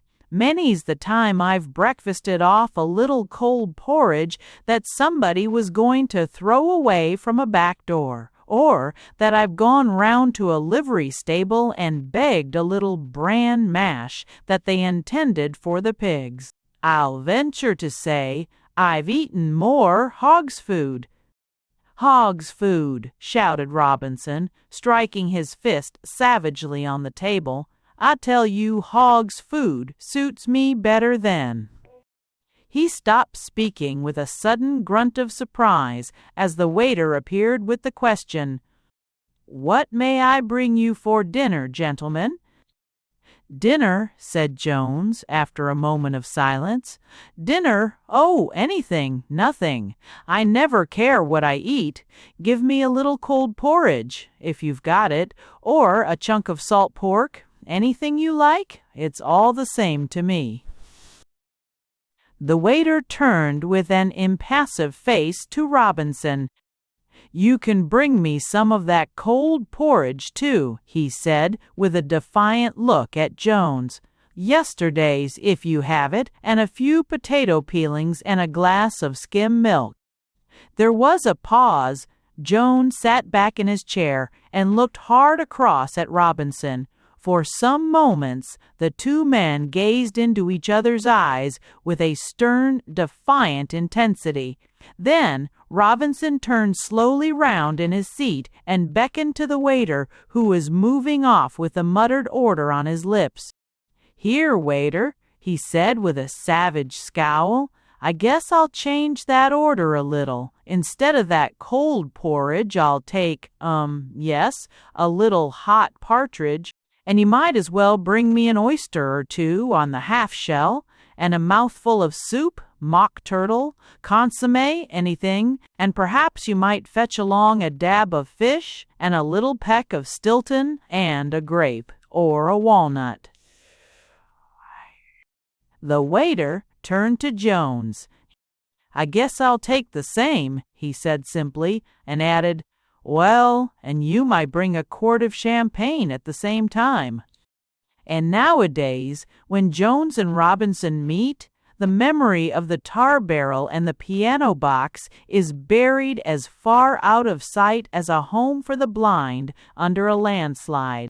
A model dialogue, in which is shown how the drawing-room juggler may be permanently cured of his card trick.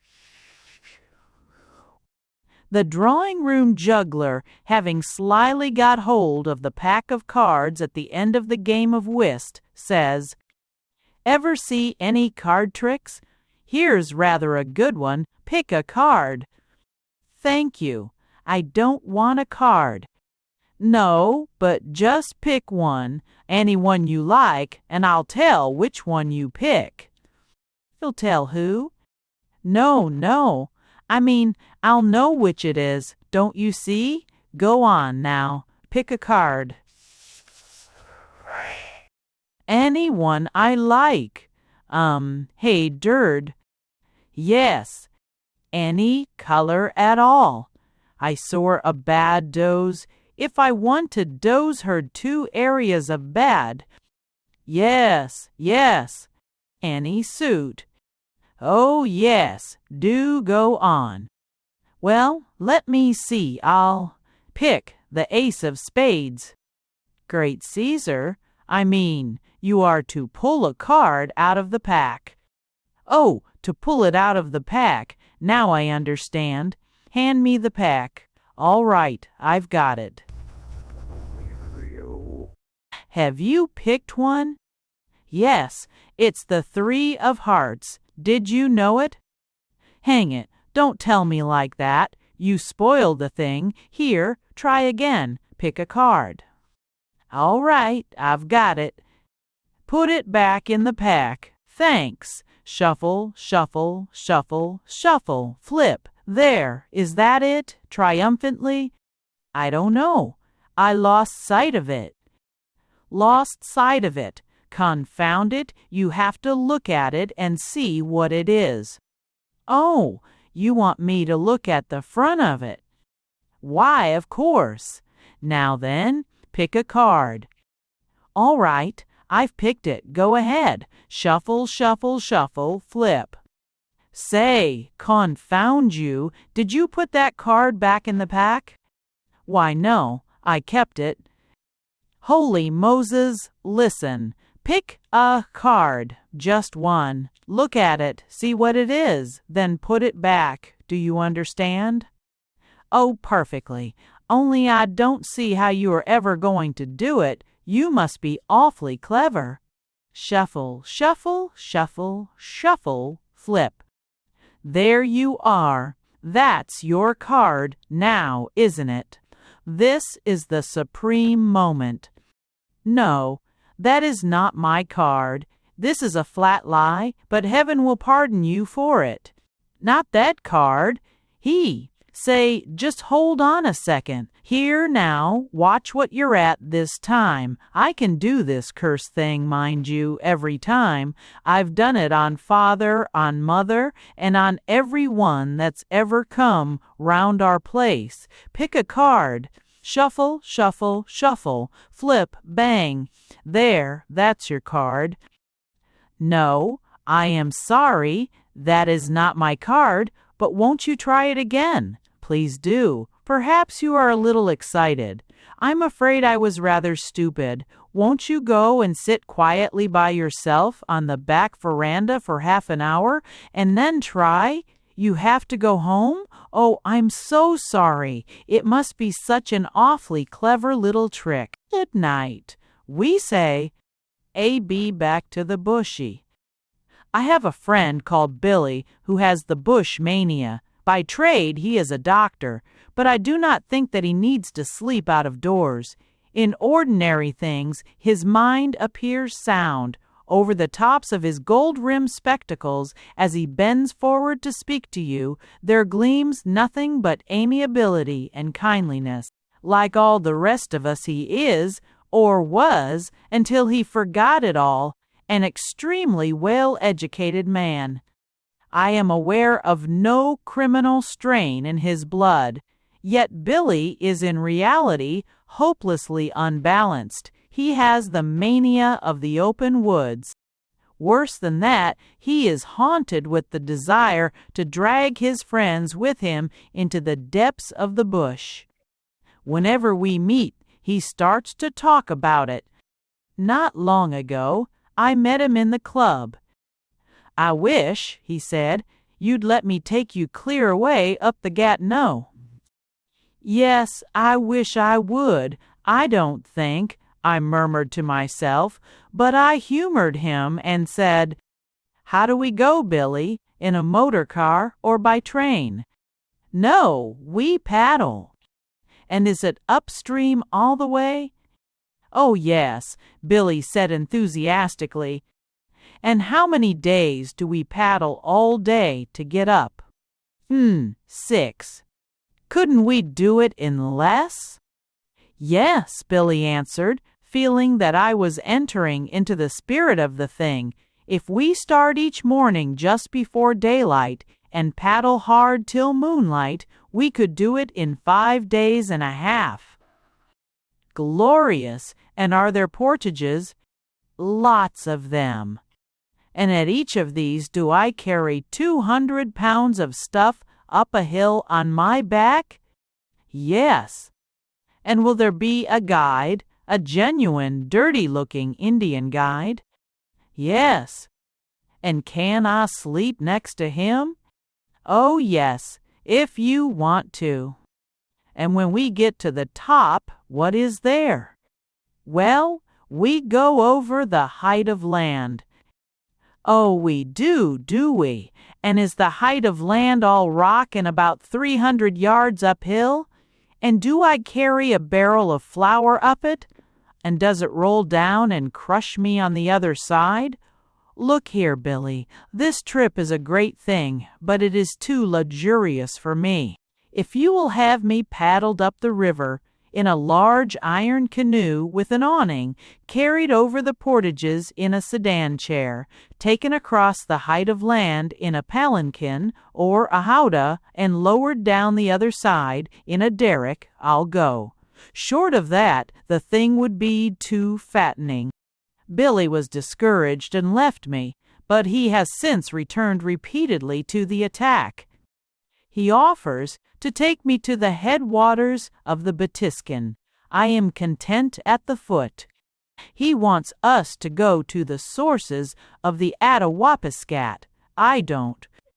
He says I ought to see the grand chutes of the Kewakasis. Why should I? I have made Billy a counter-proposition that we strike through the Adirondacks in the train to New York, from there Portage to Atlantic City, then to Washington, carrying our own grub, mating car, camp there a few days at the Willard, and then back, I to return by train and Billy on foot with the outfit. Once dust shone fire, fawn, mine shone un, fear. The thing is still unsettled. Billy, of course, is only one of thousands that have got this mania, and the autumn is the time when it rages at its worst. Every day there move northward trains packed full of lawyers, bankers, and brokers, headed for the bush. They are dressed up to look like pirates. They wear slouch hats, flannel shirts, and leather breeches with belts. They could afford much better clothes than these, but they won't use them. I don't know where they get these clothes. I think the railroad lends them out. They have guns between their knees and big knives at their hips. They smoke the worst tobacco they can find, and they carry 10 gallons of alcohol per man in the baggage car.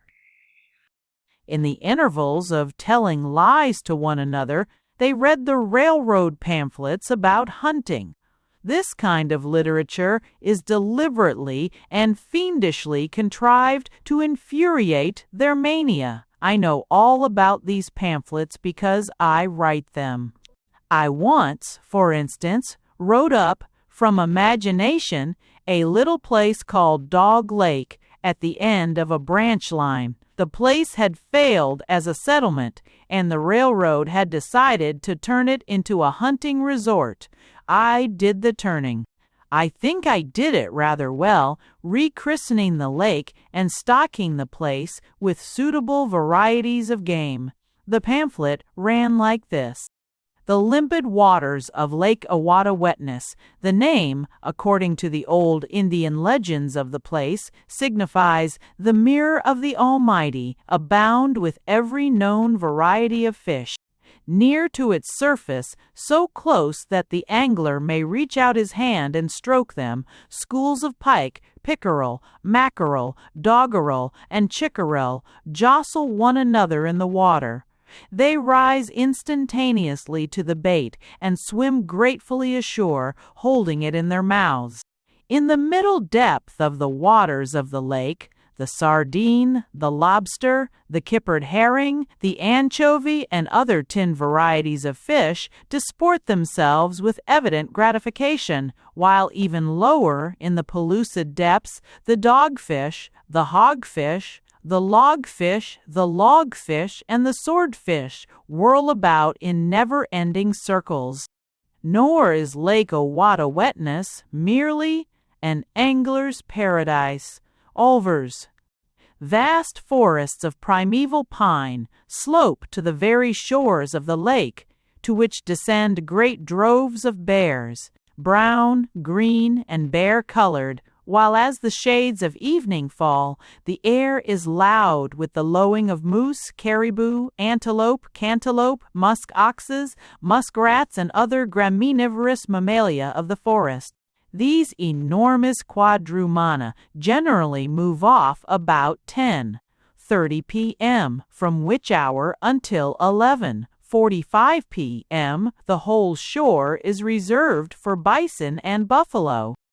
After midnight, hunters who so desire it can be chased through the woods for any distance and at any speed they select by jaguars, panthers, cougars, tigers, nuger, and jackals, whose ferocity is reputed to be such that they will tear the breeches off a man with their teeth in their eagerness to sink their fangs in his palpitating flesh. Hunters, attention! Do not miss such attractions as these.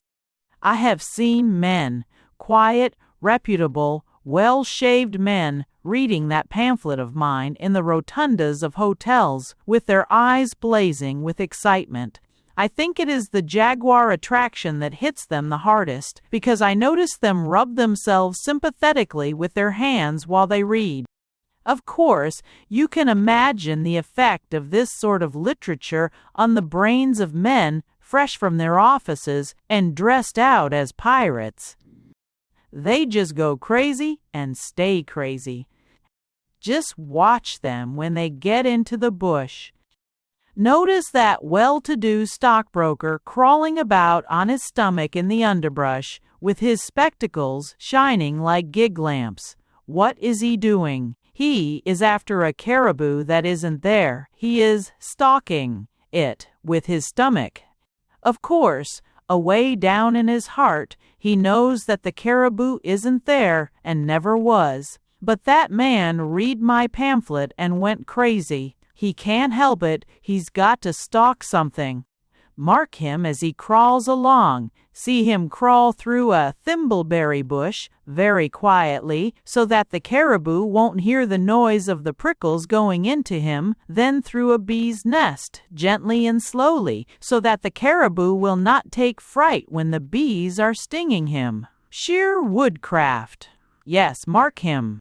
Mark him any way you like. Go up behind him and paint a blue cross on the seat of his pants as he crawls. He'll never notice. He thinks he's a hunting dog, yet this is the man who laughs at his little son of 10 for crawling round under the dining room table with a mat over his shoulders and pretending to be a bear. Now, see these other men in camp. Someone has told them. I think I first started the idea in my pamphlet that the thing is to sleep on a pile of hemlock branches. I think I told them to listen to the wind soughing. You know the word. I mean soughing and crooning in the giant pines. So there they are, upside down, doubled up on a couch of green spikes that would have killed Saint Sebastian. They stare up at the sky with bloodshot, restless eyes, waiting for the crooning to begin, and there isn't a sow in sight. Here is another man, ragged and with a 6 days' growth of beard, frying a piece of bacon on a stick over a little fire. Now what does he think he is? The chef of the Waldorf Astoria? Yes, he does, and what's more, he thinks that that miserable bit of bacon cut with a tobacco knife from a chunk of meat that lay 6 days in the rain is fit to eat. What's more, he'll eat it. So will the rest. They're all crazy together. There's another man, the Lord help him, who thinks he has the knack of being a carpenter. He is hammering up shelves to a tree. Till the shelves fall down, he thinks he is a wizard. Yet this is the same man who swore at his wife for asking him to put up a shelf in the back kitchen. All 11, he are high half. How the blazes, he asked, could he nail the damn thing up? Did she think he was a plumber? After all, never mind. Provided they are happy up there, let them stay.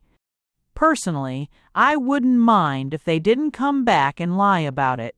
They get back to the city, dead fagged for want of sleep, sawed with alcohol, bitten brown by the bush flies, trampled on by the moose, and chased through the brush by bears and skunks, and they have the nerve to say that they like it. Sometimes I think they do. Men are only animals anyway. They like to get out into the woods and growl round at night, and feel something bite them. Only why haven't they the imagination to be able to do the same thing with less fuss? Why not take their coats and collars off in the office and crawl round on the floor and growl at one another? It would be just as good. F. Reflections on Writing. The writing of this paper has been inspired by a debate recently held at the Literary Society of my native town on the question, resolved, that the bicycle is a nobler animal than the horse. In order to speak for the negative with proper authority, I have spent some weeks in completely addicting myself to the use of the horse. I find that the difference between the horse and the bicycle is greater than I had supposed. The horse is entirely covered with hair. The bicycle is not entirely covered with hair, except the '89 model they are using in Idaho. In riding a horse, the performer finds that the pedals in which he puts his feet will not allow of a good circular stroke. He will observe, however, that there is a saddle in which, especially while the horse is trotting, he is expected to seat himself from time to time, but it is simpler to ride standing up, with the feet in the pedals. There are no handles to a horse, but the 1910 model has a string to each side of its face for turning its head when there is anything you want it to see. Coasting on a good horse is superb, but should be under control. I have known a horse to suddenly begin to coast with me about 2 miles from home, coast down the main street of my native town at a terrific rate, and finally coast through a platoon of the Salvation Army into its livery stable. I cannot honestly deny that it takes a good deal of physical courage to ride a horse. This, however, I have. I get it at about 40 cents a flask and take it as required. I find that in riding a horse up the long street of a country town, it is not well to proceed at a trot. It excites unkindly comment. It is better to let the horse walk the whole distance. This may be made to seem natural by turning half round in the saddle with the hand on the horse's back and gazing intently about 2 miles up the road. It then appears that you are the first in of about 14 men. Since learning to ride, I have taken to noticing the things that people do on horseback in books.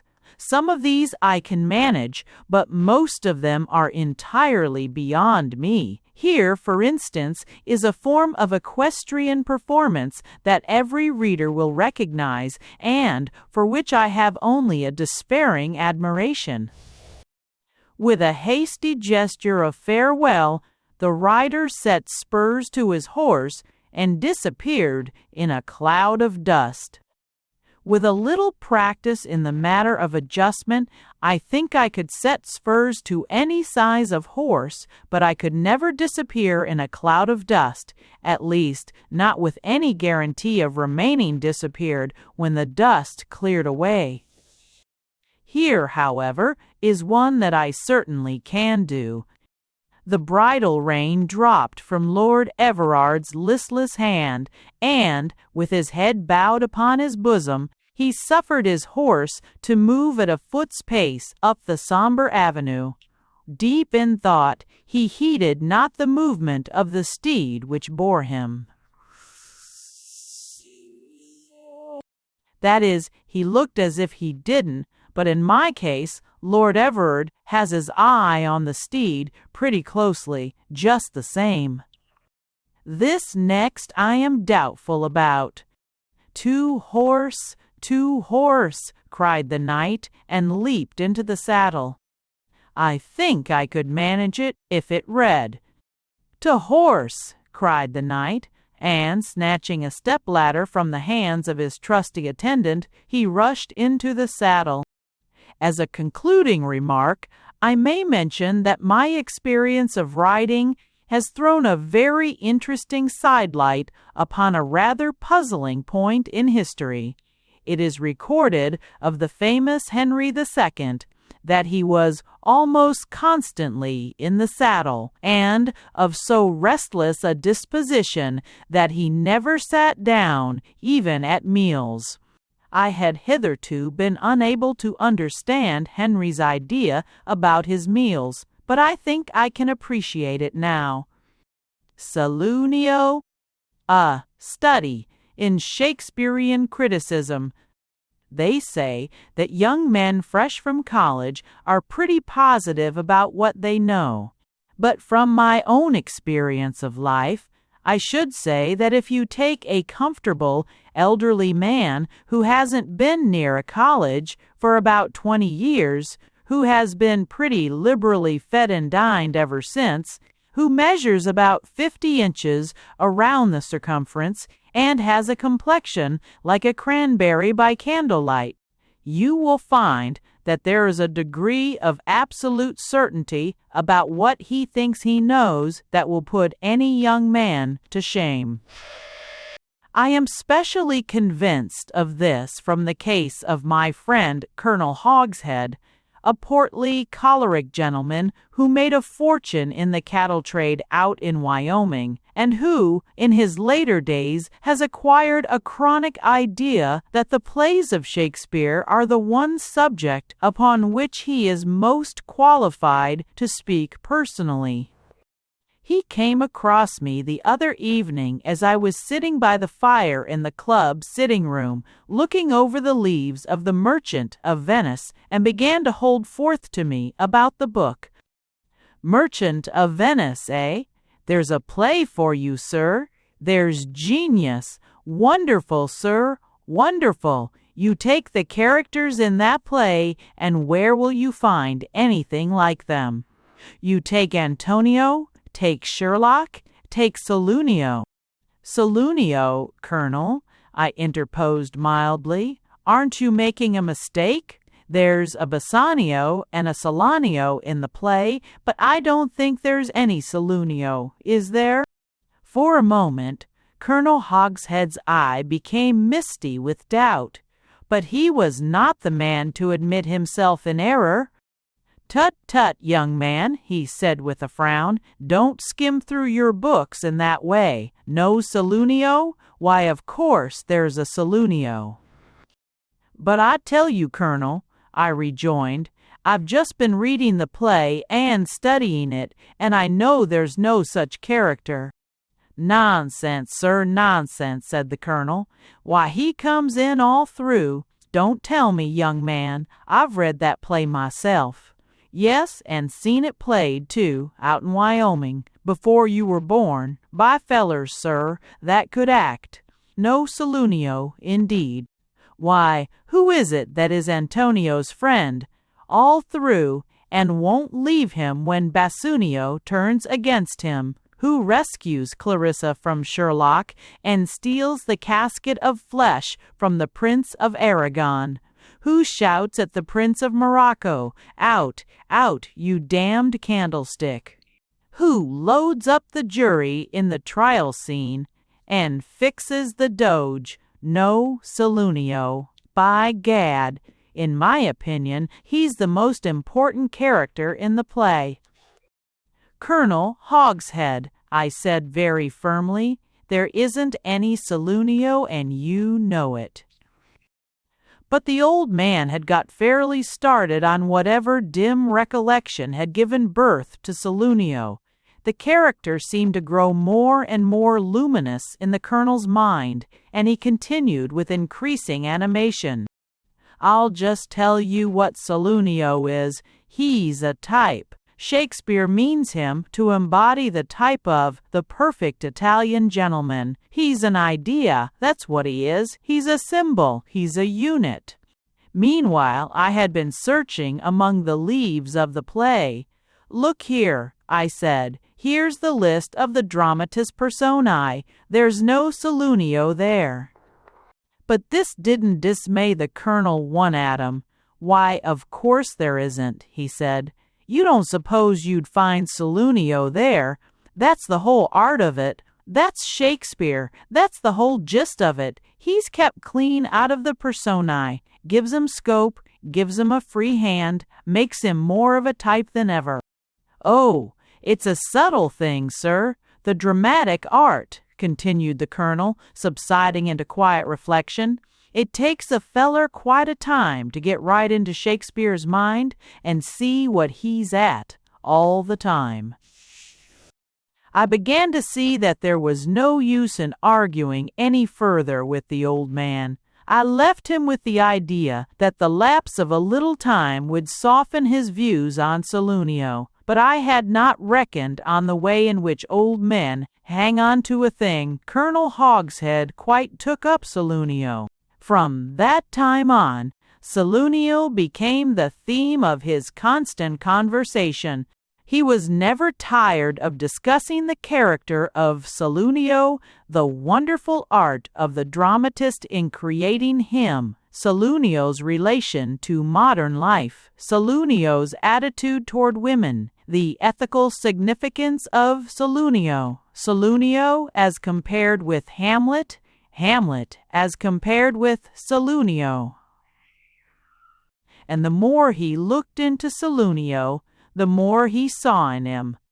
Saloonio seemed inexhaustible. There were new sides to him, new phases at every turn. The Colonel even read over the play, and finding no mention of Saloonio's name in it, he swore that the books were not the same books they had had out in Wyoming, that the whole part had been cut clean out to suit the book to the infernal public schools. Saloonio's language being, at any rate, as the Colonel quoted it, undoubtedly a trifle free. Then the Colonel took to annotating his book at the side with such remarks as "Unter Saloonio," or a tucket sounds "Unter Saloonio" on the arm of the Prince of Morocco. When there was no reasonable excuse for bringing Saloonio on the stage, the Colonel swore that he was concealed behind the arras, or feasting within with the Doge. But he got satisfaction at last. He had found that there was nobody in our part of the country who knew how to put a play of Shakespeare on the stage, and took a trip to New York to see Sir Henry Irving and Miss Terry do the play.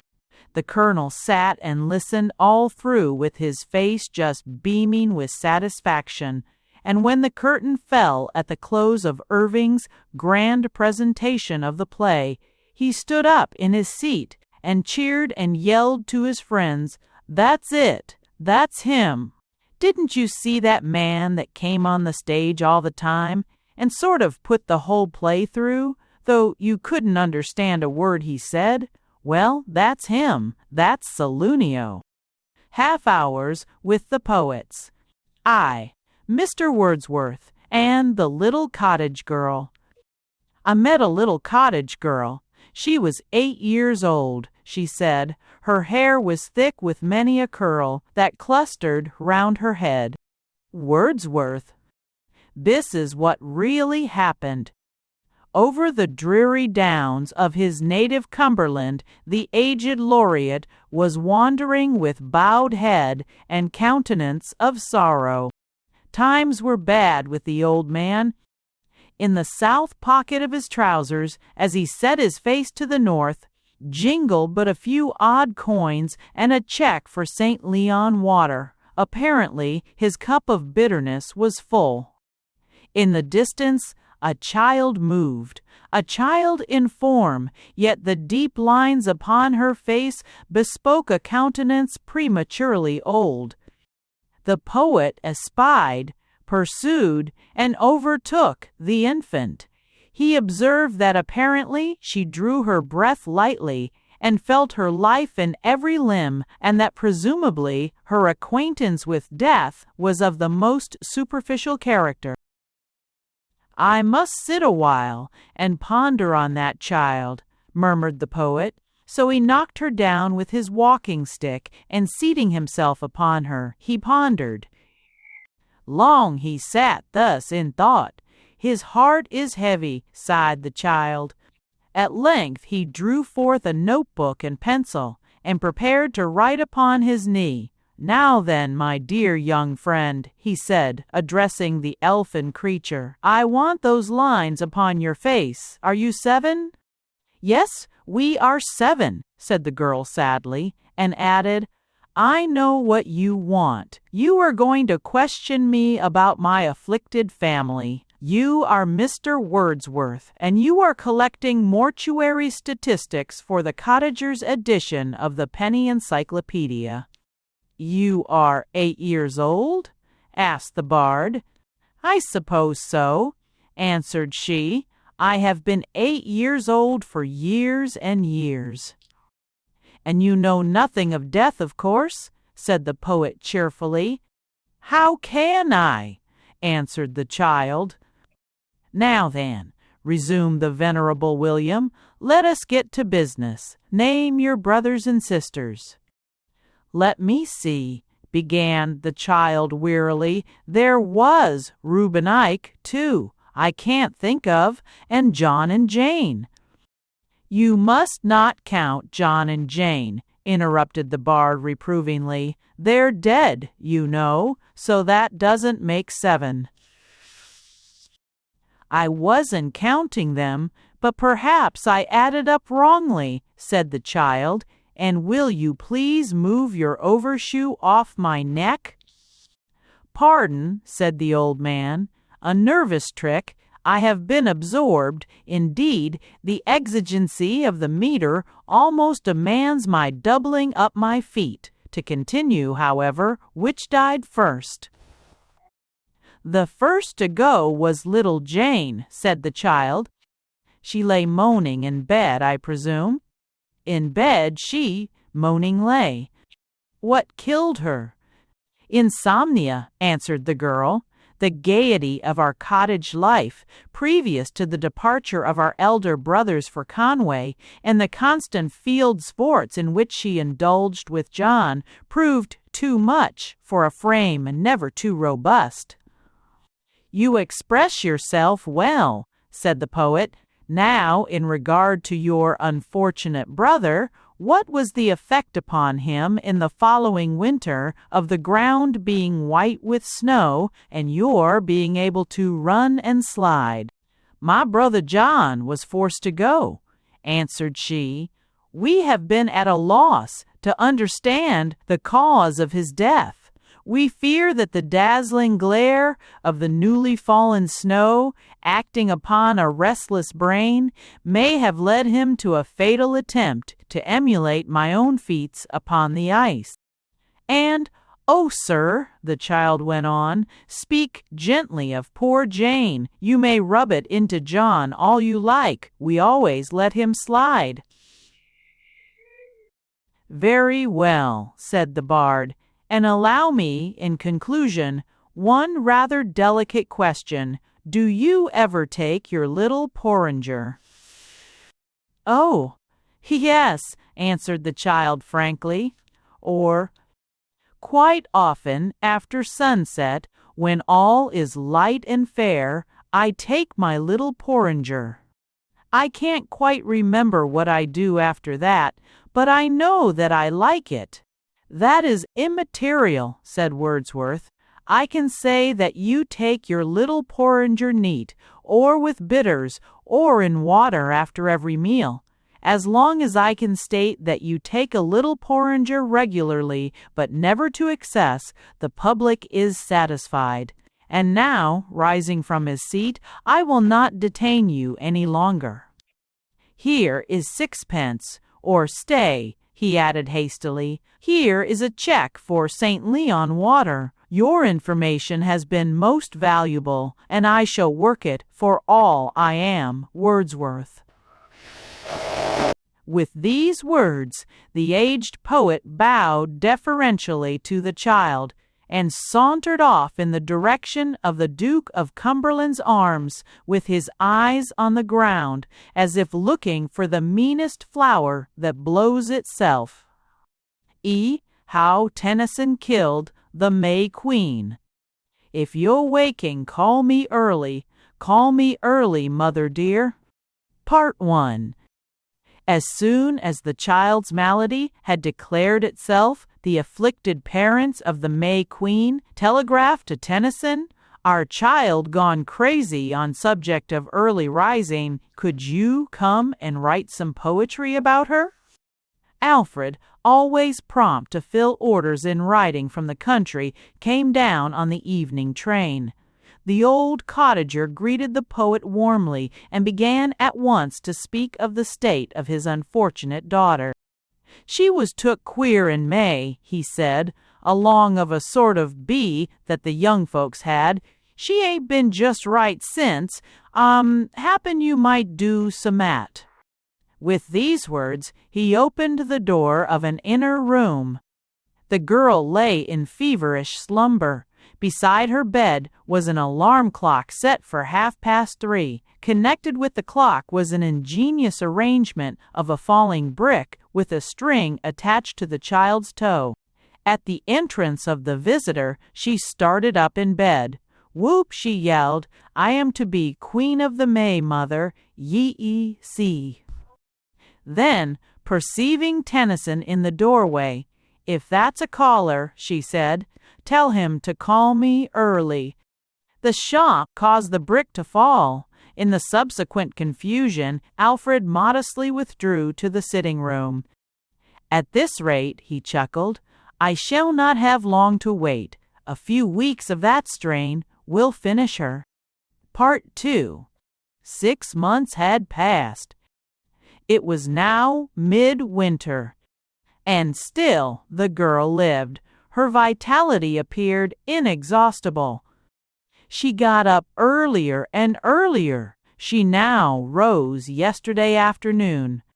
At intervals she seemed almost sane, and spoke in a most pathetic manner of her grave and the probability of the sun shining on it early in the morning, and her mother walking on it later in the day. At other times her malady would seize her, and she would snatch the brick off the string and throw it fiercely at Tennyson.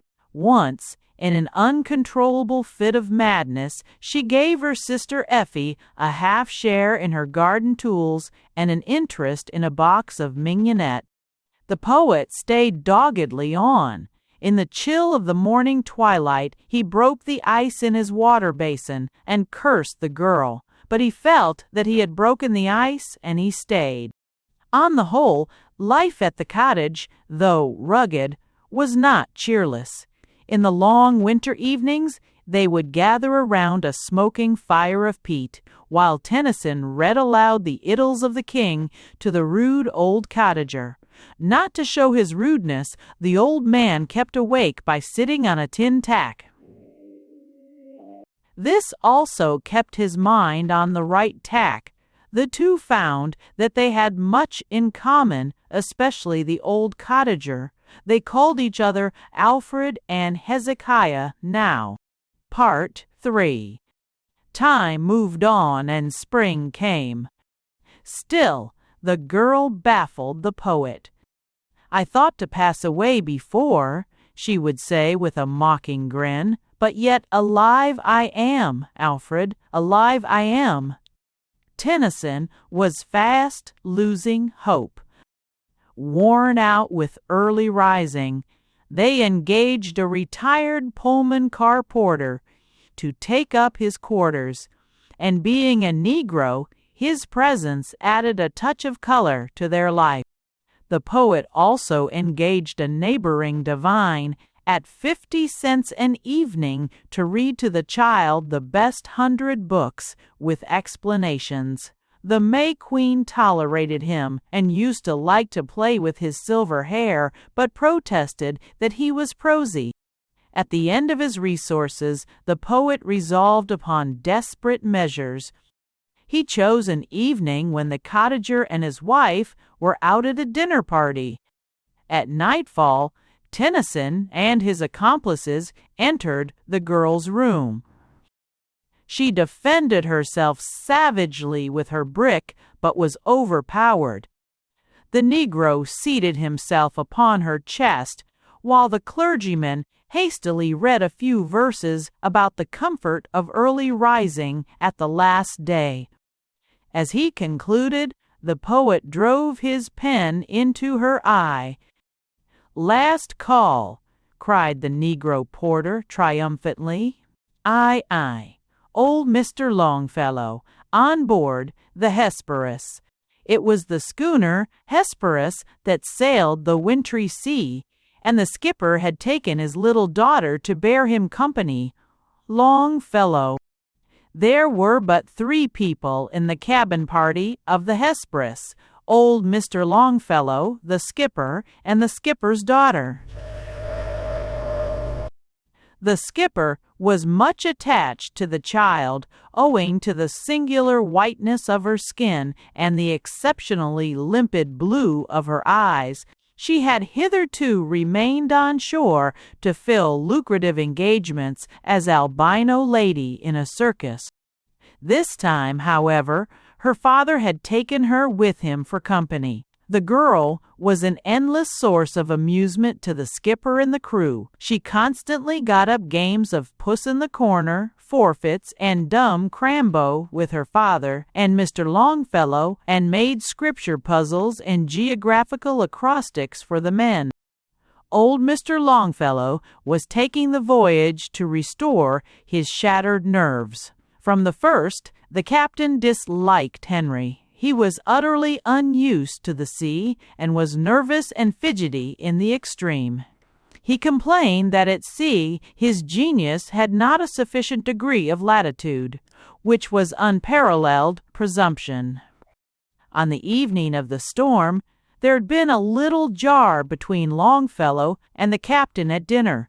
The captain had emptied it several times and was consequently in a reckless, quarrelsome humor.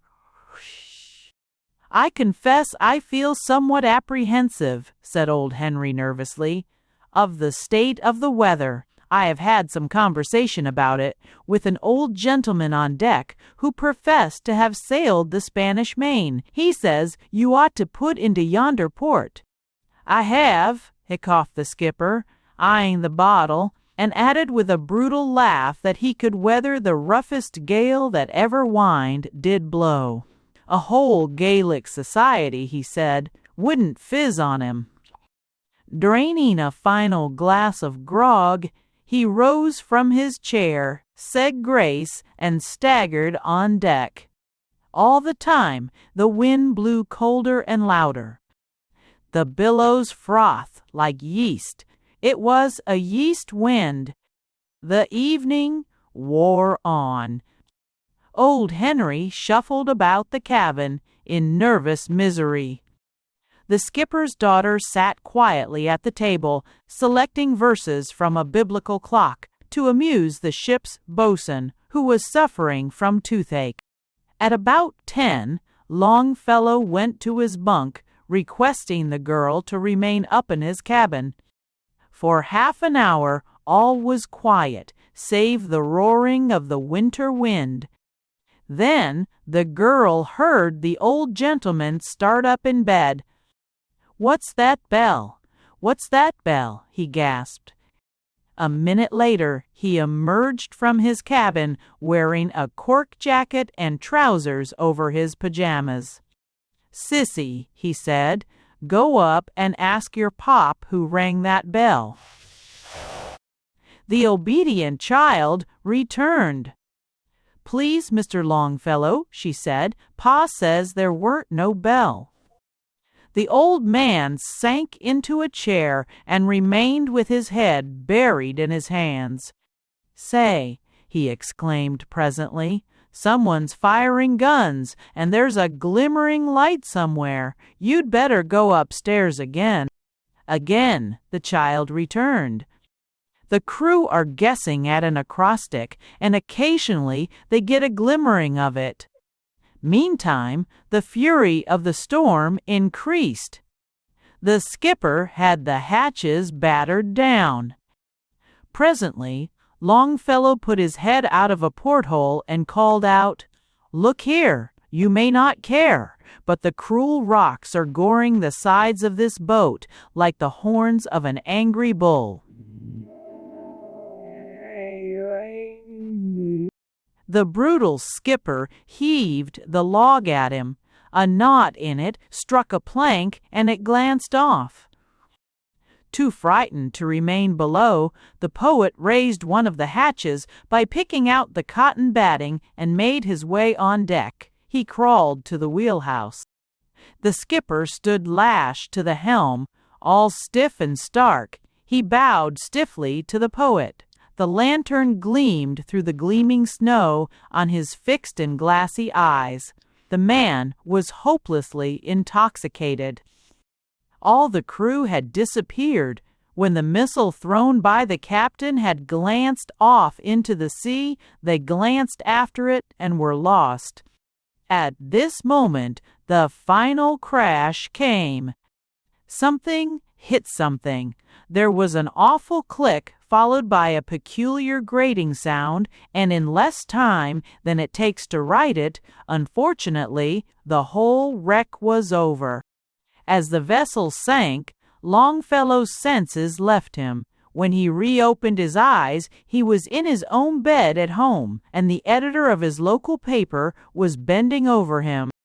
"You have made a first-rate poem of it, Mr. Longfellow," he was saying, unbending somewhat as he spoke, "and I am very happy to give you our check for $1.25 for it." "Your kindness checks my utterance," murmured Henry feebly, very feebly.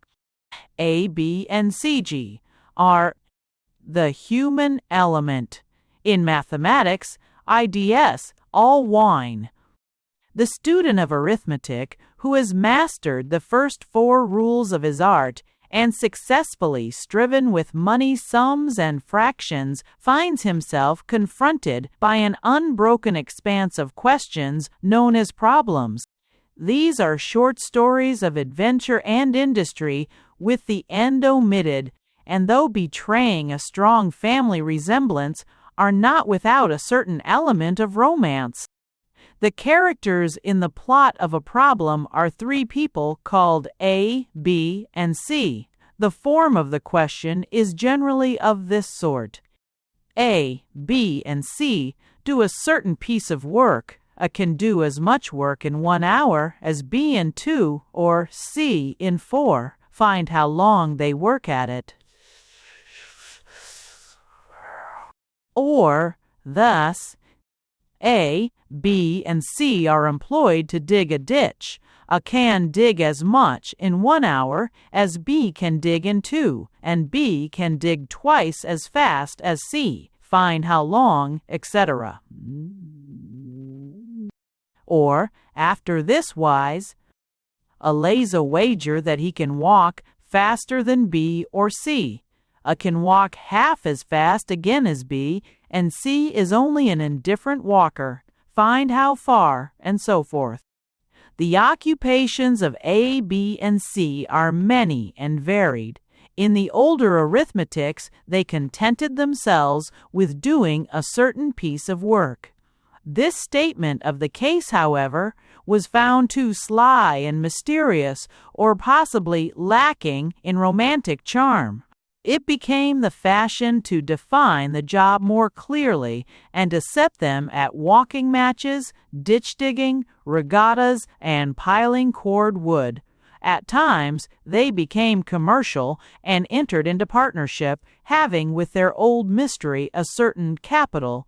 Above all, they revel in motion. When they tire of walking matches, A rides on horseback or borrows a bicycle and competes with his weaker-minded associates on foot. Now they race on locomotives, now they row, or again they become historical and engage stagecoaches, or at times they are aquatic and swim.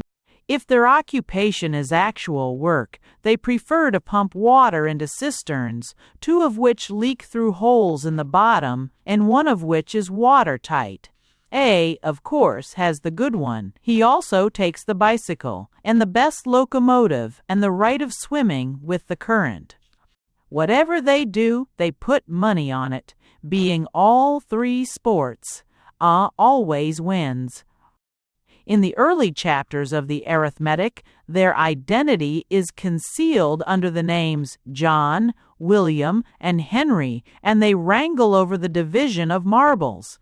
In algebra, they are often called XYZ, but these are only their Christian names, and they are really the same people. Now, to one who has followed the history of these men through countless pages of problems, watched them in their leisure hours dallying with cordwood, and seen their panting sides heave in the full frenzy of filling a cistern with a leak in it, they become something more than mere symbols. They appear as creatures of flesh and blood, living men with their own passions, ambitions, and aspirations like the rest of us. Let us view them in turn. I is a full-blooded, blustering fellow, of energetic temperament, hot-headed and strong-willed. It is he who proposes everything, challenges B to work, makes the bets, and bends the others to his will. He is a man of great physical strength and phenomenal endurance. He has been known to walk 48 hours at a stretch and to pump 96. His life is arduous and full of peril. A mistake in the working of a sum may keep him digging a fortnight without sleep. A repeating decimal in the answer might kill him. B is a quiet, easygoing fellow, afraid of A and bullied by him, but very gentle and brotherly to little C, the weakling. He is quite in A's power, having lost all his money in bets. Poor C is an undersized, frail man with a plaintive face. Constant walking, digging, and pumping has broken his health and ruined his nervous system. His joyless life has driven him to drink and smoke more than is good for him, and his hand often shakes as he digs ditches. He has not the strength to work as the others can. In fact, as Hamlin Smith has said, "I can do more work in 1 hour than C in 4." The first time that ever I saw these men was one evening after a regatta. They had all been rowing in it, and it had transpired that A could row as much in 1 hour as B in 2, or C in 4. B and C had come in dead fagged, and C was coughing badly. "Never mind, old fellow," I heard B say. "I'll fix you up on the sofa and get you some hot tea." Just then A came blustering in and shouted, "I say, you fellows, Hamlin Smith has shown me 3 cisterns in his garden, and he says we can pump them until tomorrow night. I bet I can beat you both. Come on, you can pump in your rowing things, you know. Your cistern leaks a little, I think. See." I heard B growl that it was a dirty shame and that C was used up now, but they went, and presently I could tell from the sound of the water that A was pumping 4 times as fast as C. For years after that, I used to see them constantly about town, and always busy. I never heard of any of them eating or sleeping. Then, owing to a long absence from home, I lost sight of them. On my return, I was surprised to no longer find A, B, and C at their accustomed tasks. On inquiry, I heard that work in this line was now done by N, M, and O, and that some people were employing for algebraical jobs 4 foreigners called Alpha, Beta, Gamma, and Delta. Now it chanced one day that I stumbled upon old D in the little garden in front of his cottage, hoeing in the sun. D is an aged laboring man who used occasionally to be called in to help A, B, and C. "Did I know 'em, sir?" He answered, "Why, I knowed 'em ever since they was little fellows in brackets.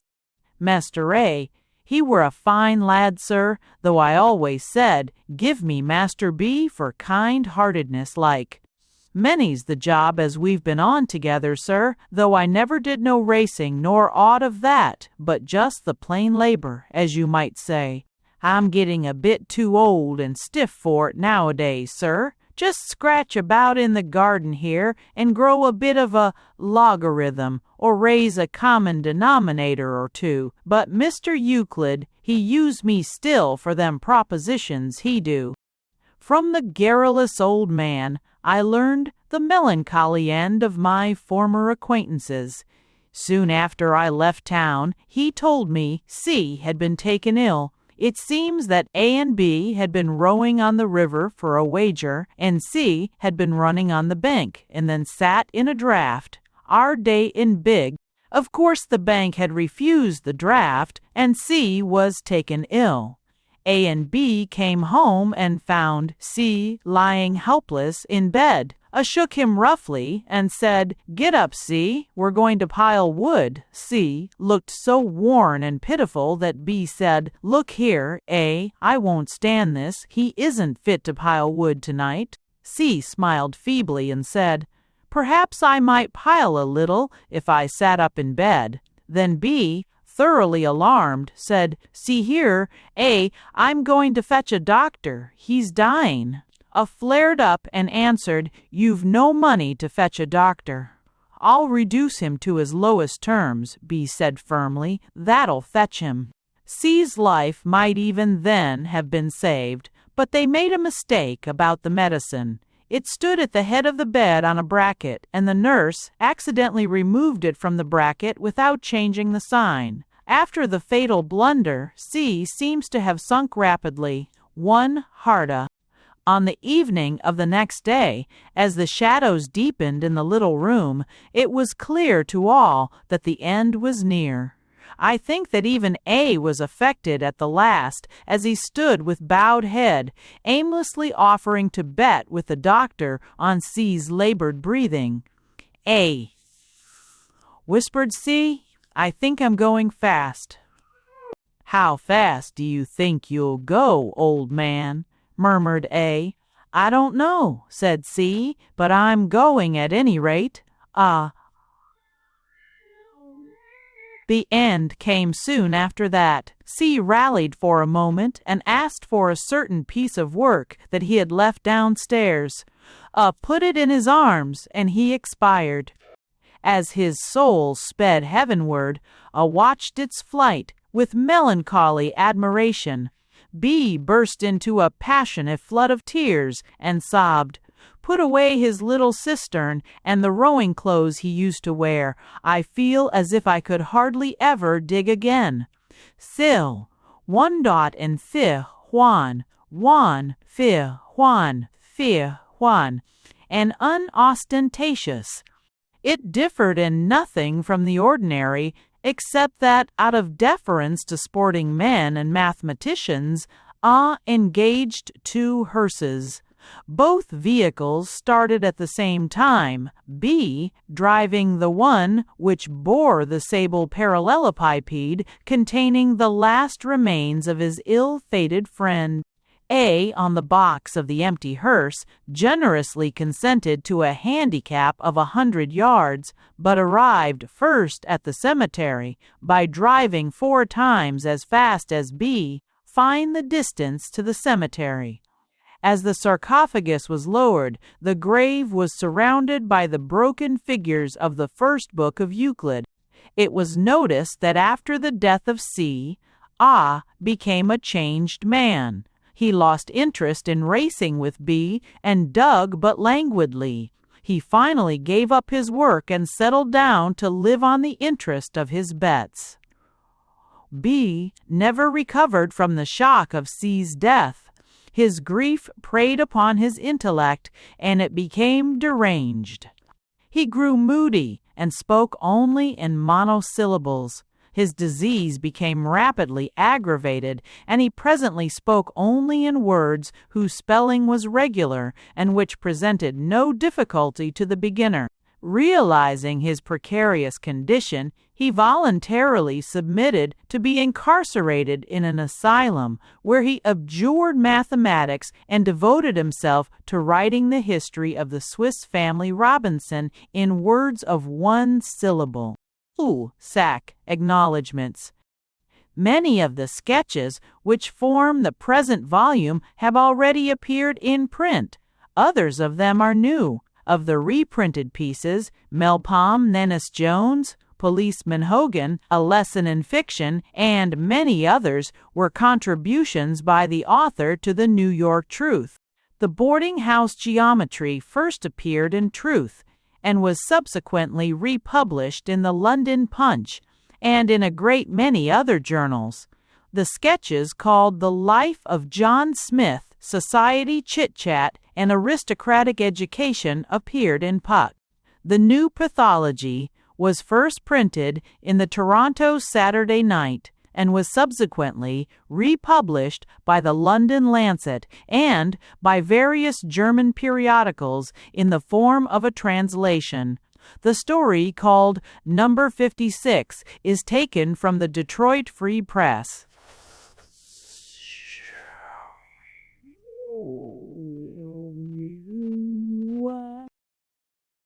My financial career was originally contributed to the New York Life and has been frequently reprinted. The articles, How to Make $1 Million and How to Avoid Getting Married, etc., are reproduced by permission of the Publishers Press Syndicate. The wide circulation which some of the above sketches have enjoyed has encouraged the author to prepare the present collection. The author desires to express his sense of obligation to the proprietors of the above journals who have kindly permitted him to republish the contributions which appeared in their columns. Thanks for listening to Literary Lapses by Stephen Leacock.